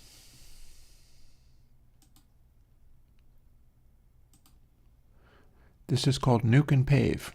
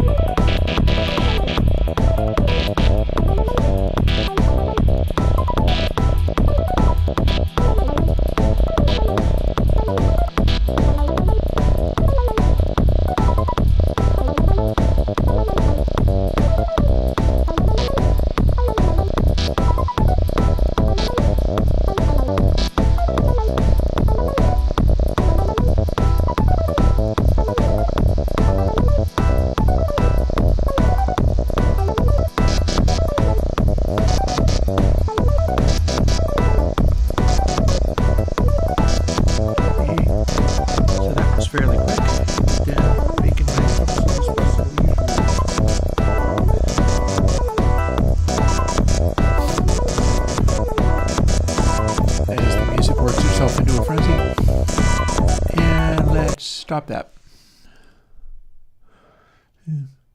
I never really like these remainders, these streaks. It's probably something to do with the way that it's refreshing the screen, but that does probably mean that it's not redrawing everything, every frame. Anyways, enough with that.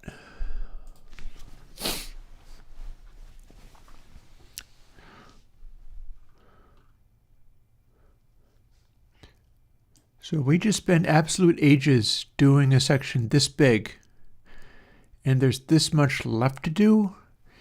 I don't know if I'm comfortable making everybody sit through that. I mean, it needs doing, but I'm not sure I'm comfortable making everybody sit through that. Or at least not today. So that puts us farther away from being done, and that's unfortunate. But on the other hand, we've gotten closer to being able to do something actually good. Inside. We sure do need to fix stuff, though. Inside. For what it is seeming, ye shall not protect me from harm. So if I want stuff to sound all sweet and nice stuff, here's how I started. Ignore. You've got no horizon. Where once there was sickness and scorn. You're the conversation. That's the double tracking without any fixing. Ain't telling you where you Here's the should double go. tracking with fixing. Why? At least we're gonna try to make it through and find a way. Who? It's me and you. Why? At least we're gonna try to make it through and find a way. Who? It's me and you. I Mind guess you, we always knew. this stuff is Something supposed like to a be. brand. Ye shall not protect me from harm. This is supposed to be more vulnerable. Nobody is looking. This is supposed to be earnest. Whose mistake are you? Gonna take time to ever see this through. I think it's going to take time to see this through. I think I'm going to want to pitch fix all of those things.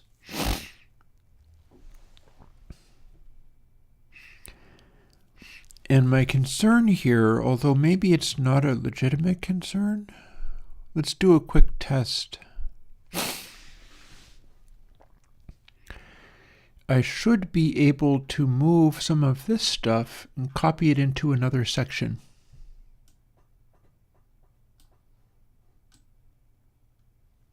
Oh, wait, it would help if I turned that on.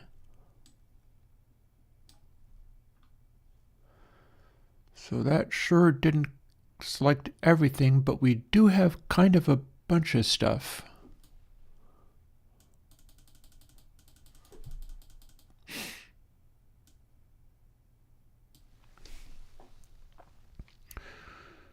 So then if we click that, and if I want this whole area, let's remove this selection. If I want this whole area to get included, I've made this as small as it can go. And I have the grouping turned on. And I start from well to this side and go well over to this side, and I click all of this. I should be able to copy that, hopefully. This being the stuff that I have actually just done. Maybe I can just straight up copy it. Like rather than copy within time selection, how about I just copy it?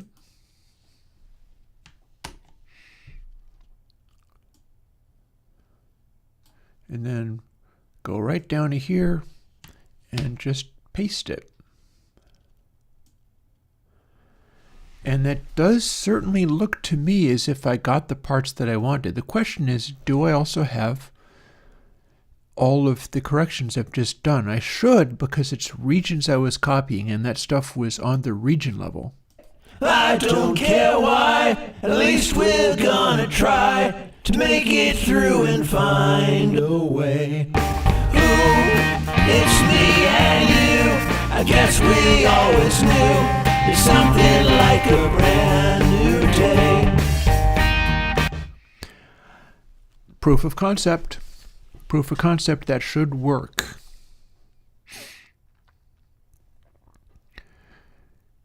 The bit where it goes, whose mistake are you going to take time to ever see this through?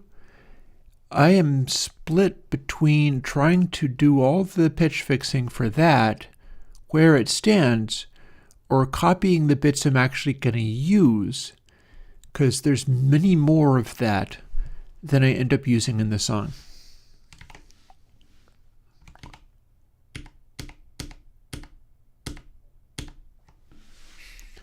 There's many more of that one than I end up actually using in the song. So I don't keep it constantly echoing. The fact that it's a separate, this is like the stuff I was talking about in the video on Heart of the Sunrise. I'm not sure, maybe it is, I forget. It's been a while since I played it. But like this is the kind of thing. Gonna take time to this through. Whose mistake are you? This is very much the kind of stuff I was talking about in the video on Heart of the Sunrise, where Yes made things by sitting down and doing little stuff and then editing the 2-track master together. I'm not fixing to do it with the 2-track master because I can make it sit with the reverbs better by doing it on the multi-track master, but it's still basically the same concept.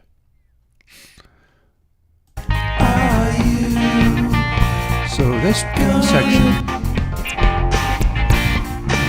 is the end of that bit, and then that stops, and I'm still like up in the drum room waiting for the next section to start, and you'll hear it start as me playing on drums, and then you'll hear the drums start to follow it. Whose mistake are you? And I quickly come in with the vocals, but those happen later. It started as this.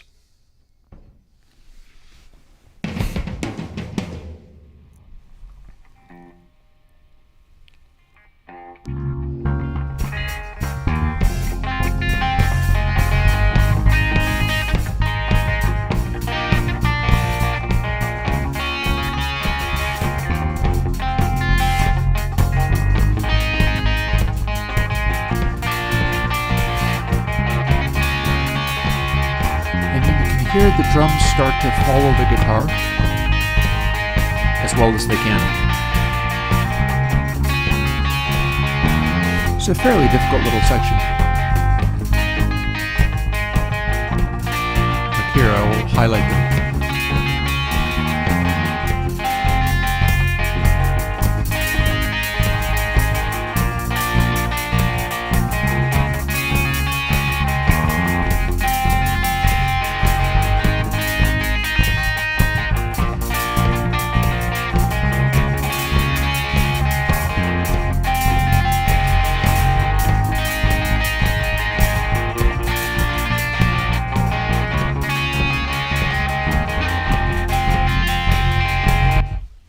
And one of the things that I'm doing with those drums is I'm setting them farther back, similarly to the Steppenwolf track that I put up, where you could hear, coming off of the actual record of it,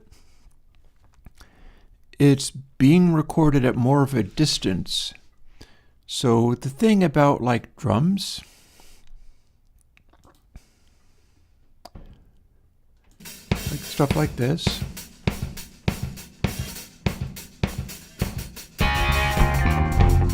got that going on. I could heighten the hats, and I'm not doing much in the terms of the EQs either. We could make the hats be more sparkly like that. That's not dissimilar to what I would do in ConsoleLA, although I've got the top dB turned down really quite loud. But what I ended up doing was making it a lot darker. Although honestly, I could make bits of this balance closer.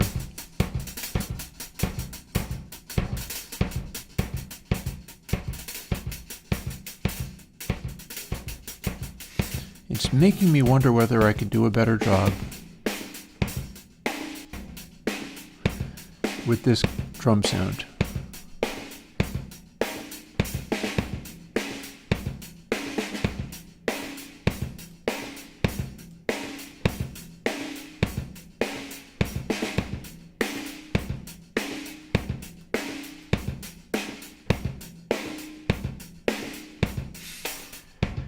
There are some things in common with this drum sound and that drum sound on the Steppenwolf track,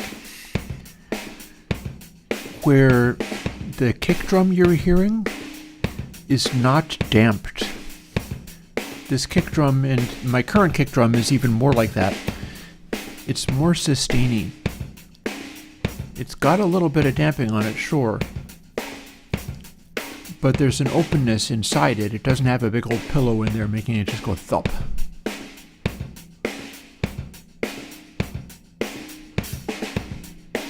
Oh, not necessarily.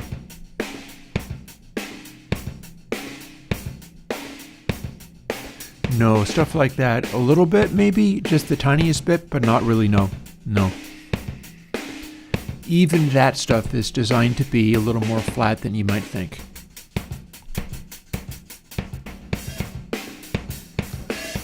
Let's maybe spend the rest of this day playing with some of these tones rather than sitting in vocal comping hell.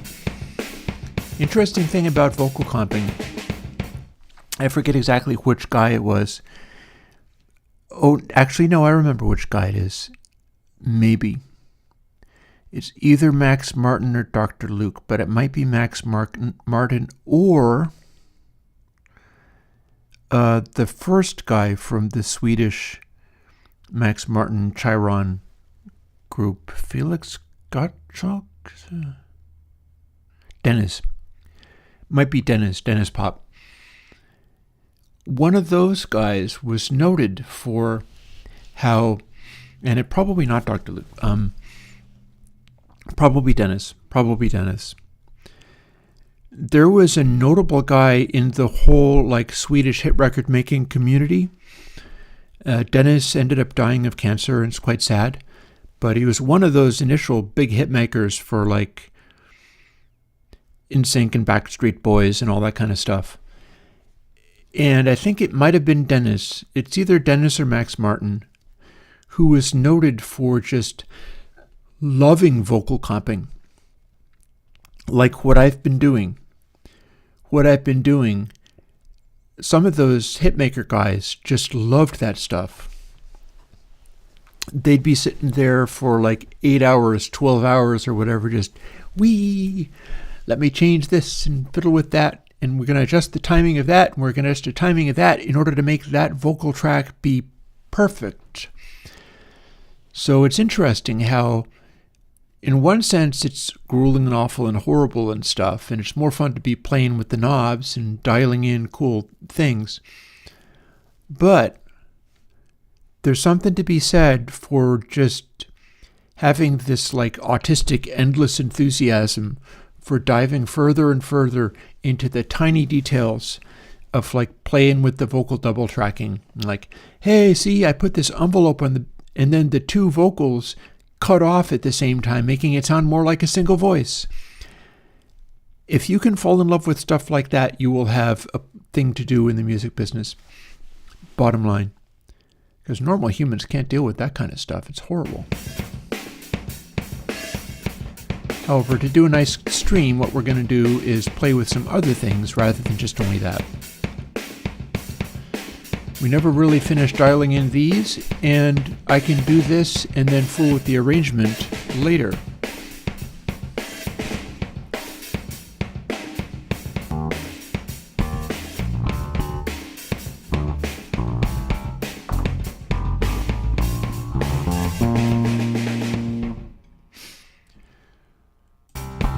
So we can play with some of this stuff while we're at it. I'm looking over at my extra camera. I'm probably not anywhere near going up into the upstairs hallway to deal with the final details of it.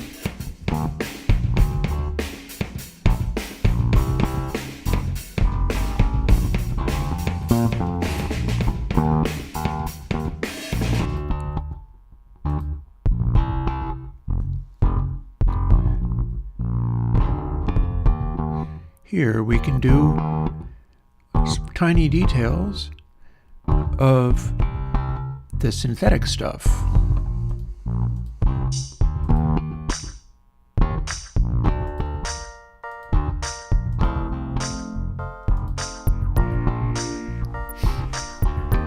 Here's our synthetic mix.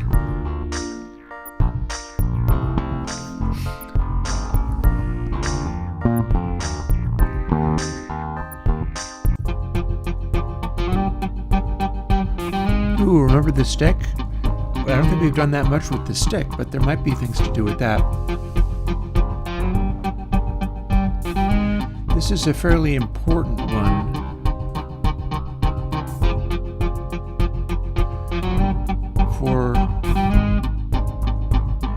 Ooh, we got a solo whip. While quietly cooking. For this vocal section, this stick part is gonna be playing. We're gonna use it. So the question is, how many of these other things are good to use here?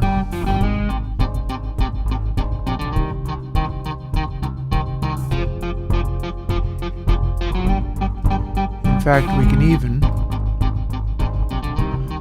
play with the stereo panning of it, because I could definitely see sitting the stick hard to one side, which I've not really done with anything else. And I'm just kind of speculating on what things could sit where, because right now I don't even have the drums. I could save the drums for something. We're going to be copying everything over, so all the arrangement stuff where it's like, okay, at this point suddenly the drums come in.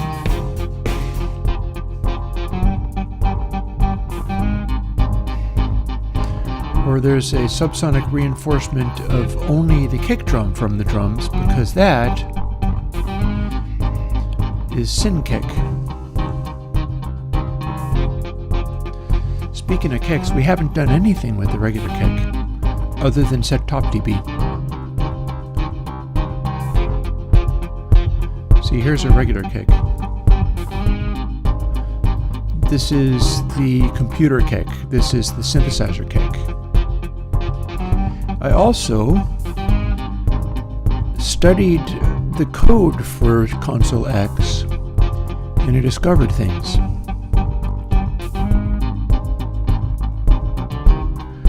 Like, see, there's the lows.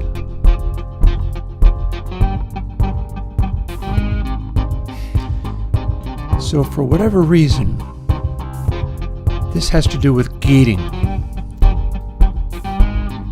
Range is controlling this, and it's not supposed to be. You hear how deep that is?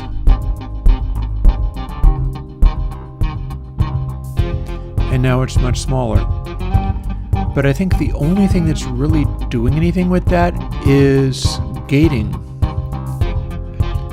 Like, the amount of boost is being gated by the gating of the other channels, so in theory, it shouldn't care if I do this, but it is caring about whether I do this. So the next question is, here's our big boost. There's nothing, and it gradually shows up and becomes nothing. If I crack range off of 0, do I then get that big boost back? The answer would be yes.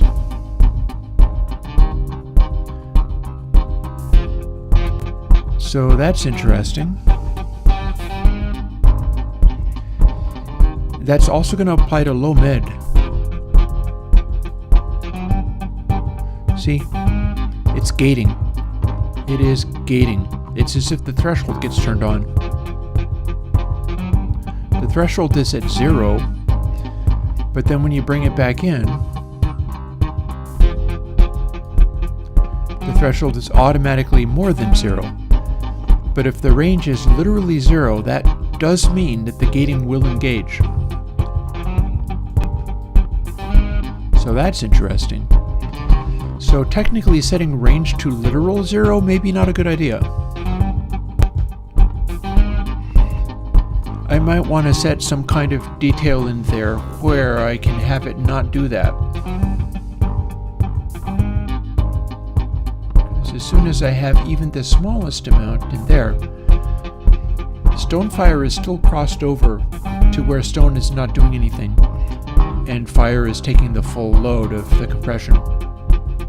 I don't technically have to have range go all the way to 0.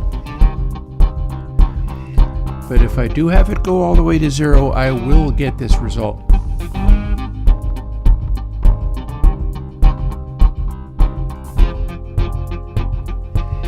And it's not supposed to be doing that. Just a thought. Just a thought as I go. And that was the end of that little section.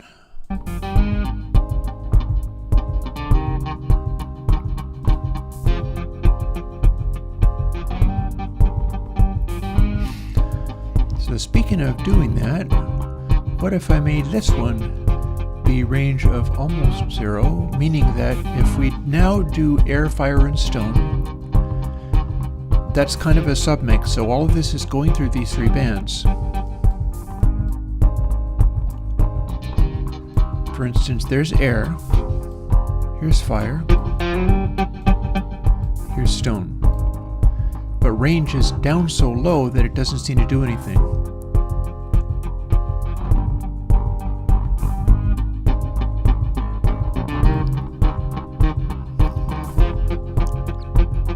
But maybe it would be nice.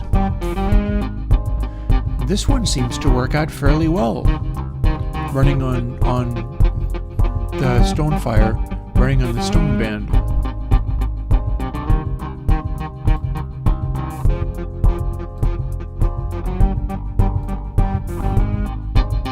Like there's fire.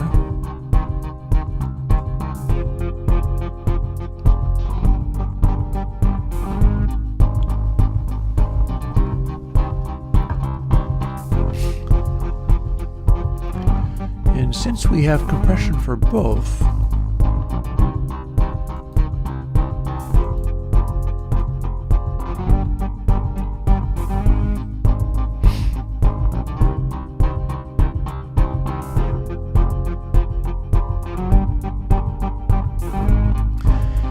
trying to make it hit similarly to how the bass is hitting.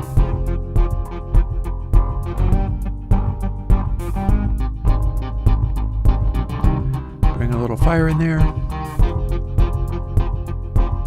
We can compress fire really hard.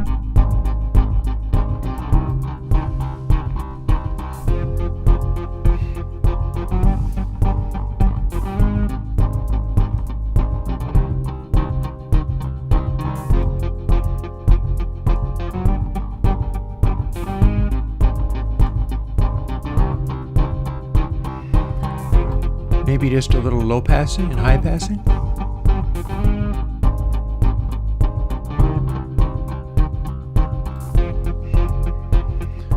What's our parametric looking like?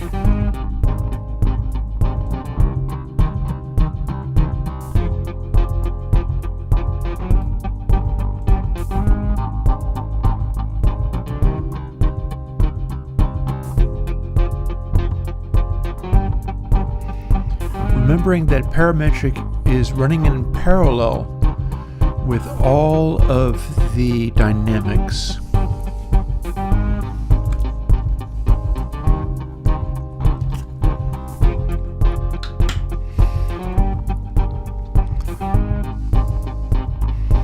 Let's compress things a little bit more, as long as we're at it.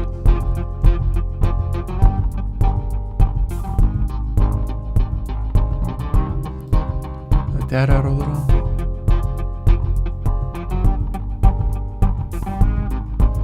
We can kind of voice it this way. We're using the compressor thresholds to squish things down in a particular way. For instance, we can do the same, letting drums come out.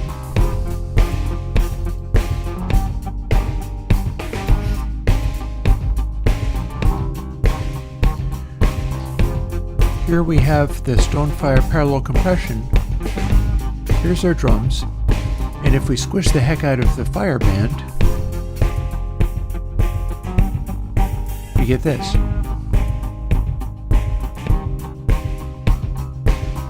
And then if we squish the heck out of the stone band,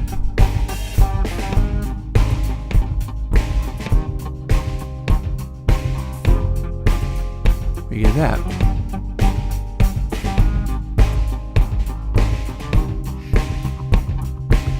Let's crank the ratio up on this as well. As long as we're playing with it, let's play with it.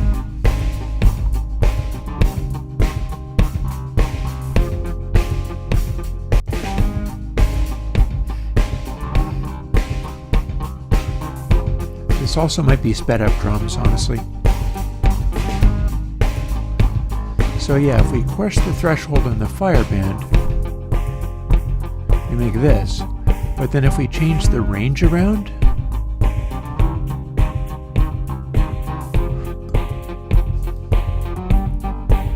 bringing the stone band back.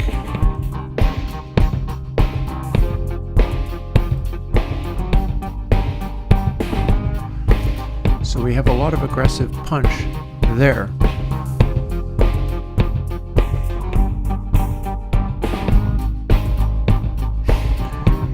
Our release is not as fast as it might be. They're all kind of being held together.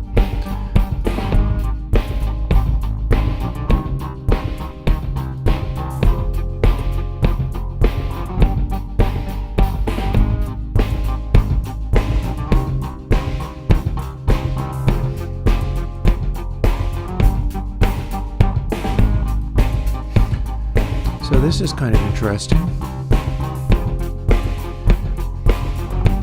We can do a sort of Zappa-ish hyped cymbals, which is making the cymbals pop out more.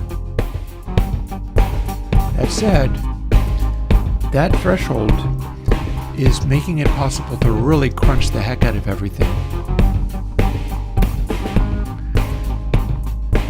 That's what's happening when the ratio is as high as this.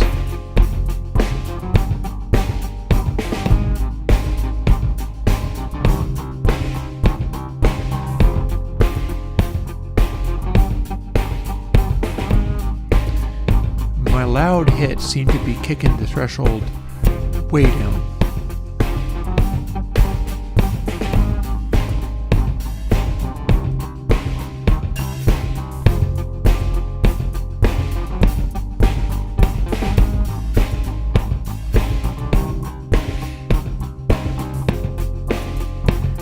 And this is just the drums without the electronic drum added. Which, since we have range actually enabled and we're not trying to do it all on one compression band, that bit doesn't need to be fixed anymore.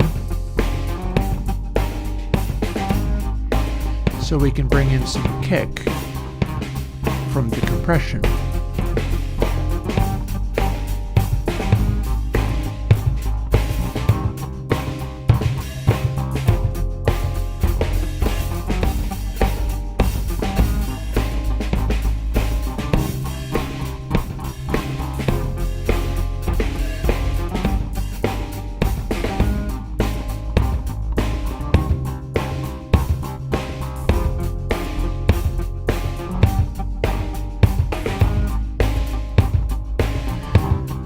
That's a lot of lows on that.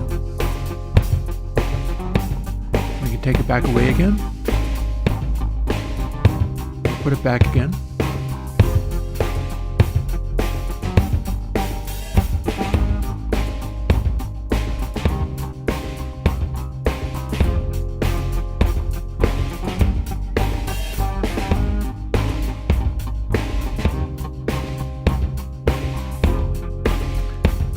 Sharper resonance.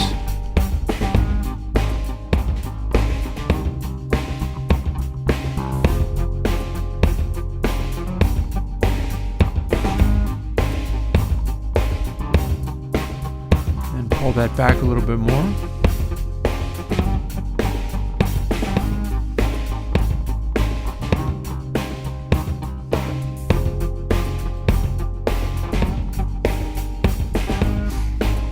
Until it's just reinforcing the extreme lows out of that drum kit.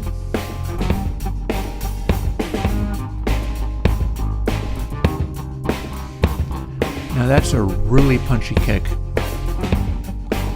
that has some depth to it.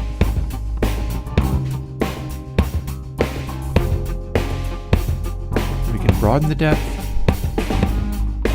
or we can just narrow it right down. So as long as we're playing those games, we can play with the Rickenbacker as well.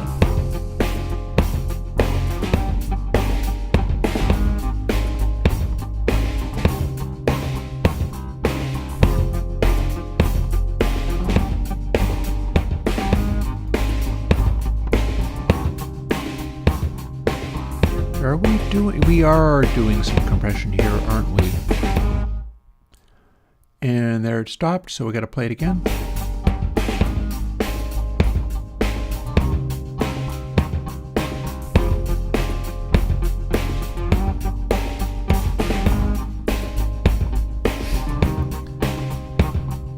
That's a very slow release again.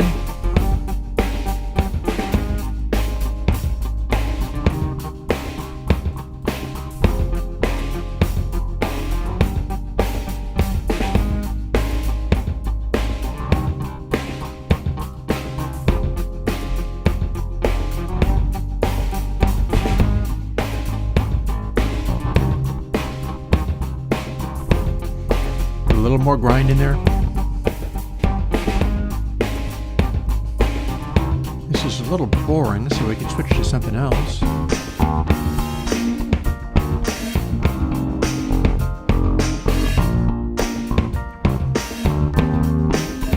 That's just obnoxious.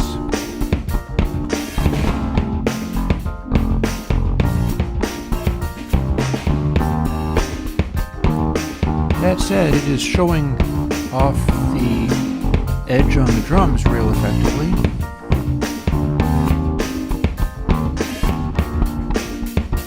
That is one big kick drum on the real drum recordings.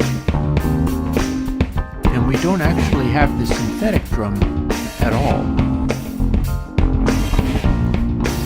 Here's the synthetic one.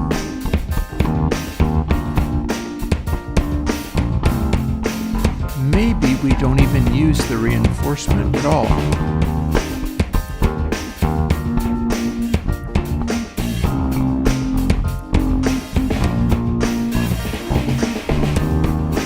So So this is now, there's that clicky noise. Just the clicky noise.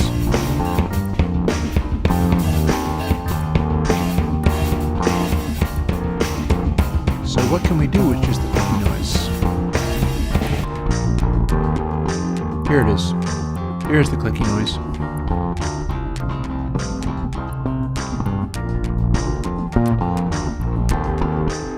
Well, there's no point having any bass things on this because it means nothing. Let's turn top dB up all the way and see what we can make of this.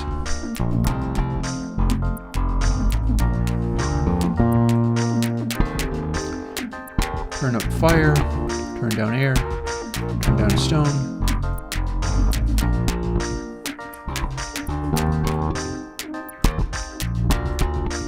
The compression means nothing.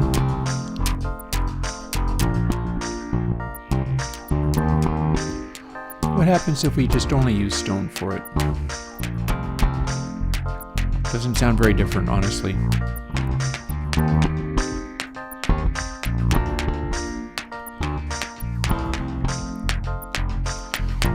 We do still have a very clean set of attack characteristics on there.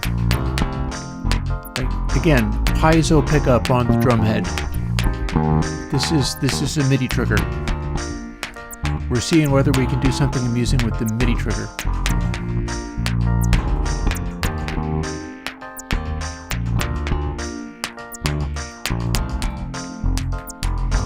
And this is it being mostly flat. And we gotta start it again. We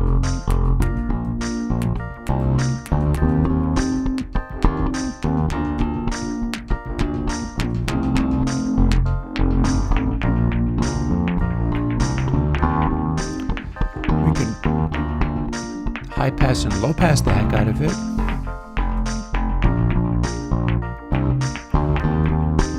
Doesn't need much high pass though.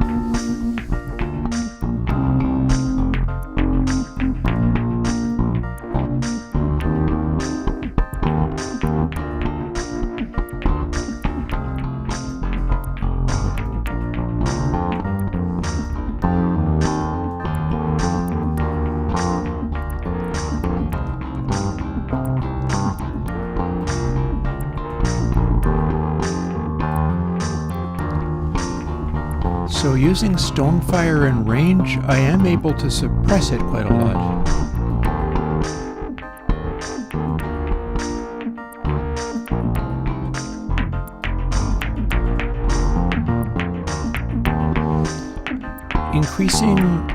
Turning range down is going to filter even more of the highs out of it, so we can kind of sit it in the mid-range, or try to.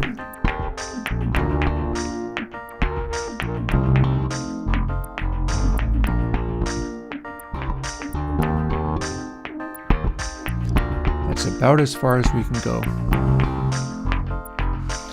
We could try to find mid-range in it somewhere.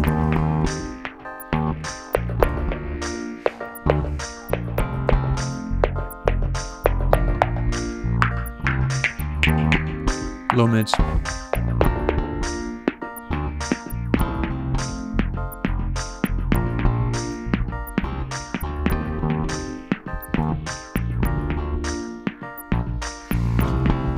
So we can try to use that as a reinforcement for the regular drums. Might be fun.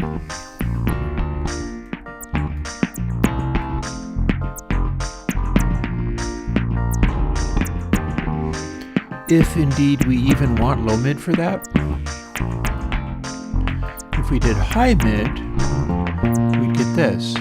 Oh, hang on, gotta play it again.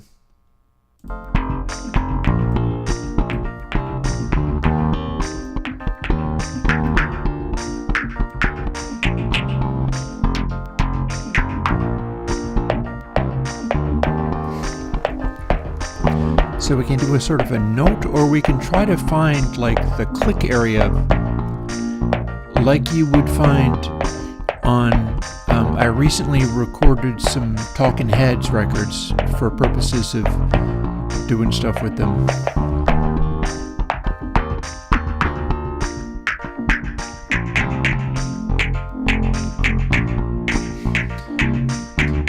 there's an area in the high mids where you're reinforcing the kick attack.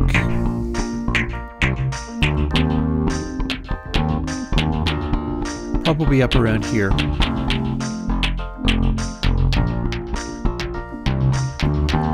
This is probably higher than we want it.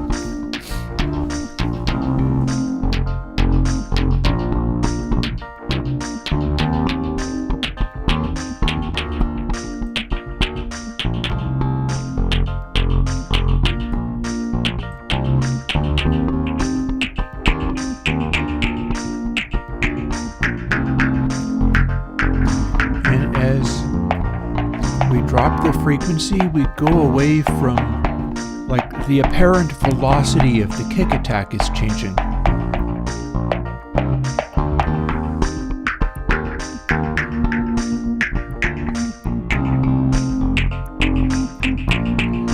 To where this is kind of supersonic, this is kind of robotic.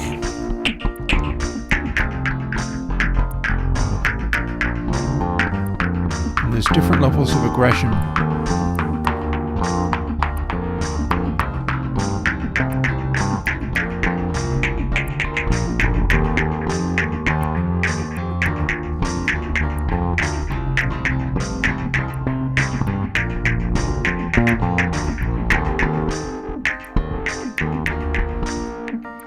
Then you drop it all the way back and bring in the regular drums again. Also notice that the drums are not perfectly centered, so we can make it sit where the drums seem to be coming from.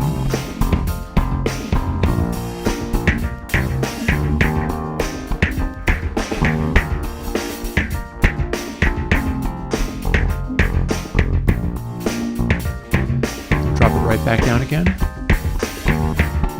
Extra kick, or extra click rather.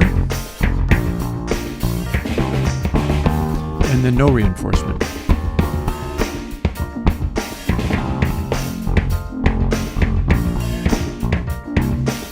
And blend a little bit of that in the right place.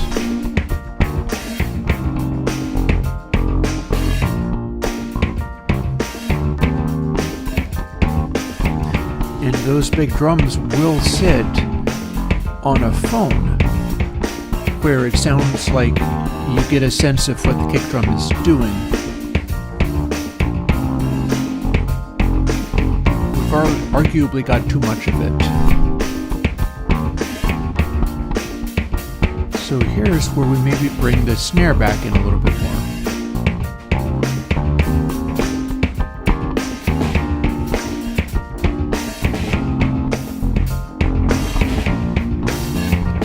Those snare hits are very aggressive. The way they're able to choke out the compression that way is because the threshold is low enough that when you really spike it, it can get exaggerated. So one way of dealing with that, since we can't hear the snare properly anymore, is to pull the threshold back.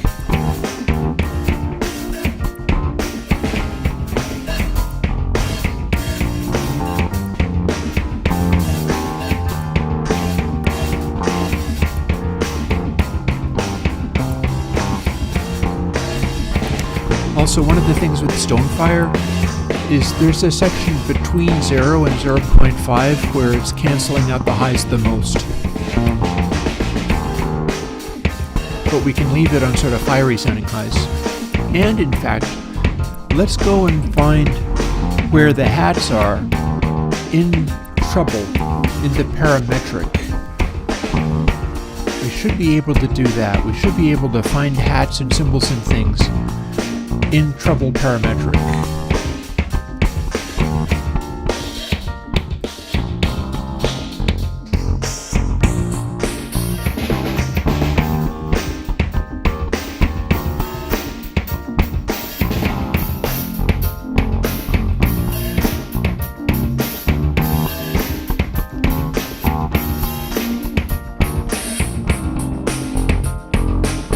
See, there's some cymbals.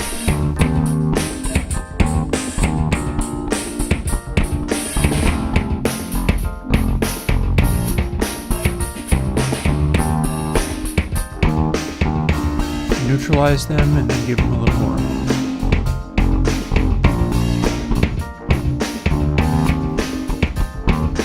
Also, where are we up to? I think this high mid is trying to get out snare.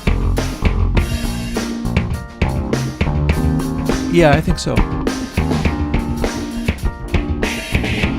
There's our high mid. But it's also doing stuff with the kick.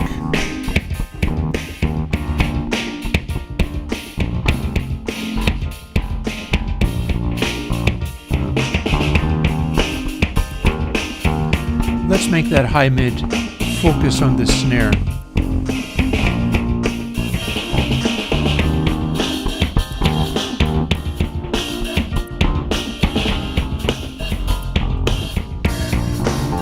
Then we can bring in only as much of it as we need.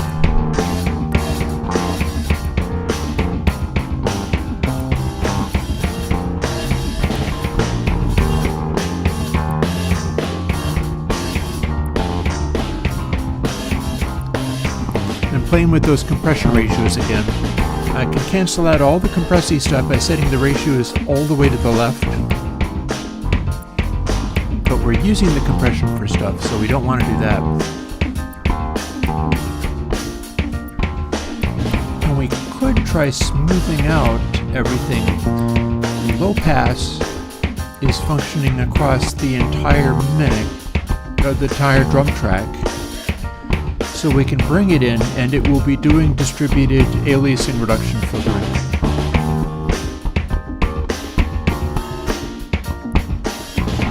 Or if we pull it all the way over,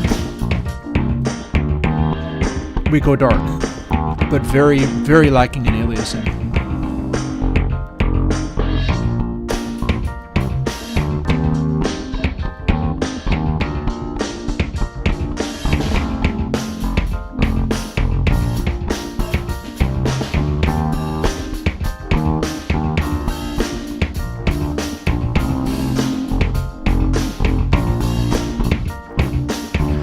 Remember, we don't have a kick drum mic.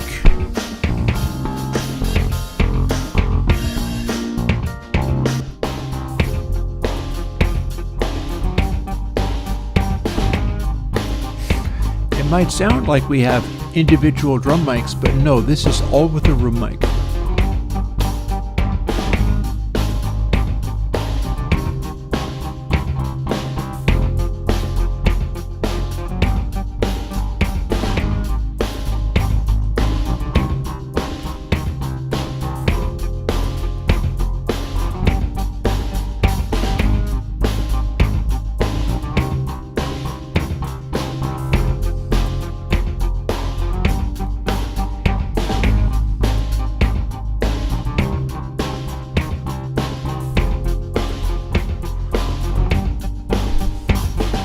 Let's see if we can do anything else amusing with the Rickenbacker sound. Here's the neck pickup.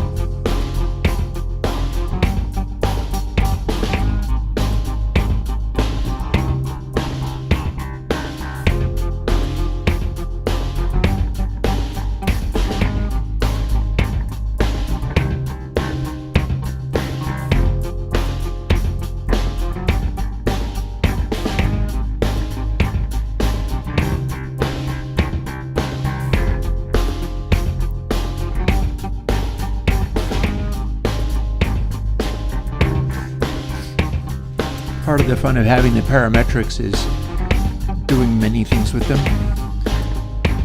We're still on a single pickup on the bass.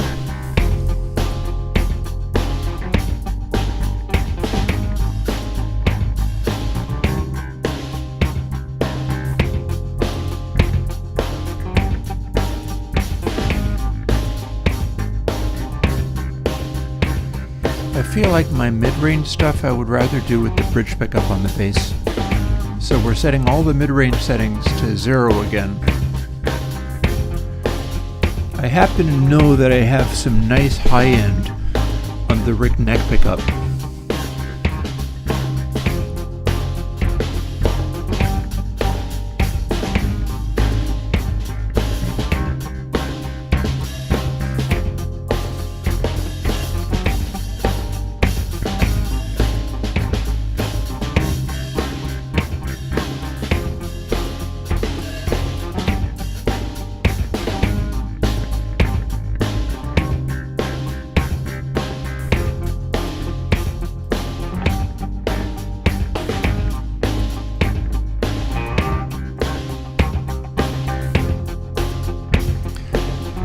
starting to sit a place where I wanted to sit.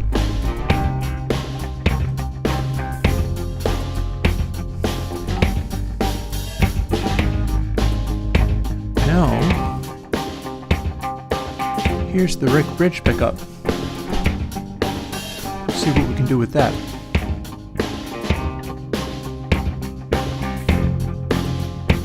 For starters, we have to turn it up really, really loud to hear it at all, which is interesting.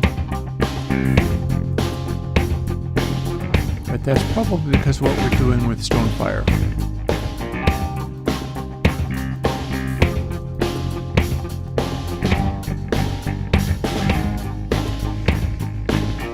So that's a really powerful boost on the Rick bridge pickup.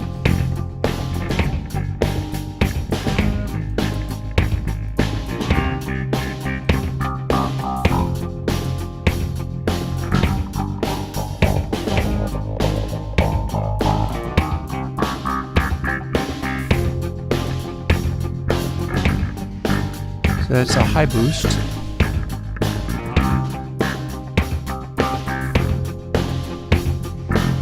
How about low mid boosts?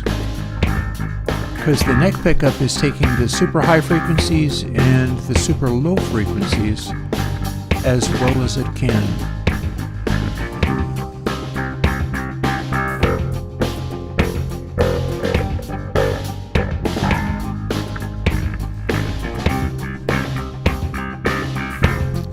So the low mids for the Rick bridge pickup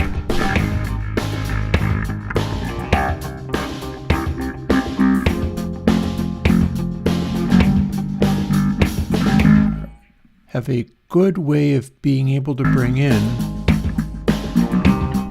string articulation. Listen to this. Low mid frequency, drop the low mid frequency down to a low frequency.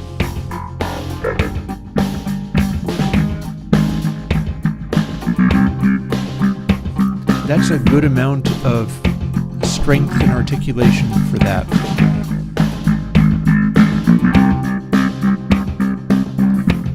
We can make it hit in that area where the drums could use a little bit more guts. In fact, it's poking through way more strongly than it needs to.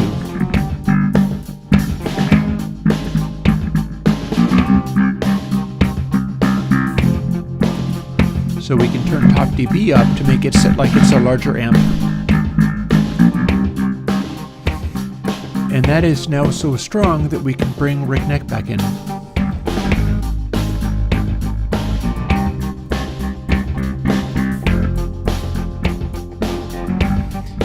And build it out of the combination of the sounds.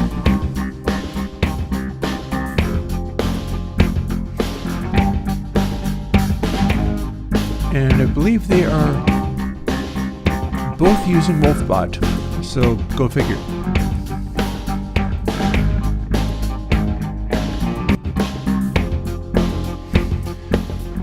So here you go. So we've got our compressed and loud drums. We got SynKick doing its own thing. Oh, and we've got all manner of stuff selected here. So how about we stop that and use mutes instead?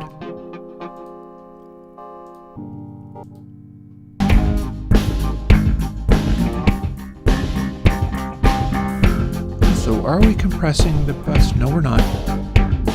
This is the bus. The bus isn't doing anything like that.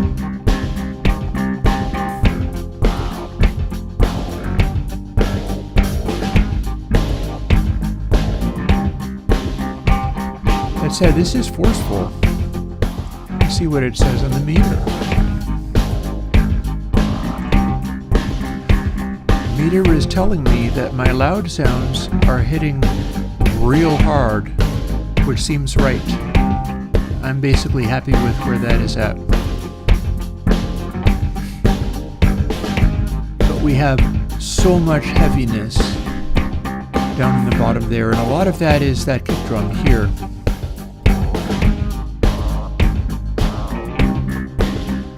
We can get away with turning that down a little bit.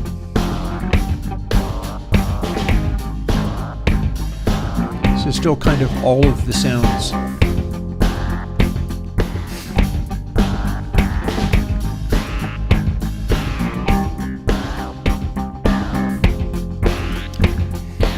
So you see where this is sitting, is that the stuff down here, quite loud. I just heard the drums kick in their compression extra hard, as they will sometimes do. My ability to put loud sounds to the top of the meter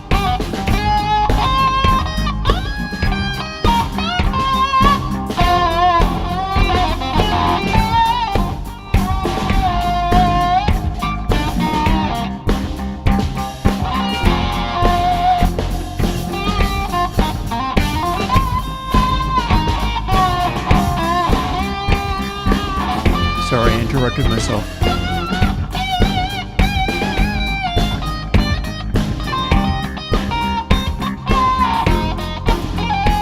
Also, notice a really interesting thing happening here.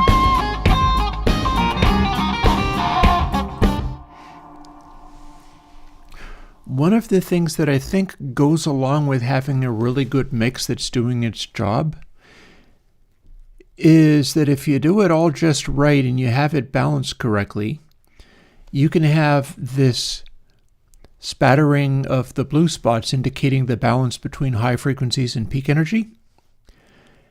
And the red spots and the green spots are completely intermingled with the blue spots. It's not sitting there with like the green spots are always lower because they're lower frequency information and the red spots are always higher. Instead, we've got, this is close to, I'm reminded of like Tom Lord algae mixes, like for Steve Winwood. Back in the High Life, the album Back in the High Life. I recorded that, I studied it on meter, and it was doing things like this. So I seem to be leaning in the direction of a Tom Lord algae mix without knowing it, which is interesting.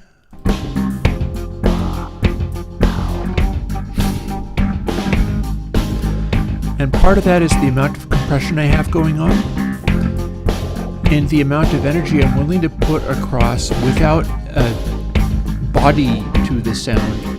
Like, this is all so much made out of peak energy that the body of my sound is like 36 dB down. It's insane. And that's kind of what I wanted to be able to make happen.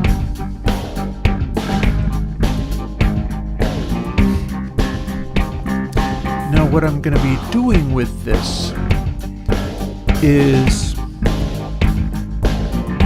getting it right, fixing all of the tuning things that I was doing all in the beginning of the day, and then taking sections like this. Oh wait, that is just the guitar solo again. This is certainly one of the sections though, but I'll take this section, and I'll take this section. You've got no horizon. Where once there was sickness and scorn. See, that's very compressed. You're the conversation, ain't telling you where you should go. That's not what I'm wishing. I just got a question or so.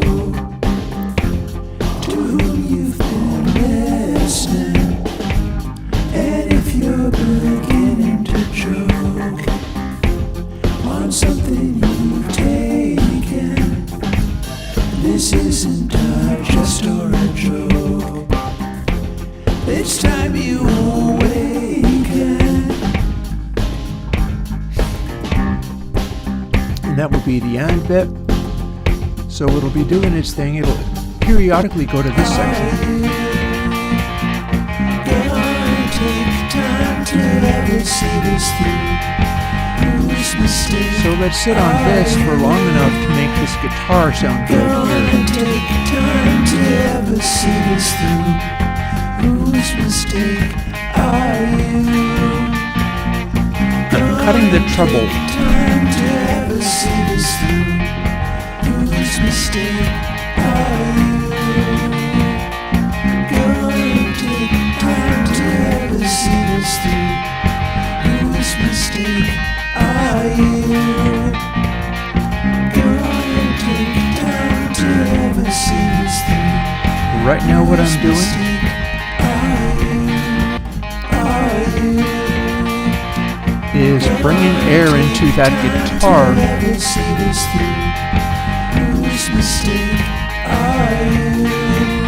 So we have a clearer sense of the fancy stuff it's doing. Whose mistake are you? Gonna take time to ever see this through. Whose mistake are you? Gonna take time to ever see this through. Whose mistake are you? See this through. Whose mistake are you? Gonna take time to ever see this through. Whose mistake are you? Let's get those range settings off of 0 where they exist. Very good. Whose mistake are you? And that's the end point of the song. But the most of it is going to be going around like through stuff like this. Here's our verse.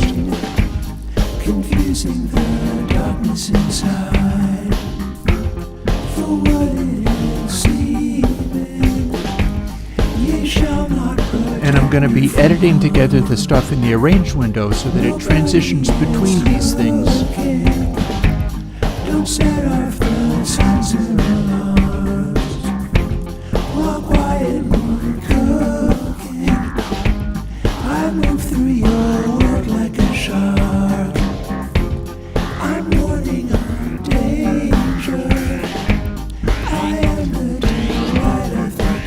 a very big section.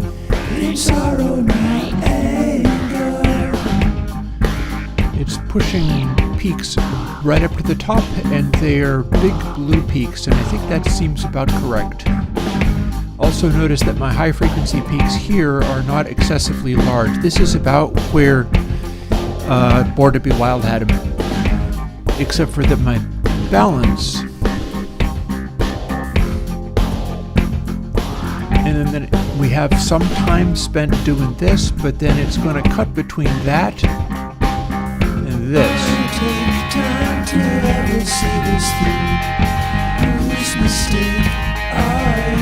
So it cuts to this part a couple of times and then goes back to this part.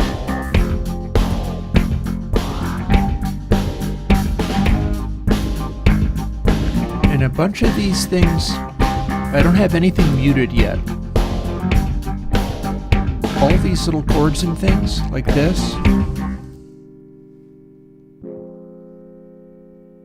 this,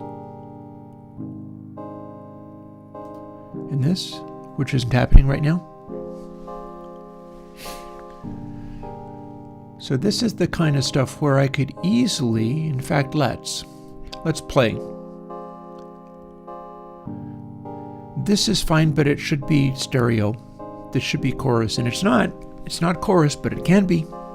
It can be. Let's add a plugin. I've got lots of plugins for doing stuff like that. Recent.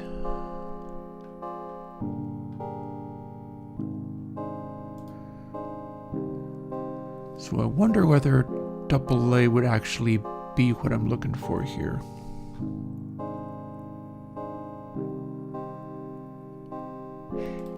It could be.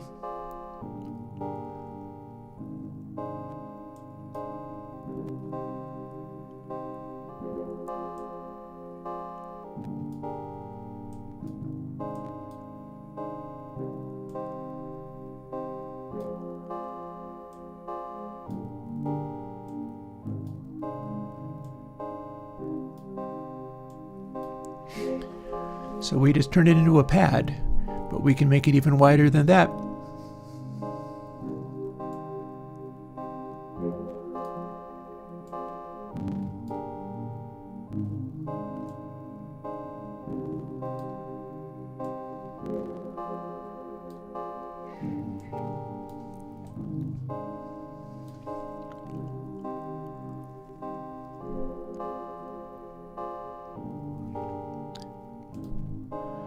We can do even crazier things.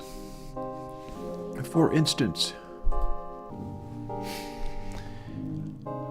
I feel like maybe this is even one of the things that people were asking me about. The new Seriously.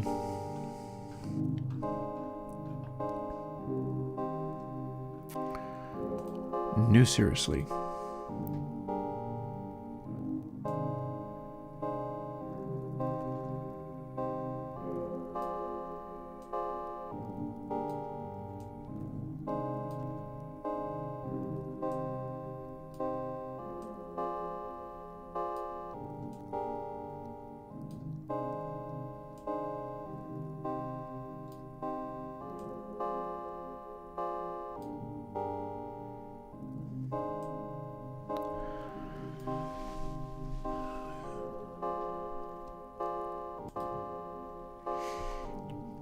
So again,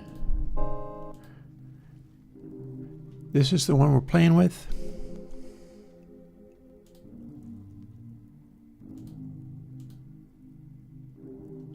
Come on. Show me the stuff.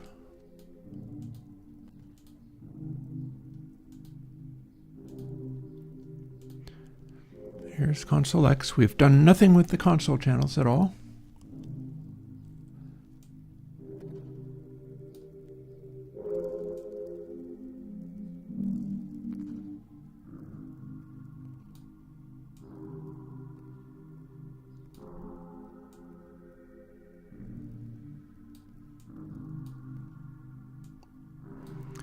So that's spooky sounding, isn't it? That's so spooky sounding we should put it in the cathedral. Let's play with that.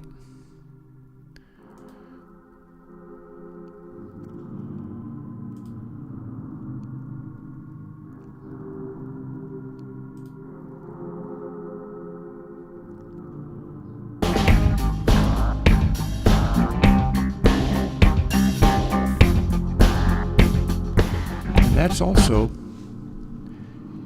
why we made the low mids be so loud and accentuate some of these things so much.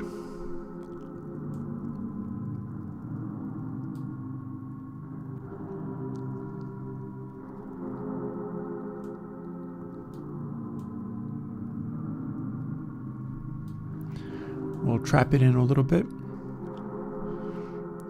with the high pass and low pass because it's going to be a mid-rangey sound.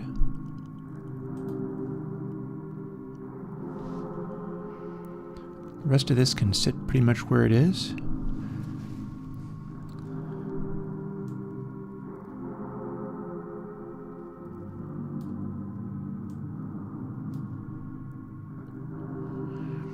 Shall we bring a little bass into it?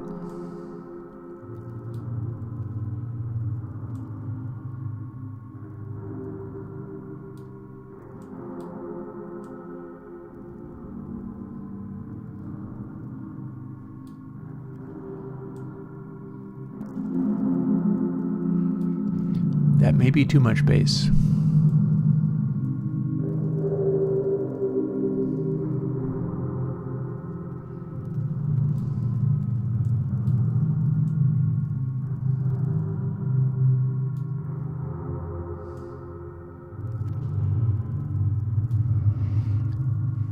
And of course,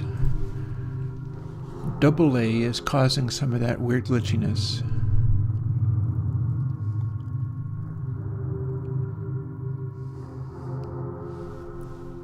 Nice.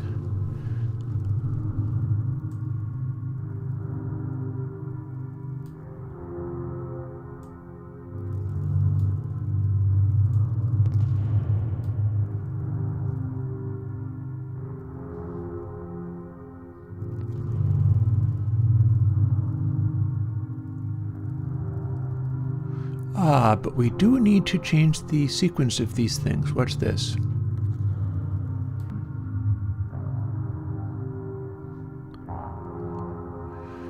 AA is creating the frequencies and the crackliness. Seriously is widening it.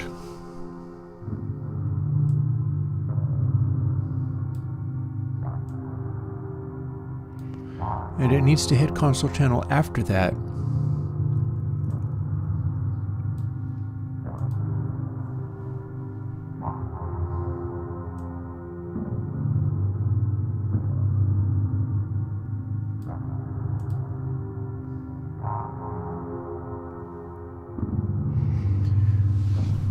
This synth is one of my chord organs. It's a little modular thingy.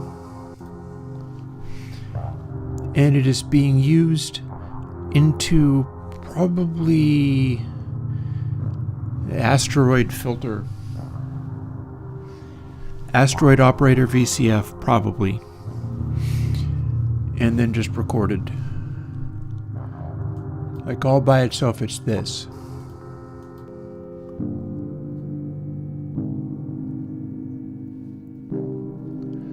So there's not that much going on there. Double A is causing some of this stuff. Seriously 3 is doing more to like make weird strangeness happen. And then ConsoleX is bringing out some of this tonality. ConsoleX is giving you some of that funkiness because it's zeroing in on the sound that's being created. Oh, no. Chord organ is a little 12-bit. It's a radio music. It's a music thing, modular radio music. So part of what's causing this is the fact that it's relatively soft tones, as in, here's the tones.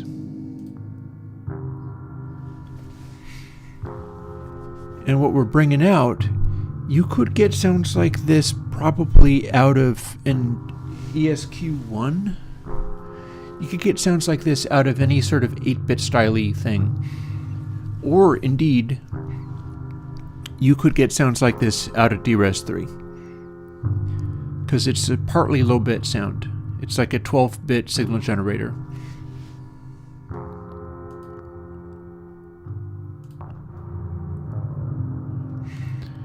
And double A is here kind of boosting everything.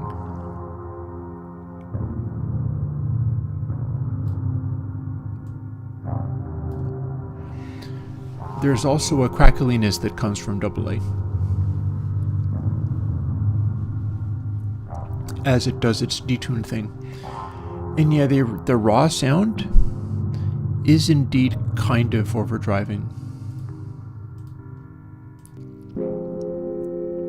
Like, here we go. Here's pretty much your literal raw sound. Very little being done here. If we turn on console channel without having the reverb, we're doing massive bass boost and massive low mid boost. I can actually give you even more grind with a high mid boost, but I'm going to put it back afterwards. Like, here's what the chord organ sounds like.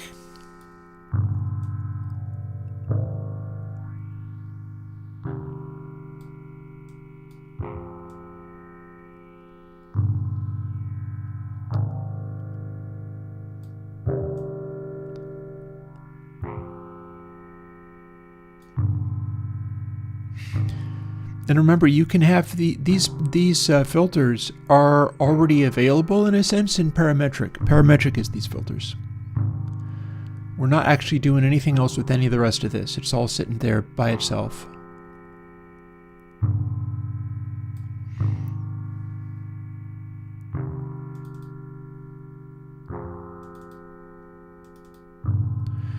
Actually, high mid was giving me something cool.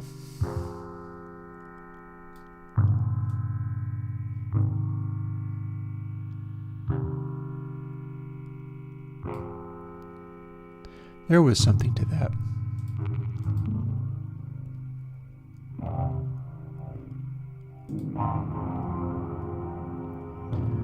But I probably don't need this much of it.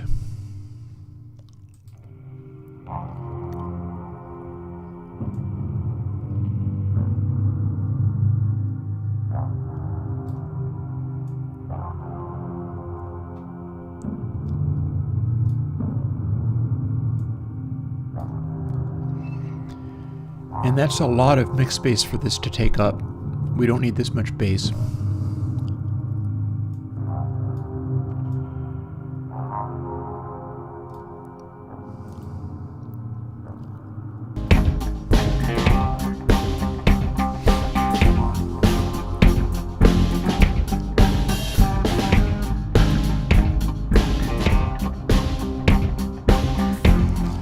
So we do this, and we do a solo too. Solo's here.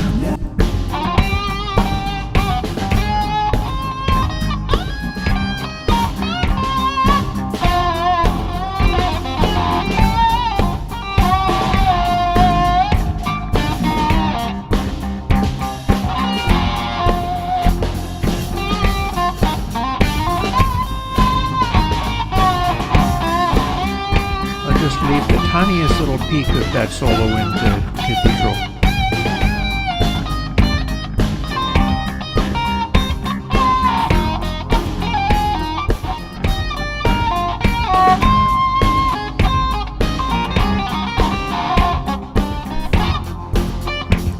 Also, my Raildrum kit hat is over on the left. I wonder whether I can do something with Silk Hat here.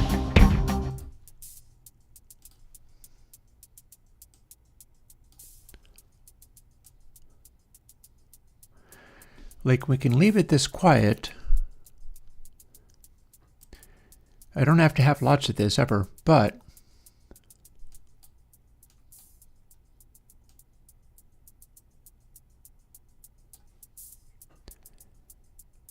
just a little hint.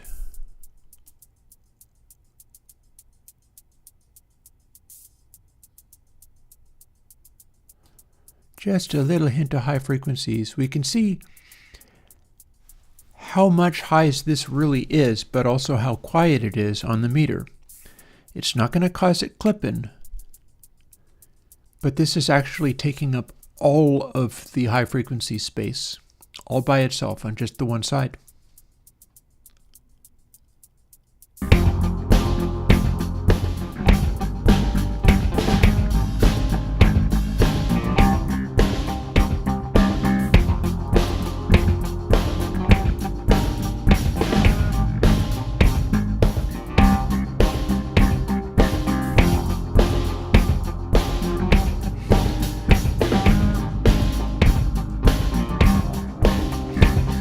Dialing it back until I can barely perceive it.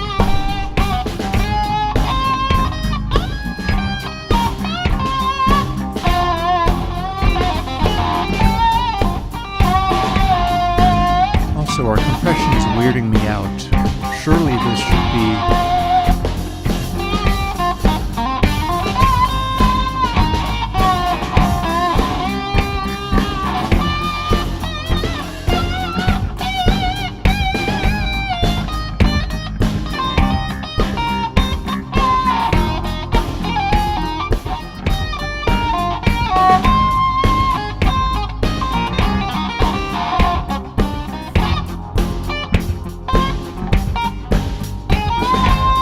is now louder than it needs to be.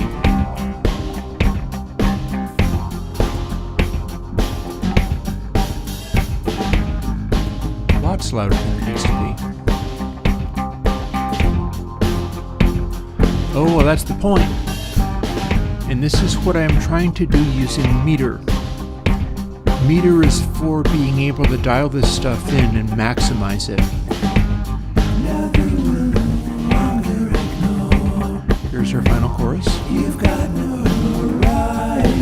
that I have not pitch corrected yet.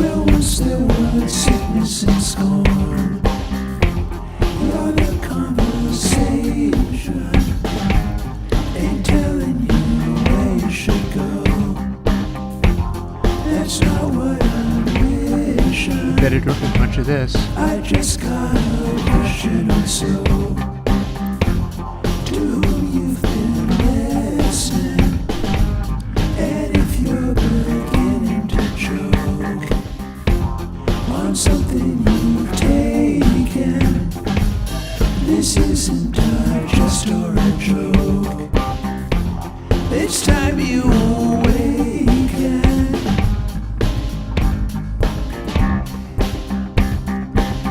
So yeah, we're trying to make it out of this kind of stuff.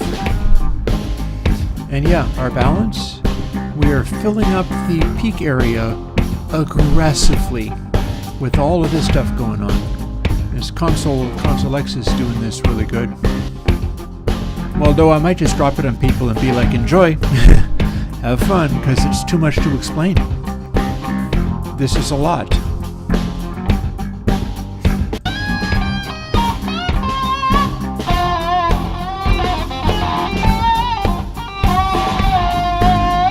do like the fact that I'm able to get these peaks right up at the top so consistently.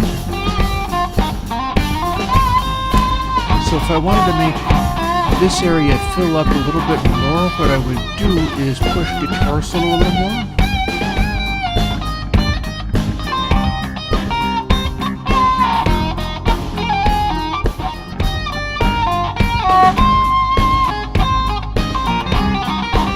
Rick Bridge more.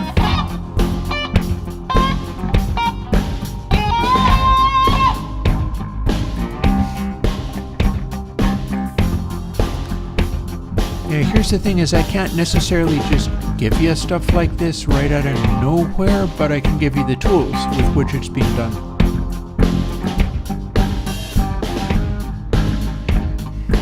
I think the cathedral space is working fairly well. Here's how that's done.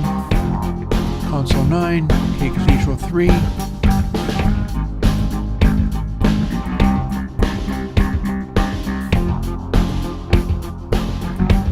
This is a part of Cathedral 3 that's kind of important. It includes top dB and the regeneration.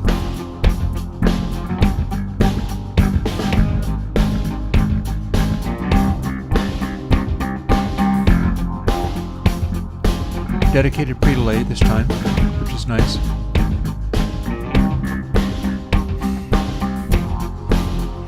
We can also do derez. Now, when I do the derez,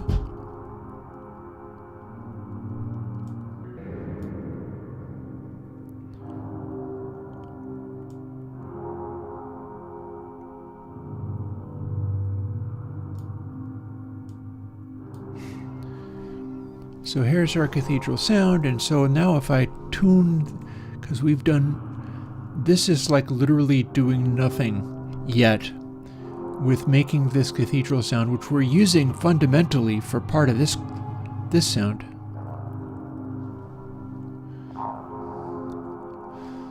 So let's highlight that a little bit. Also, that guitar solo is going into Cathedral 2. So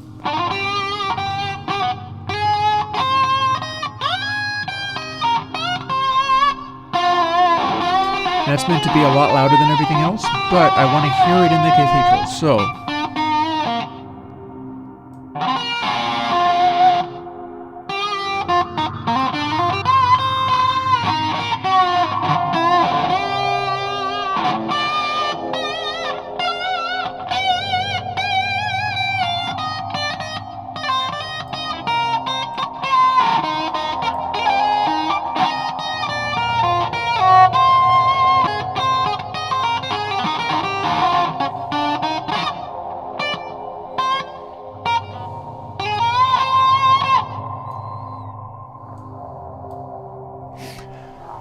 So that might work.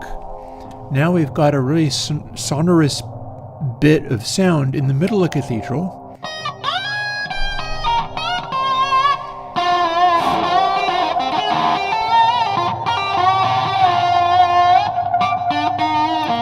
See, I'm liking that.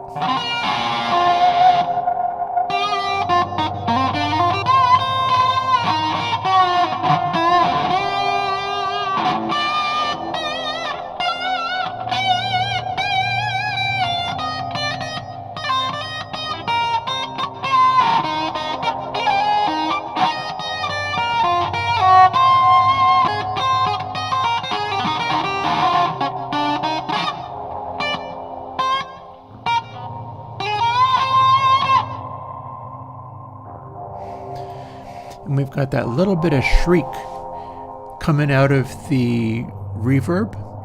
We've got the reverb boosted heavily in the high mids. And then we've got top dB kicking in to make it sound as if that resonance in the reverbs is a loud sound.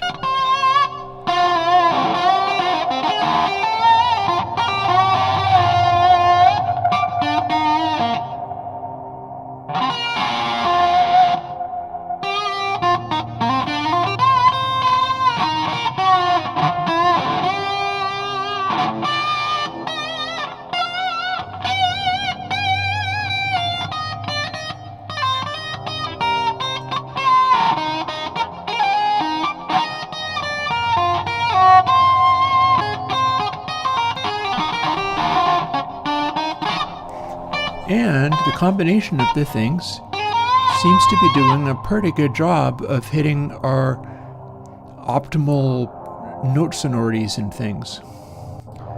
Like this is without anything else happening, and we still have it kind of working. Loud guitar comes in,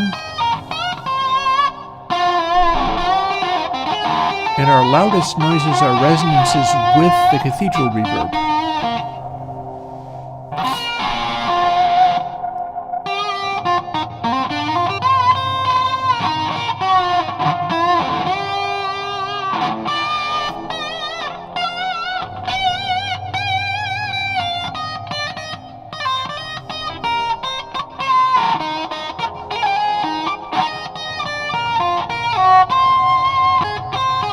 So that's a good moment.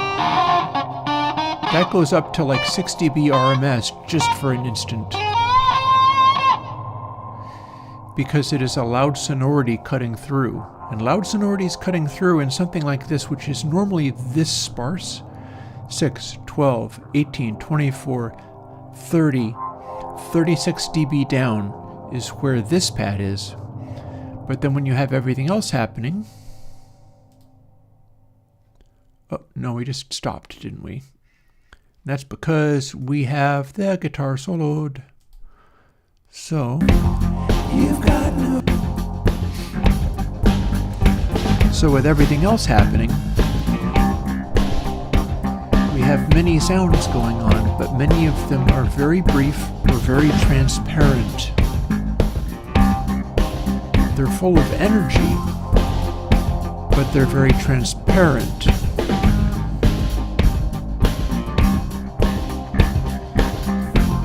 And the trick is to be able to balance different kinds of sections.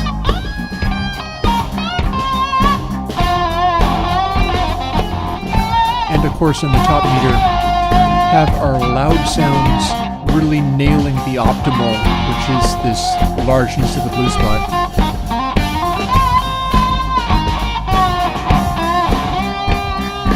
We can also see in the bottom one, our high frequency sounds are doing a pretty good job of being well chosen here.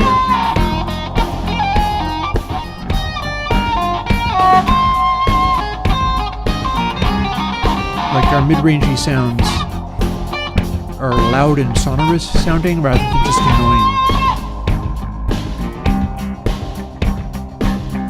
That said, I can probably pull back that just a hair. 18 to 19, just a dB, or more than that, more than that.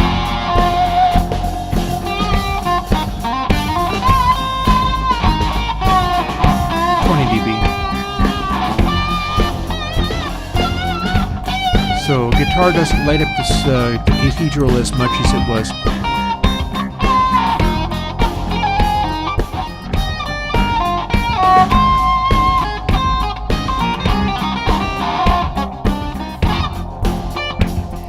It's also louder than it needs to be.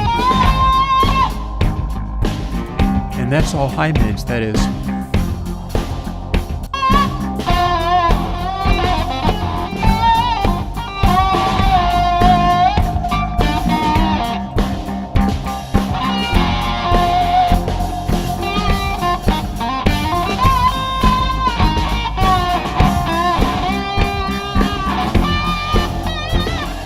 Bringing in just a little bit of low pass to try to make the guitar sound less aliasy. Just maximize that.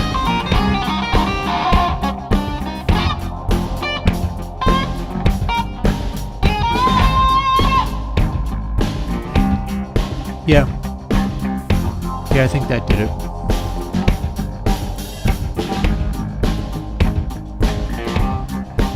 Now that we've done that, I've got about a half an hour before I start defrosting food for dinner. And as long as we're in this section, we've got another thing we can play with too. This is called Cheesy.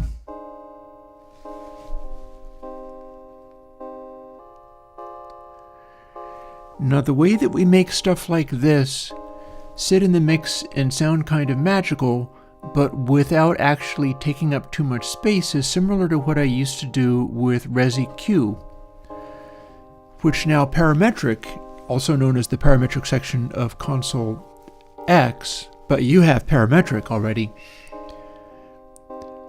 We construct the sound out of intensely boosted frequency sections of itself.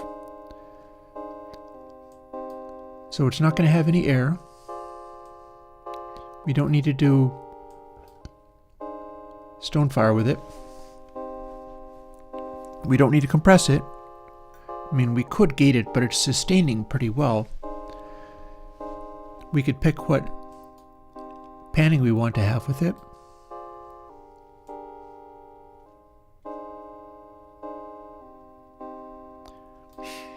But mostly what we want to do with something like this is find characteristic sounds inside it with the parametric EQ.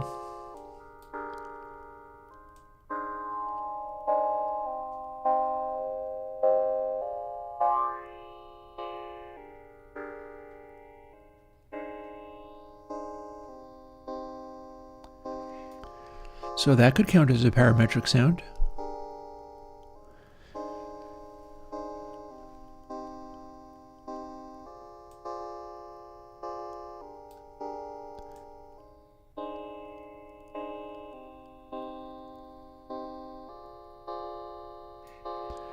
A massive boost and a very tight resonance, just enough to bring out some of that digitally tonality to it that it's got.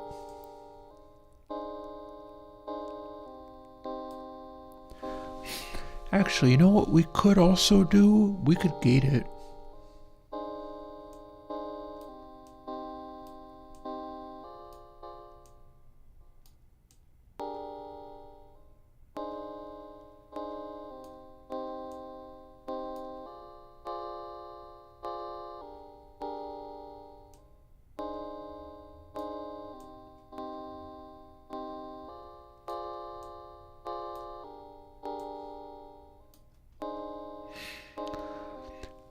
What am I doing? I'm hitting the wrong knobs. Compressor doesn't do nothing. It's the gate ratio, gate sustain, and gate release that's going to do stuff here.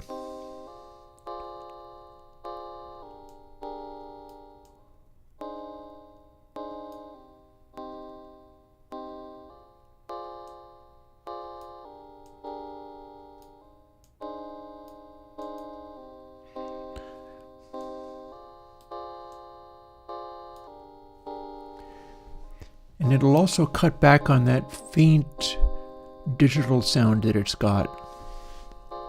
In fact, it's already doing it.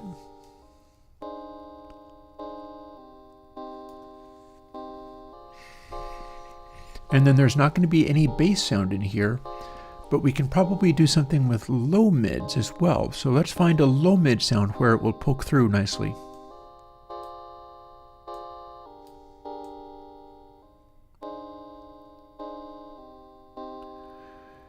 We're not successfully finding a low mid sound. Interesting.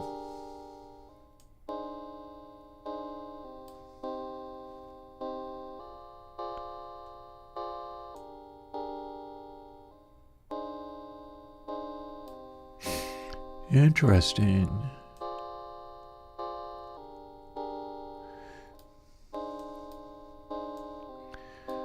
It might just be that this is interacting with the stuff I was dealing with before, where stone is at 0 and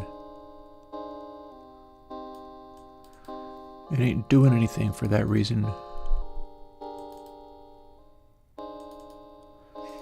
We'll put that back to neutral again.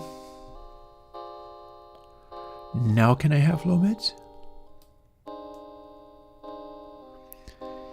I feel like none of this actually goes into the realm of low mids at all. It's all too high pitched. So let's play with treble.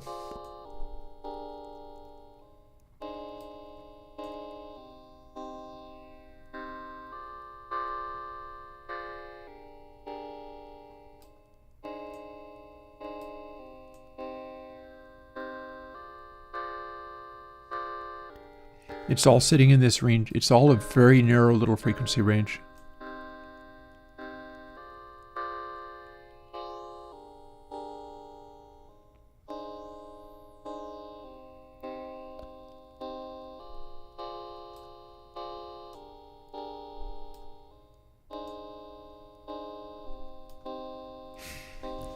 However, this does seem to have worked.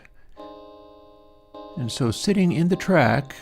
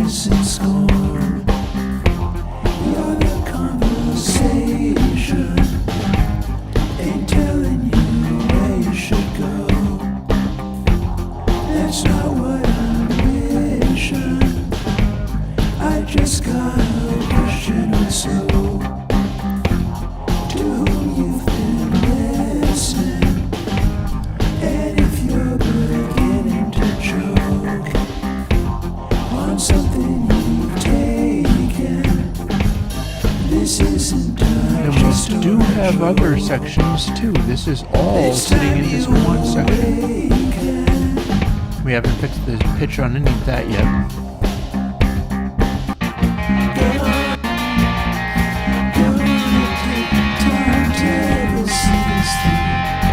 It ends like this.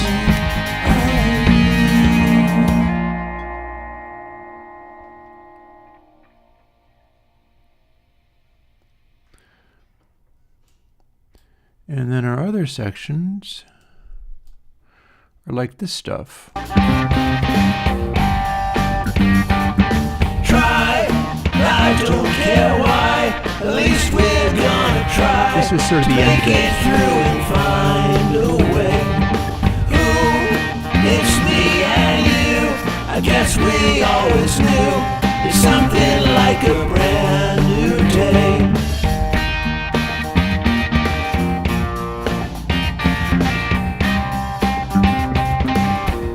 Section.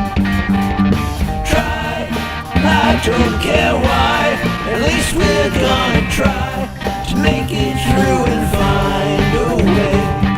Ooh, it's me and you, I guess we always knew. It's something like a brand new day. So that spikes upwards pretty aggressively. One thing I can do, at least we're gonna try to make it through and find. Here's something that was done on that track, Black Betty by Ram Jam. Is they had a thing, and one of the things that they did was take entire chunks of the song and literally just repeat them. So if this end chorus works for me, one of the things that I can do is simply duplicate it over. And if I like this final bit, where it's like blasting for the very top, it's me and you, I guess we always knew. We can just have more of it. Like we can just keep it going.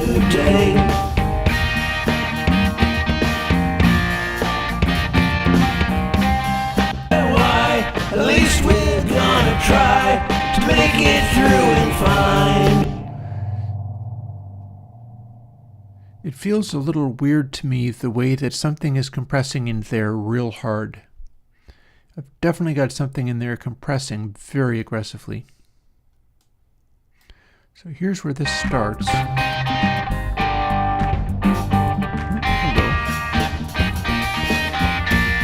Give me that back properly, thank you. Or maybe not. No matter, we got there.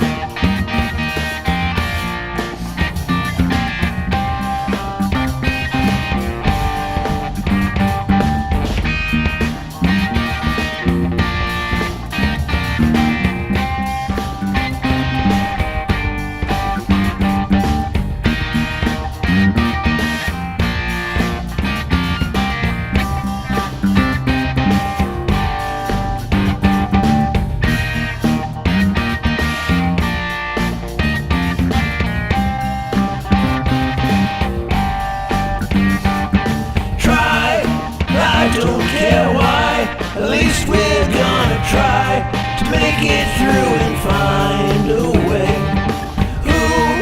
It's me and you, I guess we always knew there's something like a brand new day.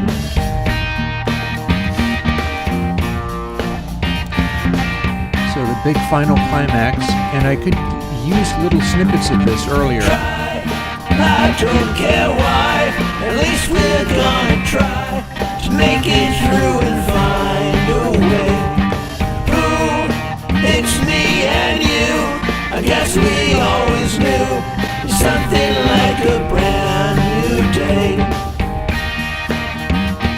It's weirding me out a little bit just how much this squishes as we hit the loud bits. And then it goes to the end bit.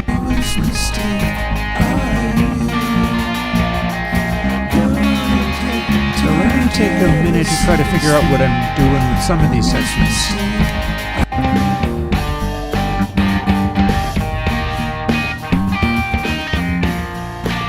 I like the rhythm guitar being this aggressive.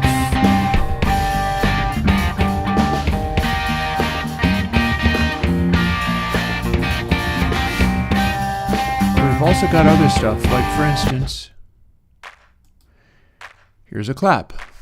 We've done nothing with the clap. We could do stuff with the clap.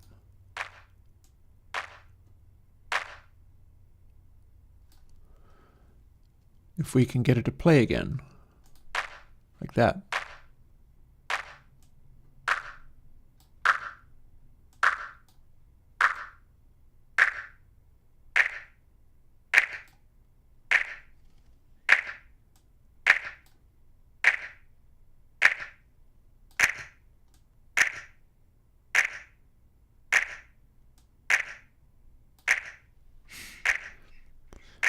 And we can put the clap into stuff like the cathedral, or if the cathedral is not a good idea, because that's too random of a noise to go in there,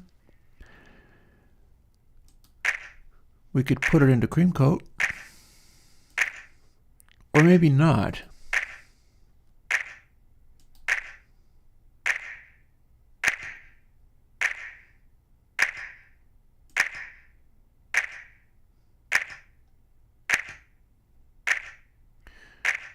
But if we do put it into cream coat, we can stretch it just a hair.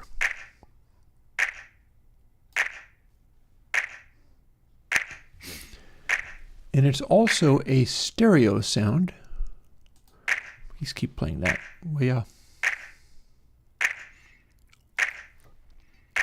Meaning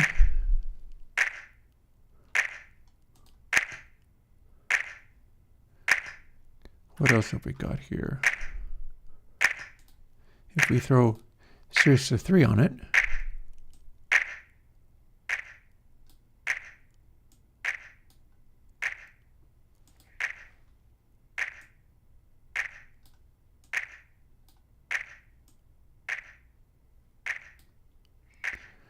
so this, hang on, is this not a stereo track? It should be a stereo track. I fear it is not. I see it highlighted down here. And that looks suspiciously like a mono track, meaning this is useless. Darn it.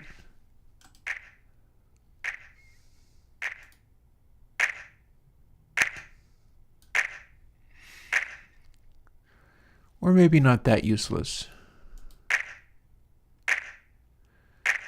Because we can always do some other things.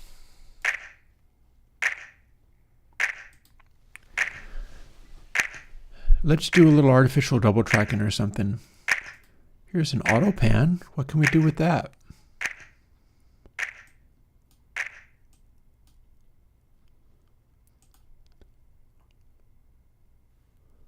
Oh, have we not got this in working order?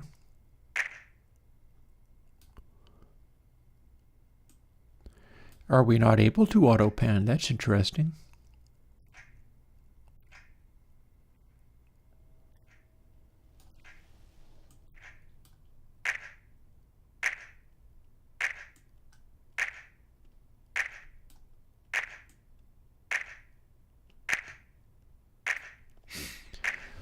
Okay, we can do this. Check this out. But let's put it into the console. We keep having to hit this again, but that's fine. So here's console channel. Here's AutoPan. Apparently, if I crank phase up all the way, it's going back and forth real fast. It's not a continuous sound, so it's posing me some problems that way. And then apparently, this would be easier to figure out on a different kind of sound. On just a clap where I'm only hearing the last little instant of it, it's not very helpful.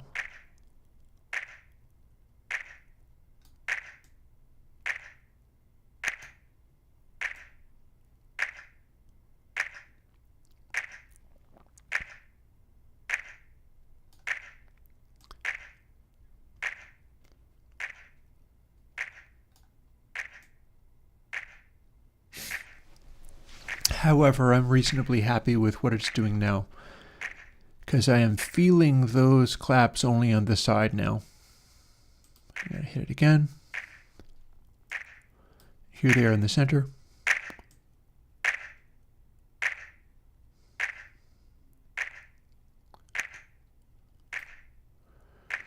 And here they are only on the sides.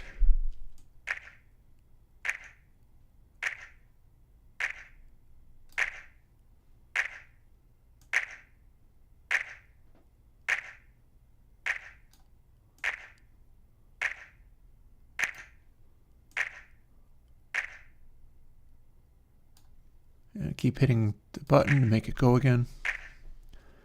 Annoying, but what are you going to do?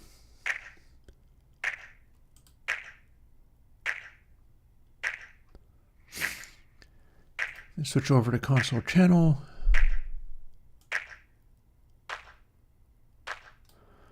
We can back off some of that high mid.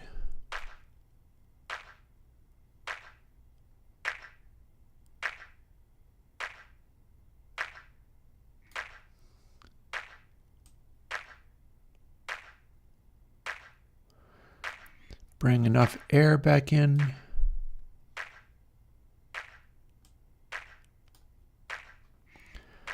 And back into the track. Now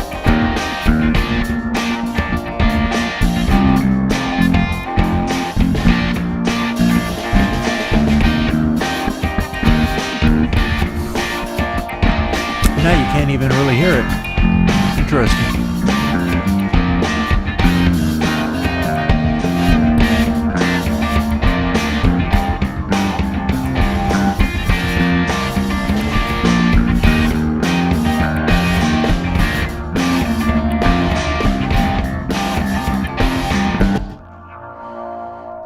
Very loud now. But we've got another chord too to pay attention to.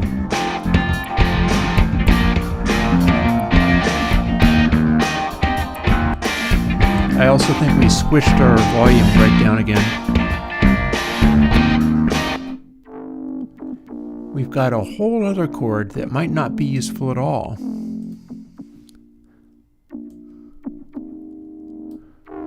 And it's only showing up in this one little section and doesn't appear to be anywhere else.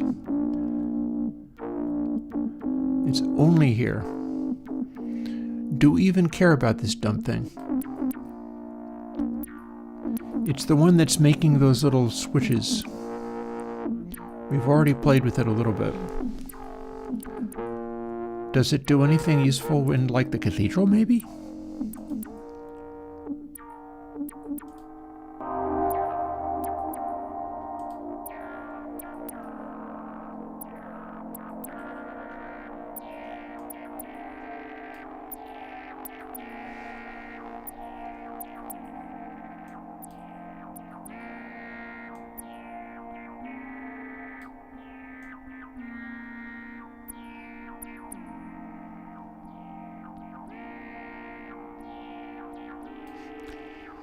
I can cut off that little spark at the beginning of it.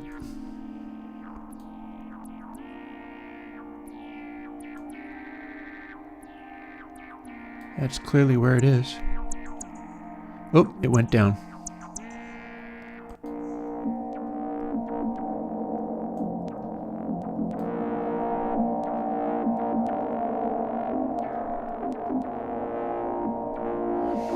We're clearly trying to duck it out using the treble parametric. And we're clearly boosting low mids. Let's neutralize these. We're not using this yet, so the question becomes, can we make it do anything useful?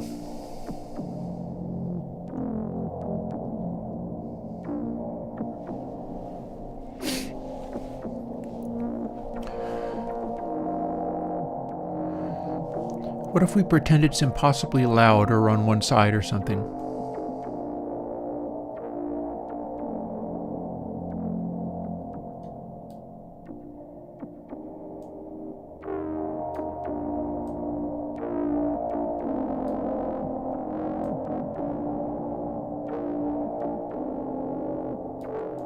We've already got stereo stuff. We got this.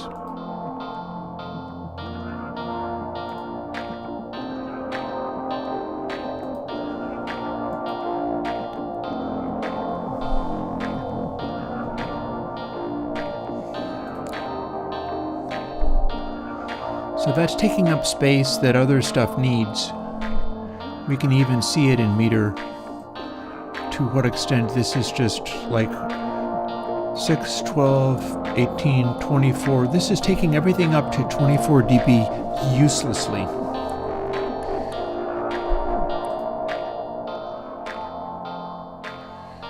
Without it, the other stuff is a lot quieter and mellower. We bring this in. This is very much a distorted synth sound going on.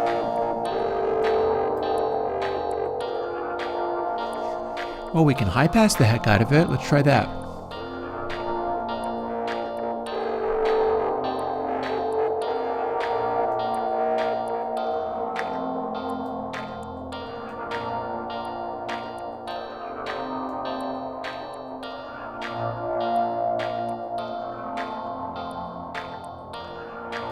What's the rhythm guitar doing at this time?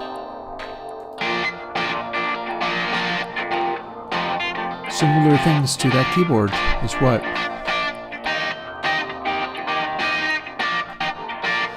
So we gotta have this, if we've gotta have this funny chord,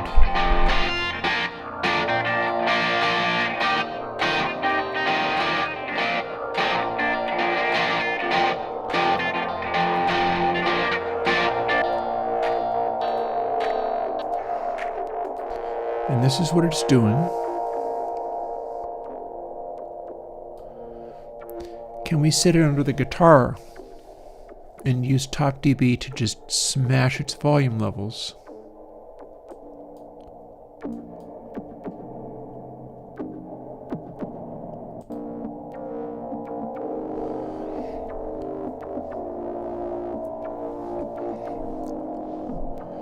And then maybe not hit it into the cathedral sound so much.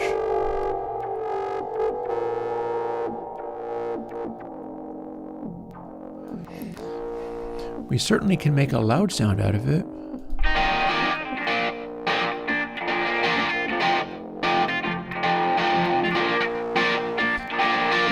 So if this was filling up the body of the rhythm guitar, oh, and we've got rhythm guitar's range on 0, which needs to not be happening.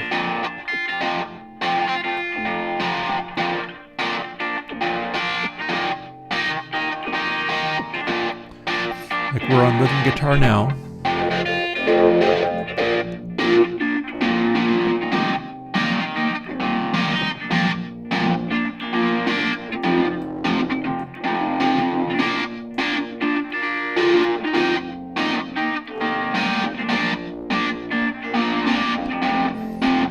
There's rhythm guitar body that's not producing other unwanted sounds. So light, and just a little bit of weight to the rhythm guitar in a way that's not interfering with anything. Now we go back over to chord, Same deal, low mid. What's low mid gonna do?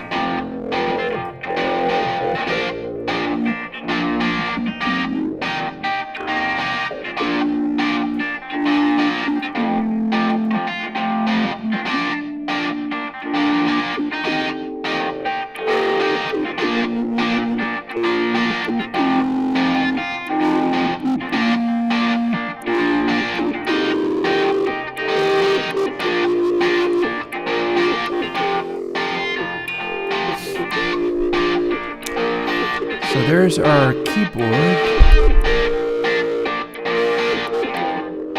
merging with the guitar as best we can.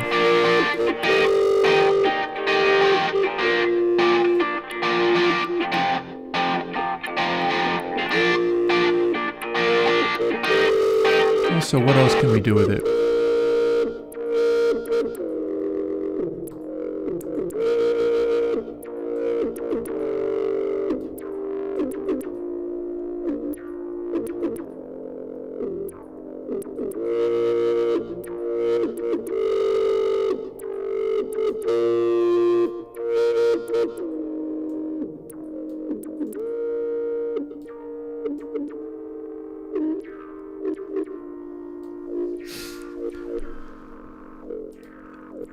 Don't see why not, Sebastian. Remember, the main thing is have an amazing song, and that's a whole other story, so who can say? Peter say hit record sound? Yes, absolutely. I have a Rode NT1. I'm not using it for stuff. Probably going to sell it off, but I have one of those. Those are fine. SM7B is fine. So let's make this into a deeply obnoxious sound that'll blend with the rhythm guitar. We wanted to do this nastiness.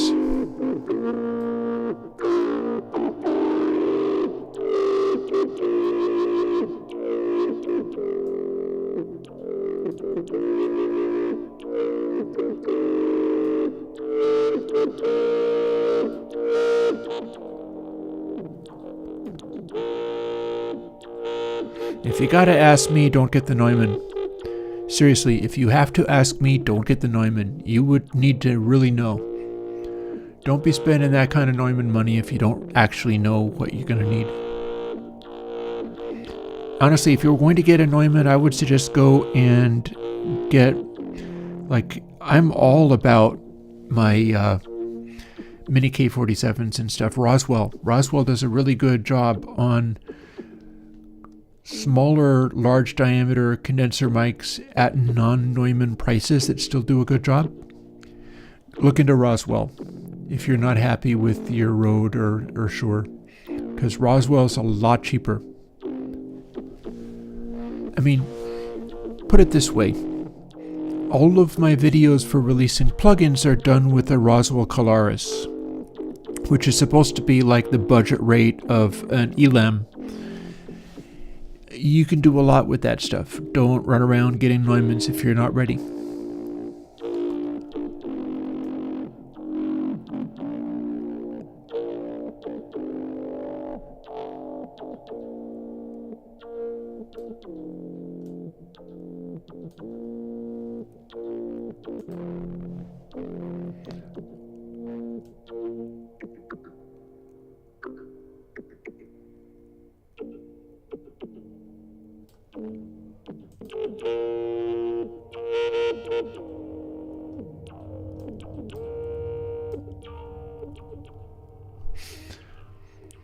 And now that we've dialed in this obnoxious sound, let's pad the heck out of it.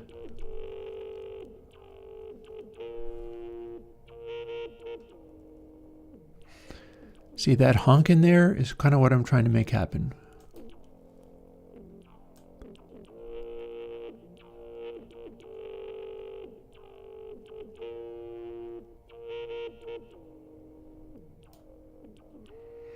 And we want to combine it with a rhythm guitar.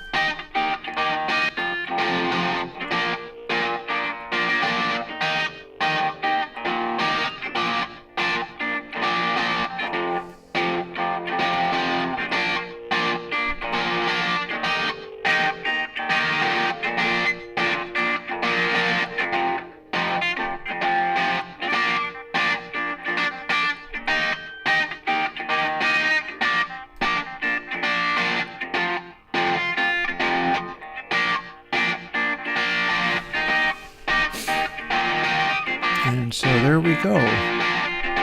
And so now we've placed this remaining chord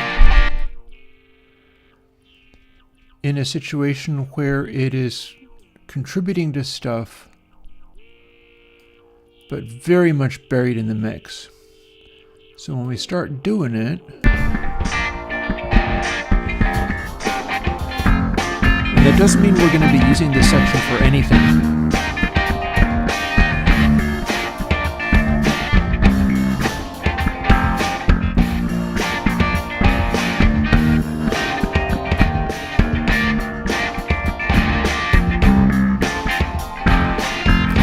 But you kind of hear what I'm trying to do with that chord.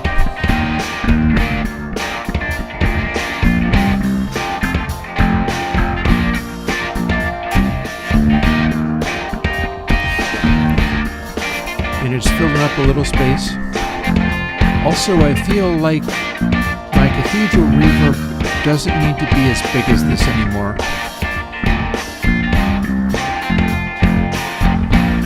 So two things. One, we'll back off on the top dB inside Cathedral 3.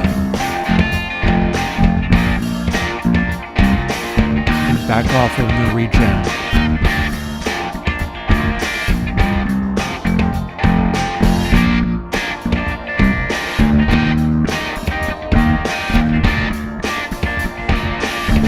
So now that's not as sustaining as it was.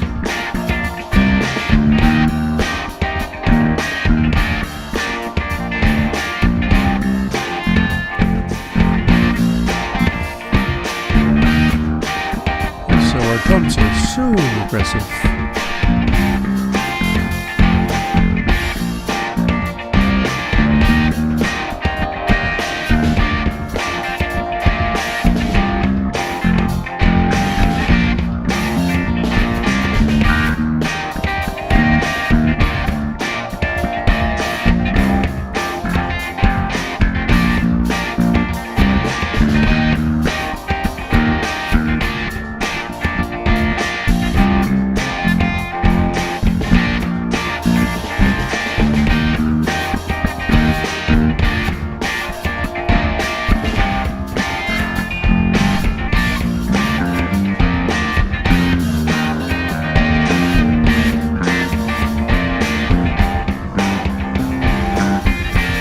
One of the things I'm also trying to do here is not have those percussion spikes more than 6 dB over the body of the rest of the stuff.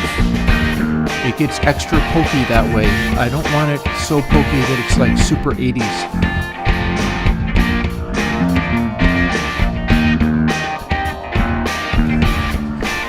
And I'm still a little concerned about the amount of compression on these drums.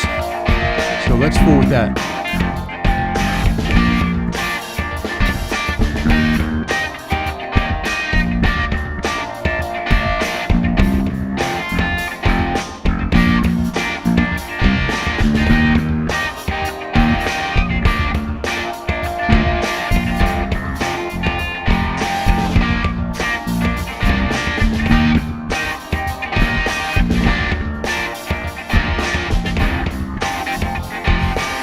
Hats are in trouble.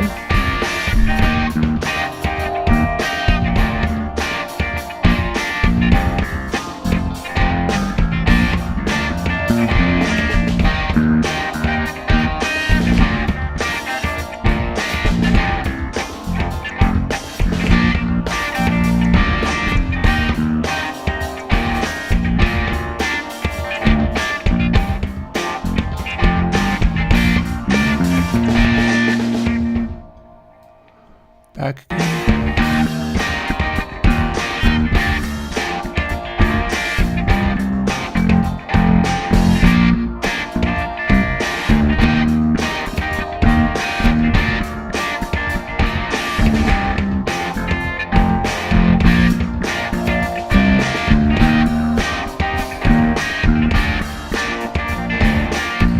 Try not to have these low frequency spikes too huge.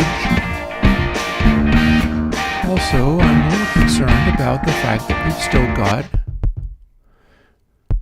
electronic kick, and we've done nothing with electronic kick. So let's play with this a little bit, because I can see that nothing has been done here other than we're boosting the low bass, which I'm not sure is necessary for this guy. It's just taking up space now.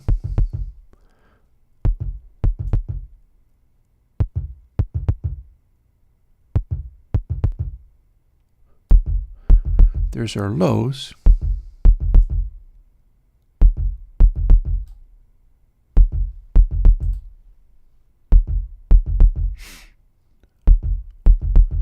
Let's drag that over here so that I can see.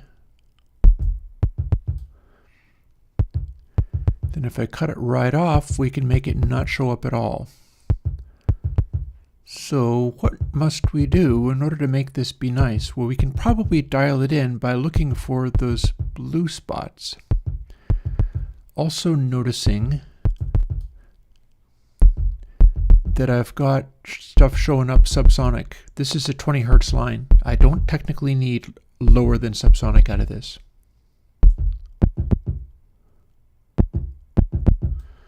That's one very effective way of stopping that. High pass. We can darken.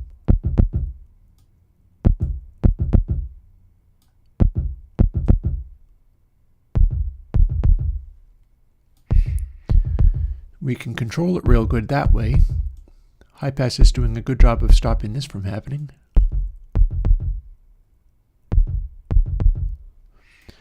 We could also gate. That's going to control it quite well. So if we gate it, here's the gate threshold.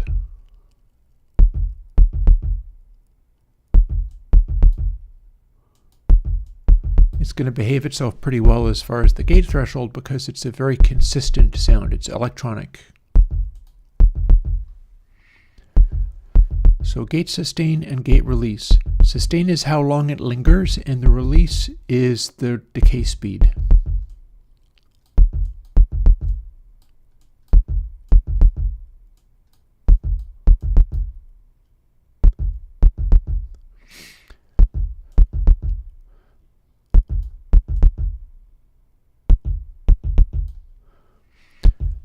So we do this, we can make it trigger only upon the gate hitting.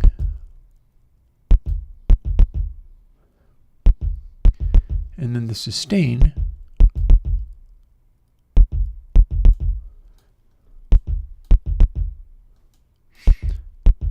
and the release. So we're going to make it with the quickest possible release.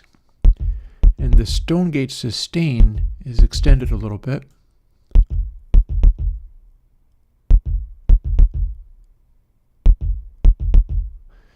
We can fool with Stonefire a little bit.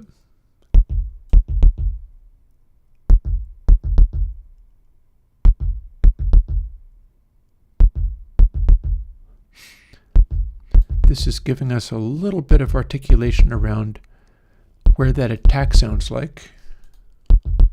Also notice we've got everything way louder than we need, but that's just because I'm dialing it in and about to go and deal with my defrosting food for dinner. I like the fact that it is showing up as blue, indicating that I've got some of that dialed in okay. I also like that feel.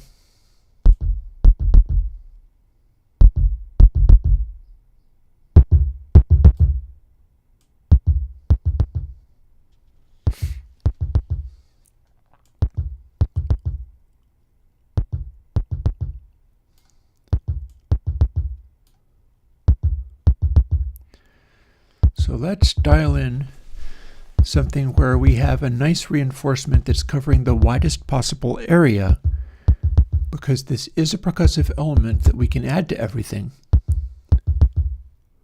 But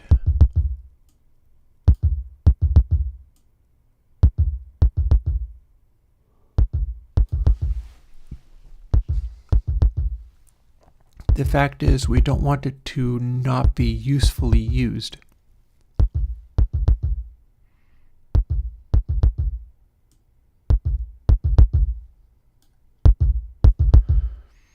Here we've made it louder.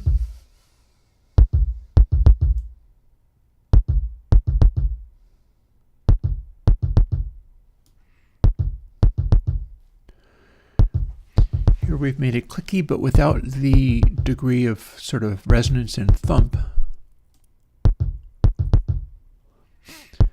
Drop it all the way down and we have nothing but the click attack.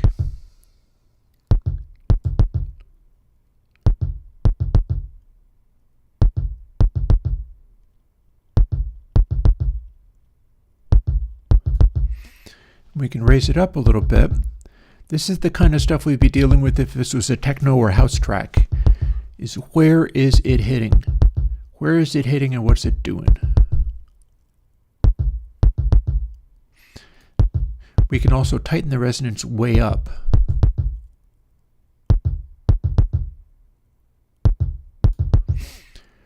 Which enables us to dial in lower frequency stuff.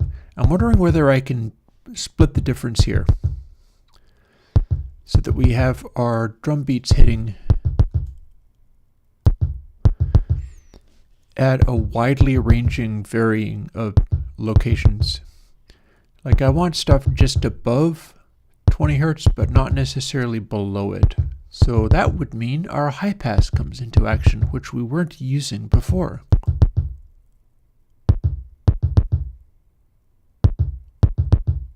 Or more?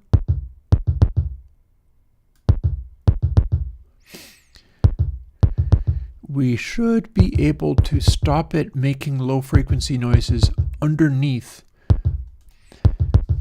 that 20 Hertz line. See, it's 2K, 200 Hertz, 20 Hertz. Big, lovely peaks under here are useless.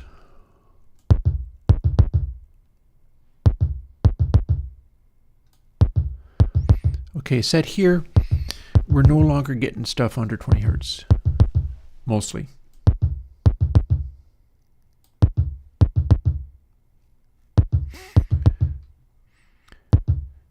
And that's a nice beefy thump, which isn't muddying everything up too much.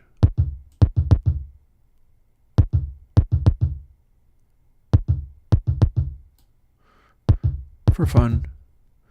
Let's put in some kind of other thing. I bet I haven't done anything with Metal Hat. Yeah, I bet I haven't done anything with this. Haven't even panned it or nothing. And that definitely has to be quieter than that. We don't need it being that loud. The song is basically made up of all kinds of other sounds, so these are just gloss. These are just icing on the cake.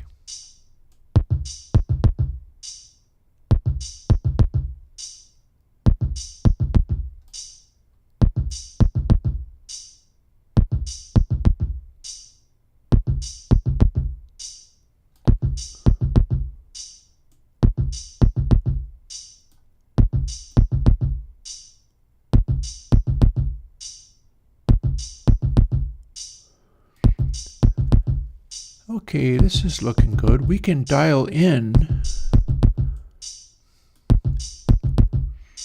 a optimal balance spot if we're careful. See these? This means it was doing pretty well at that moment.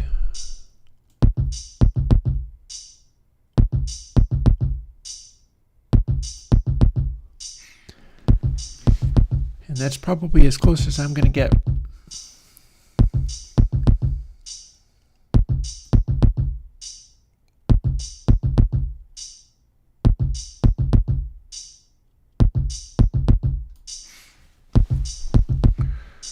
So that kick can be used for stuff. And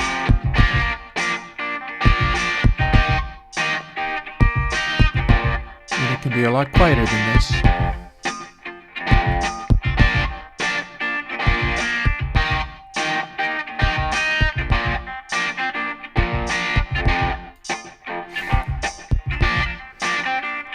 We've done next to nothing with Metal Hat here, other than crank the treble apparently.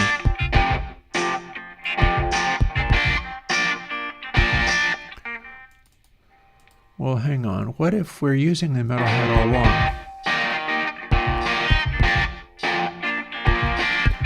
no parametrics. Here it is.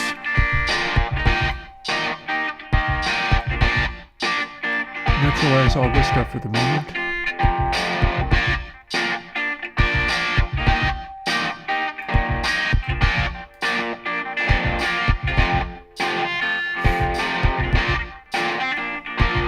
Pull Firestone out completely, and we're only going to use the air band of Metal Hat.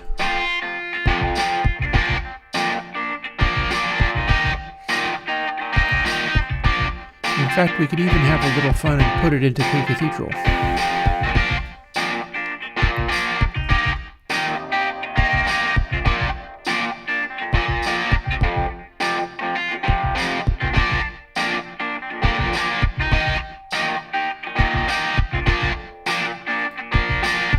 Just a little hint of it into the reverb.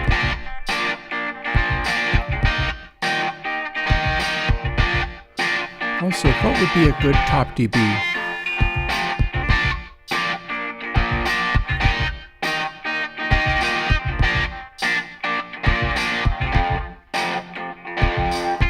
I'm gonna say low.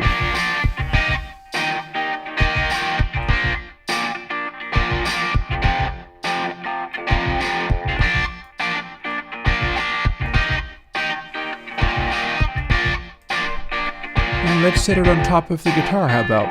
We're going to hide it, so...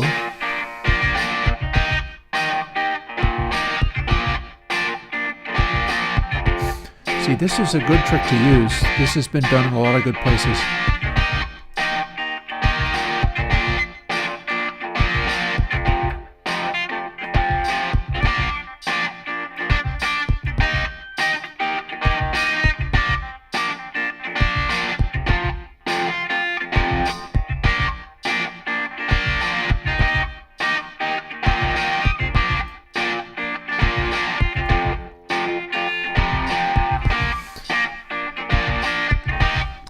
This was used on, or this concept was used on a Led Zeppelin track,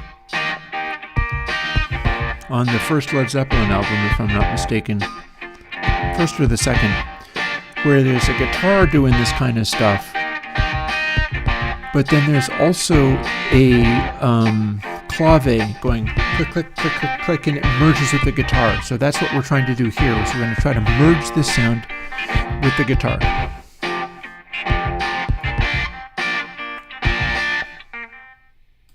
Play it again.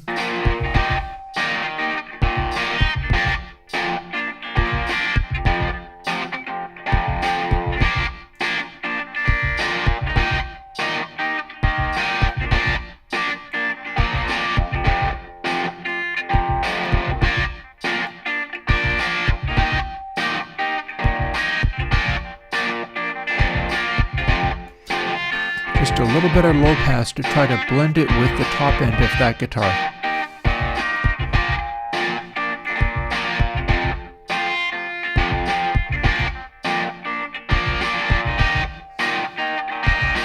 Likewise.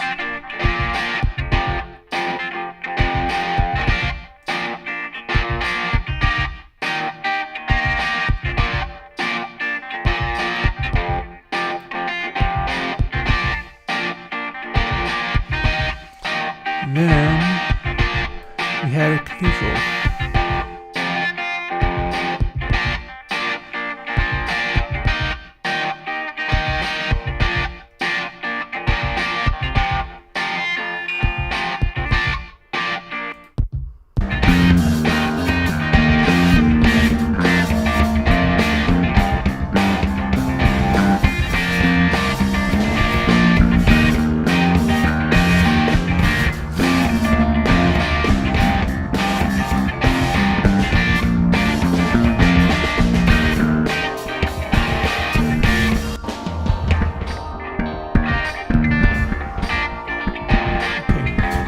I'll be right back. I'm going to defrost some food. I'll leave this playing.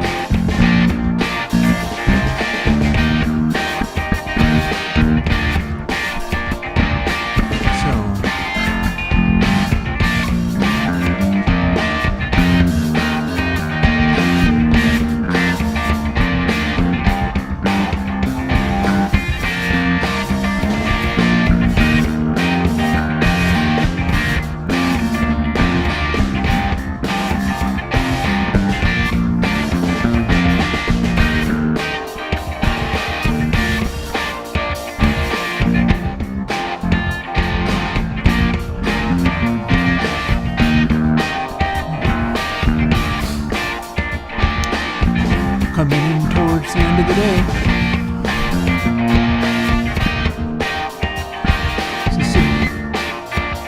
In some circumstances, this is the end of the track. I'm not sure whether we're going to have it be the end of the track. Here's our big indie chorus part. I don't care why, at least we're gonna try to make it through and find a way. Ooh, it's me and you, I guess we always knew. How is this so distorted and how is this so compressed? I mean, I'm not complaining with what it's doing on the meter, but it's weirding me out what it sounds like. Maybe my voice is too loud? I don't care why, at least we're gonna try to make it through and find a way. Ooh, it's me and you, I guess we always knew something like a brand new day.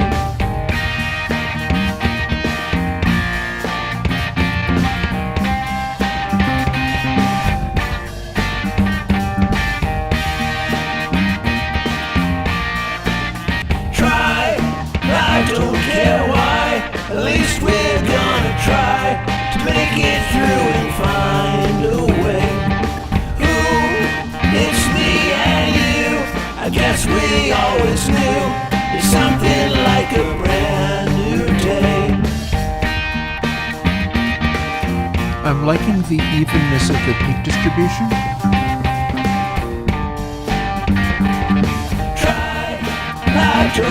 Oh, I would be all over Roswell kits. I have never used Roswell kits. Make it through and find a way.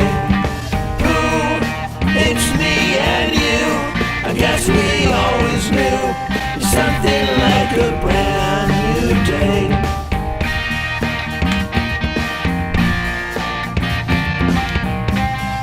So the evenness of distribution here is something that's working pretty well for me.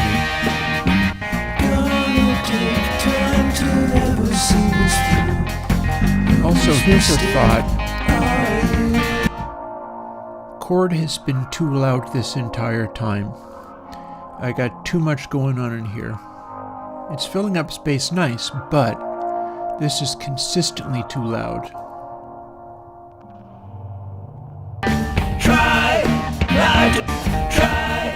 I don't care what.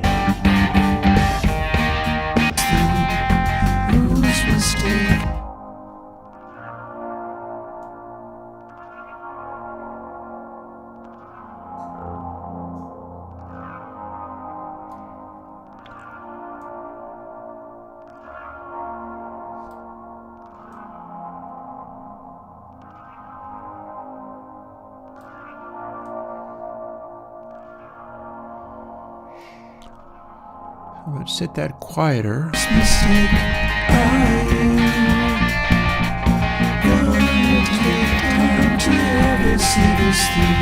let's play with the volumes of these too.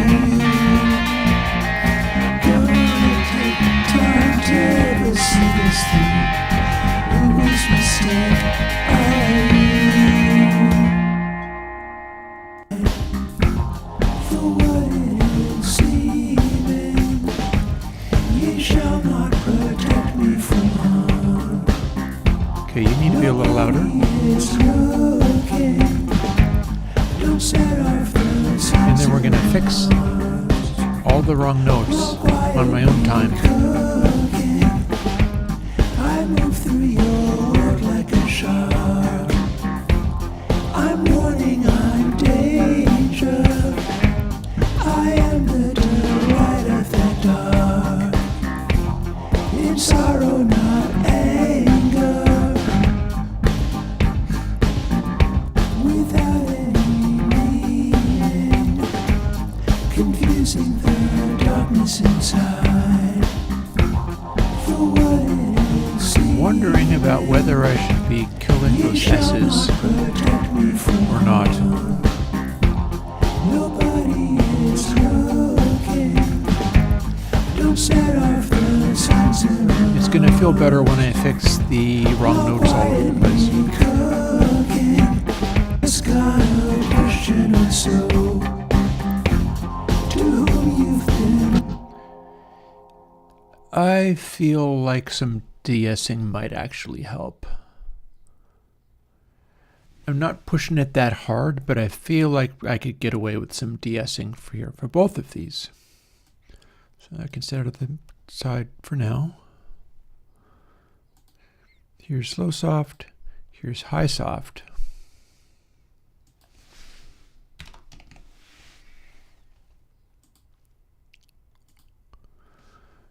And here's high soft with soloed.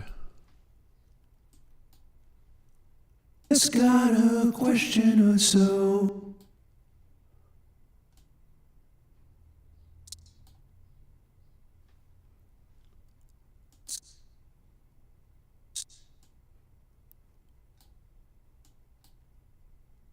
Ooh, I've got it in the wrong place though. That's better.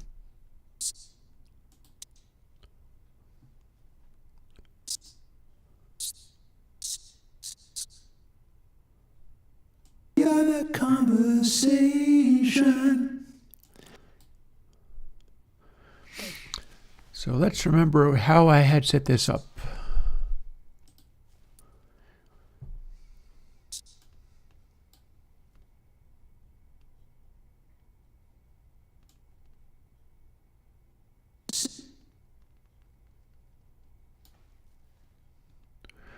Ooh, I don't necessarily want to have it go to a dark S. I feel like I might want to have it go to a bright light S. And listen, no horizon. Where once there was sickness and scorn. Here we go. You're the conversation. Ain't telling you where you should go. That's not what I'm wishing. I just got a question or so. To whom you've been listening. And if you're beginning to choke on something you've taken, this isn't a jest or a joke. It's time you awaken. Have to do a bunch of fixing on all of those things, but that is a tentative debest setting that'll work.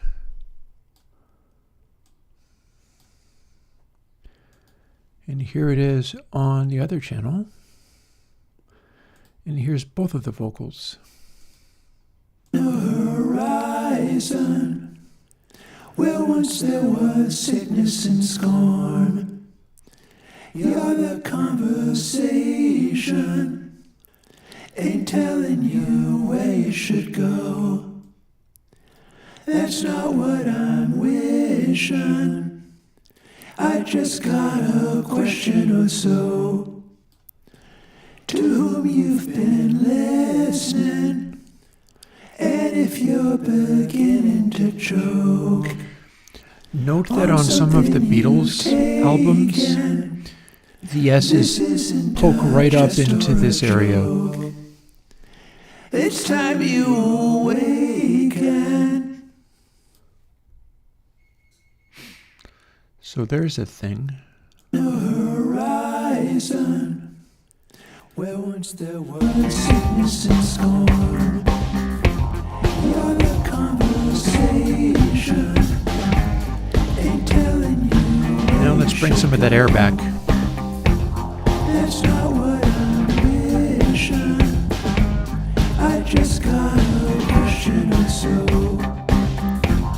To whom you've been listening. And if you're beginning to choke on something you've taken, this isn't a jest or a joke. It's time you awake.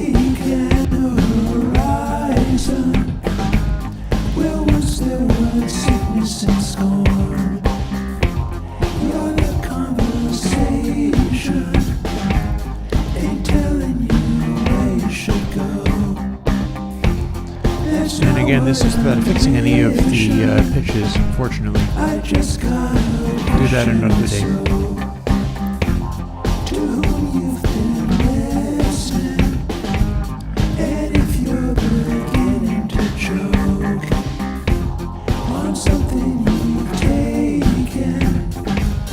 This isn't a jest or a joke. It's time you awaken.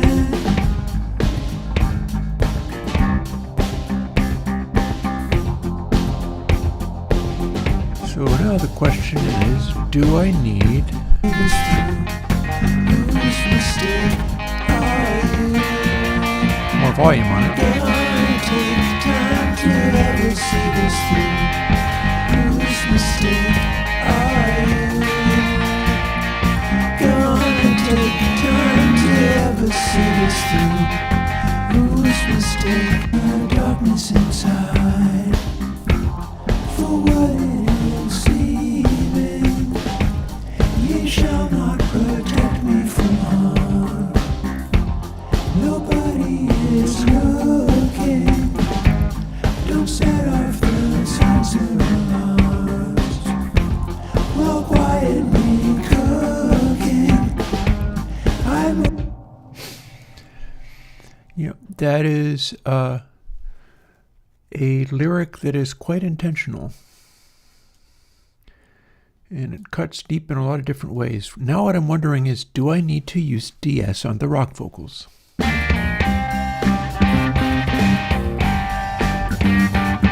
try.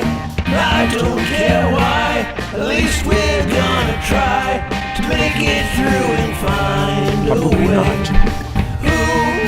It's me and you. I guess we always knew it's something like a brand new day. Absolutely not. I do not need to use DS on the rock vocals. And the reason for that is they're belted so loud that they're completely overwhelming the volume of the S's all by themselves.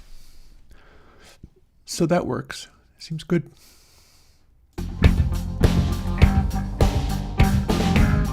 We're lying alone in the night without any meaning, confusing the darkness inside. This will be much nicer once I fix the pitches. Ye shall not protect me from harm. This has to be quite strong though. It's looking. Maybe I can. Don't set off the signs of alarms. While quietly cooking, I move through your world like a shark. I'm warning, I'm danger. I am the delight of the dark. In sorrow, not anger. So in this, we've got all these lower vocals. Are you gonna take time to ever see this through? Whose mistake are you? Doing this kind of stuff. We have a guitar solo.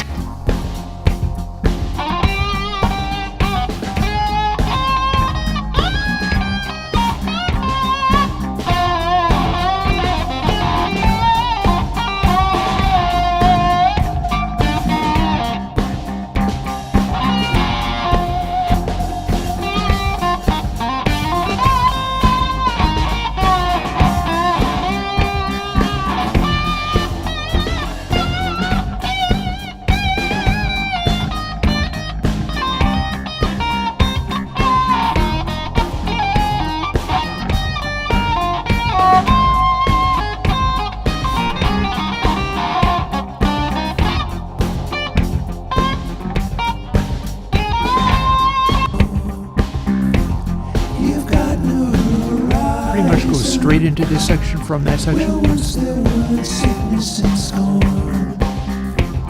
You're the conversation, ain't telling you where you should go. Supposed to be a sense of drama in there. That's not what I'm wishing. And I have never quite resolved how the arrangement should go. Ooh. And I've got one track we have done nothing at all with.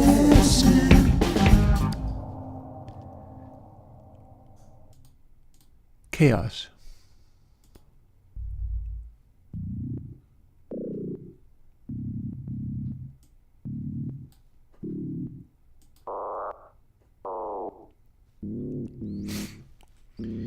We've got this here in the middle of everything else.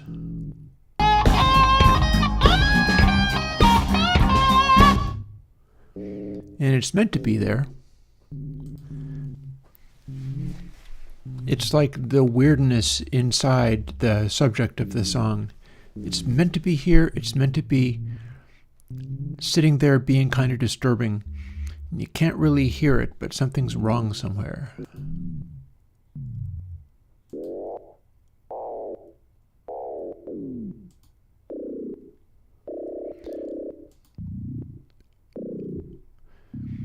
So this needs to be buried in the mix, but I need to have it in here somewhere. And we have done no mixing with it. It's not going to be a loud sound, so we're going to take top dB and put it all the way down to 70.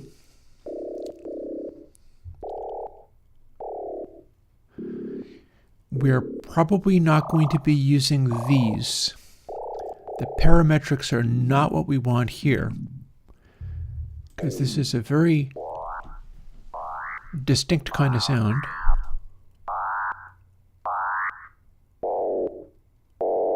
Like, this is what we're working with.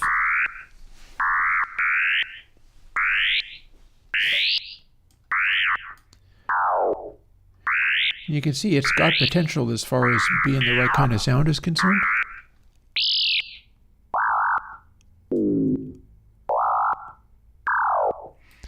A fair amount of the time, the peak energy it's creating is optimal.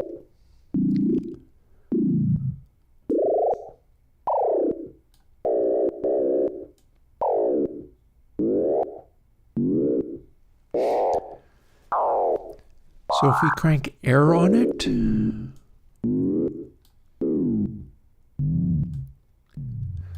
the combination of air on it and top dB of almost nothing means that it will kind of stick out of the background even though it is not a very high frequency sound. And that's kind of the idea. I want it to be... I would also not mind it doing some weird things in the stereo image. It's sitting there centrally, and I don't want it to be sitting there centrally. I would like it to be doing something weirder than that. So let's see what we can make happen. Recently used. How about auto pan?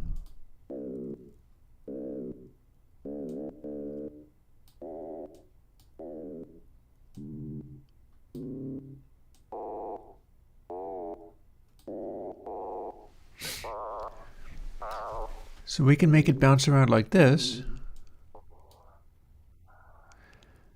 That is apparently just turning it into side channel only, which is not really what I had in mind.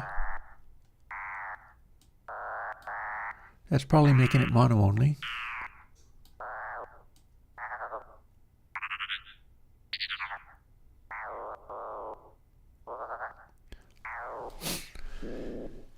Phase is probably... yeah.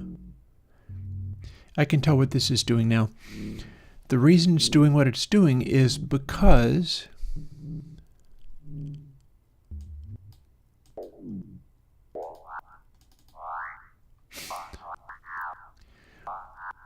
auto pan isn't necessarily making the sides opposite volumes.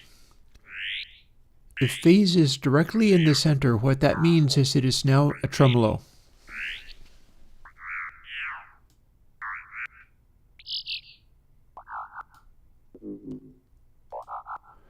As we start increasing phase, it starts going to hard left and right, and wide is another thing. So if we do this, now it's bouncing around from left and right rather than being just a tremolo.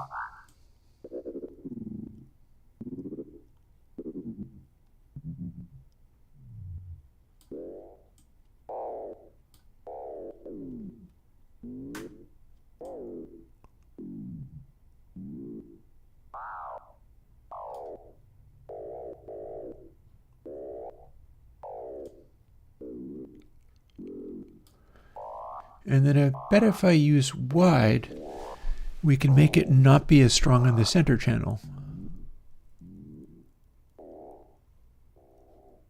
But we don't want to go too exaggerated with it.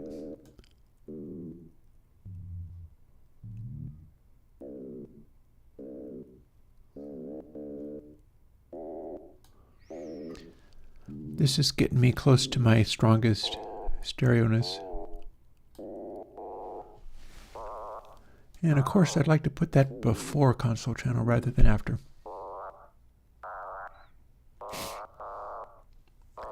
So now we've got this. I would like it doing the stereo thing. What else can we do to freak it out and make it be weirder?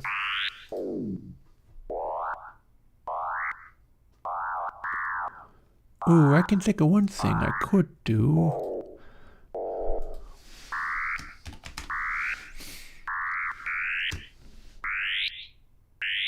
Well, hang on.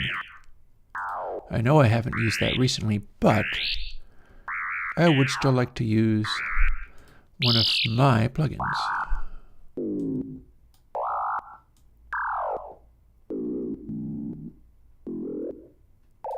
Here we are.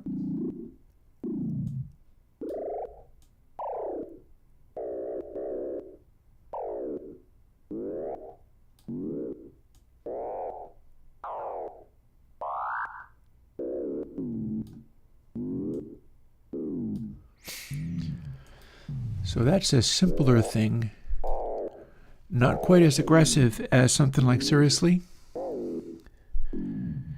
but it is going to increase the wideness. So now that we're playing with this in our final 20 minutes or so of stream, I'm not going to go over stream today. Now that we're playing with this noise is the final noise we have done nothing with yet. We've done everything else. We've done that. We've done that. All of the things.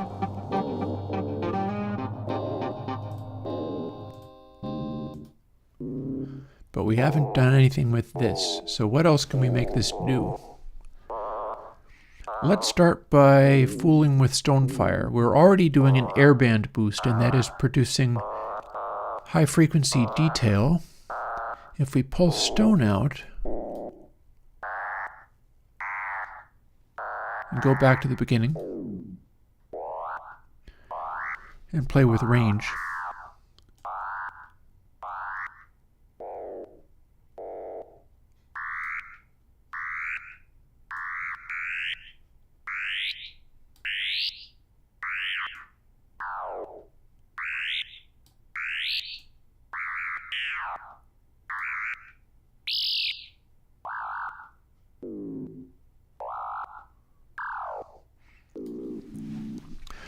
we can definitely throw a little more character onto that.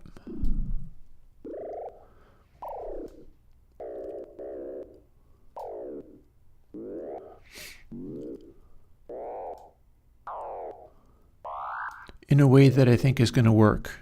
And again, we're careful not to touch any of the EQs because I want this to be a real different texture from all of the EQs with their band passiness going on. And the top dB is as low as it'll go because it needs to be a close-up sounding noise. And just poking into your brain a little bit. That probably means I need to pull fire back because we're balancing this mostly on top of air. I probably don't need to do the high passes and low passes though. Let's see what it sounds like when I do just a touch of low pass.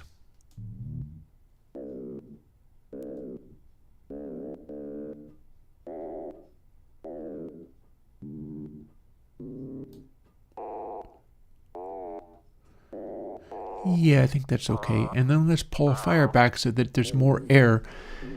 These are sine waves. So none of them are creating actual airband content. And yet, when we pull it off, it feels a little different. So when we pull the fire channel, way down.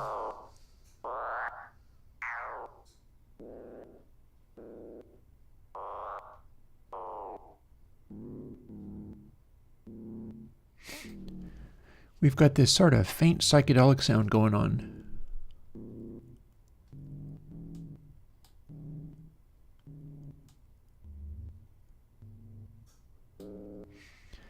And its low frequency noises can't really express themselves very well.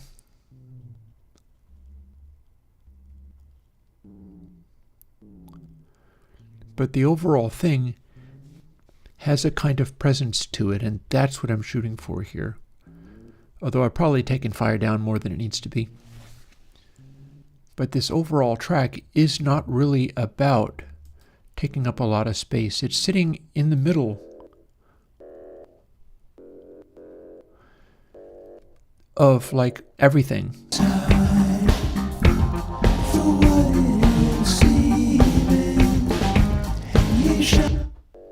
Like everything else is happening. So it's okay for this to not really register, but I want it to show up now and then.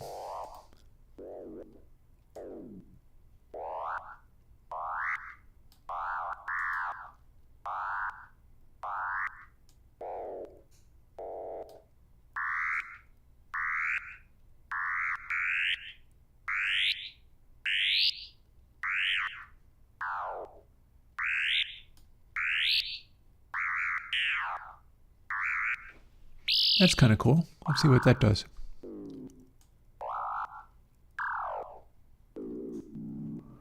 We'll bring a little bit more in. Fader is really kind of cranked. Didn't really expect to crank the fader that much.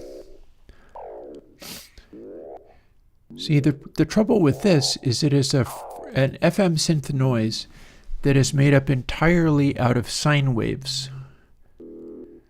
So it kind of is hard to hear, and we're not doing much with it to make it be any easier to hear.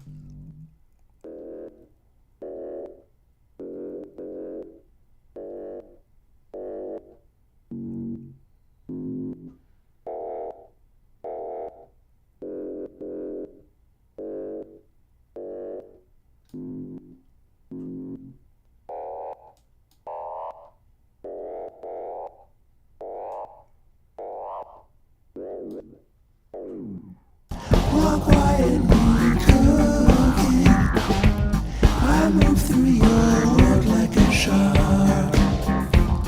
I'm warning on danger. I am the daylight of the dark. In sorrow, not anger.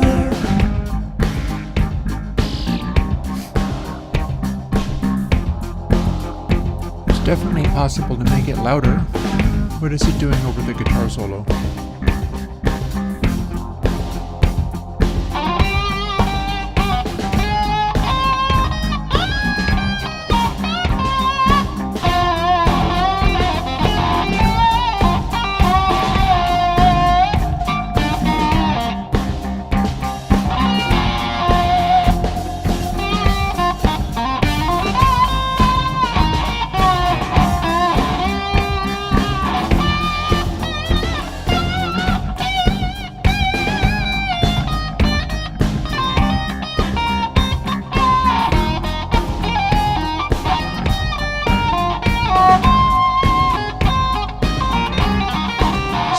Probably set the levels based on how it comes out of that first verse.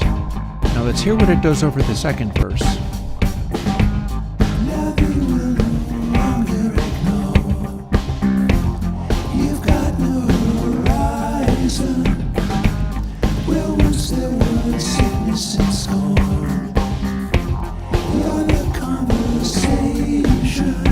It's quite strong there. That's not what I'm wishing. I just got a question or so. To whom you've been listening. And if you're beginning to joke on something you've taken, this isn't a jest or a joke. it's time you awaken. And I don't think it's happening over Whose Mistake Are You. Let's find out. Nope. Goes away for that. And I don't think it's happening over any of the other tracks as well, but I could find out. Get through and find a way. Nope, it's not happening here. It's me and you. I guess we always knew there's something like a brand new Yeah, it's day. only in this part.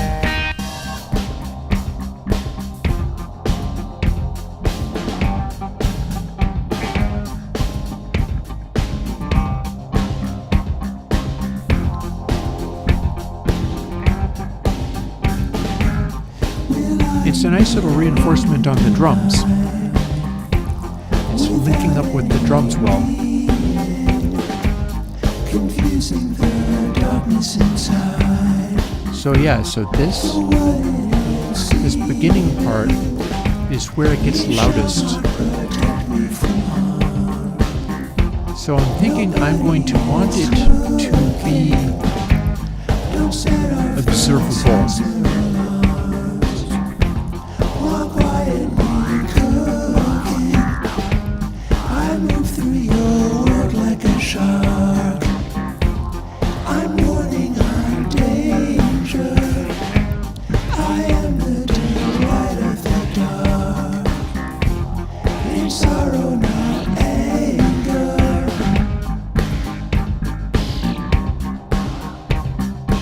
So that's about as loud as I wanted to get, but I wanted to have a little more body when it's doing that stuff. So I'm thinking we're going to do that with the Stonefire section, which is kind of like a pre-gain. So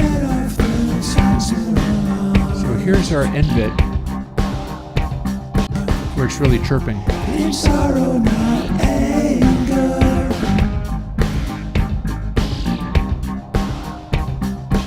That's about as loud as it's going to get. That little chirp there is about as loud as it's ever going to get. So let's make that be as loud as it's ever going to get.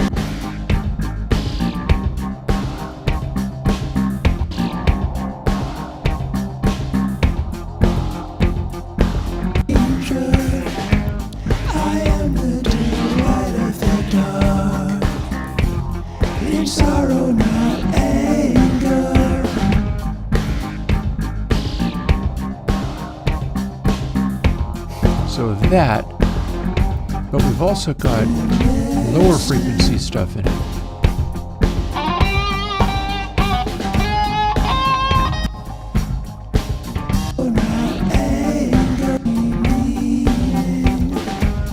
Confusing the darkness inside for what it is seeming.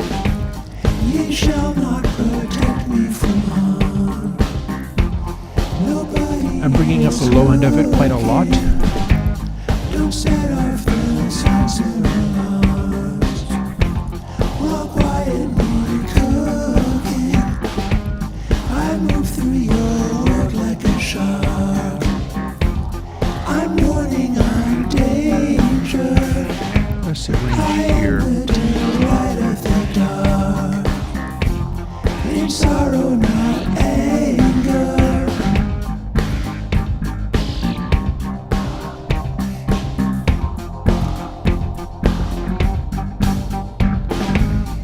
So this is going to continue quite a long time.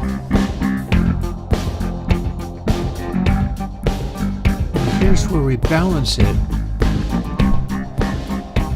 against the rest of the track, because it's doing this.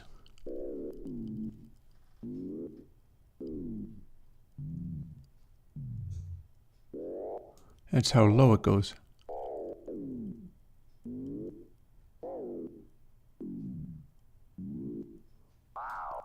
And since we're using Stonefire, if we make them uneven, which it is, it will throw a little extra texture in there, which will make it more audible.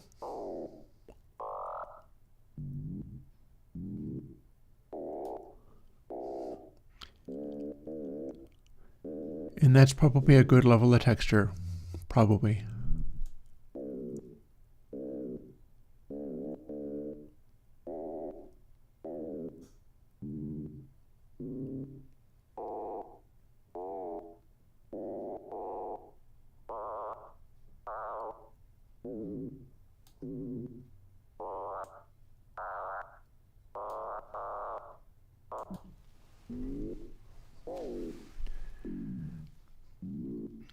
So that's going to be buried in the mix a lot, but it needs to be peeking out constantly.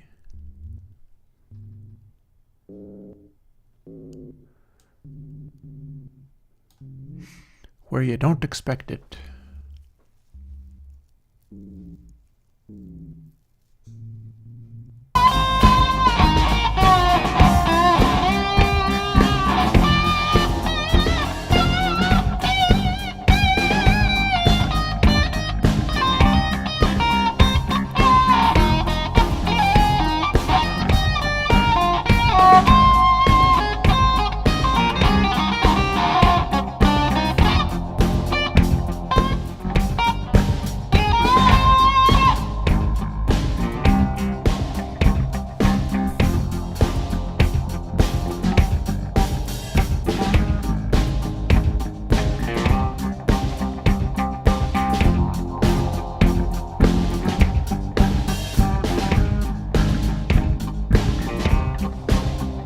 And so here's how we do.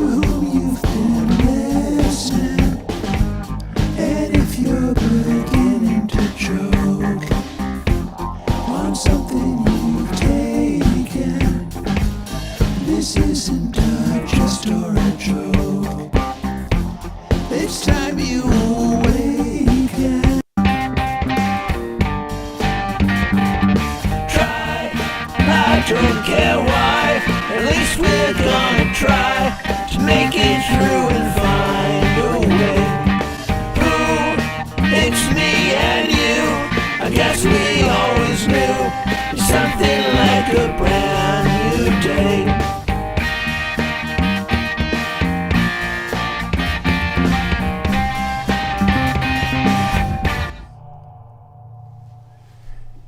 And yeah. So hit save. So that was cool. We got some stuff done, most definitely. And yeah, well, part of the deal with that, bear in mind, I don't have an individual kick mic. You might not know that. Those are not multi-mic, that's a room mic. There's literally no kick mic. It's room mics. That's all you're hearing. So some of what's happening is simply because the kick does actually have that sound. But yeah, there's a lot going on there. And we'll get back to this. It is 5 o'clock. It's time for me to go and have my tacos, do my exercises, get ready for the weekend. I'll decide what plugin to put out this coming Sunday. And we'll get back to working on this unless I finish it up on my own time and put it in the box for putting out on an album. But it's going to end up going in a box. And it's going to end up going up on Bandcamp when I finish the EP and or album that it goes to. I feel like it came together better than expected, so that's cool. And I've got a lot of tiny little fixes for pitch problems, much like I did with that chorus. And on that note, I'll talk to you folks later, and I'll be live streaming again on Tuesday, as is my habit, and I'll put out some kind of plugin this coming weekend. And I'll talk to you later. Bye-bye.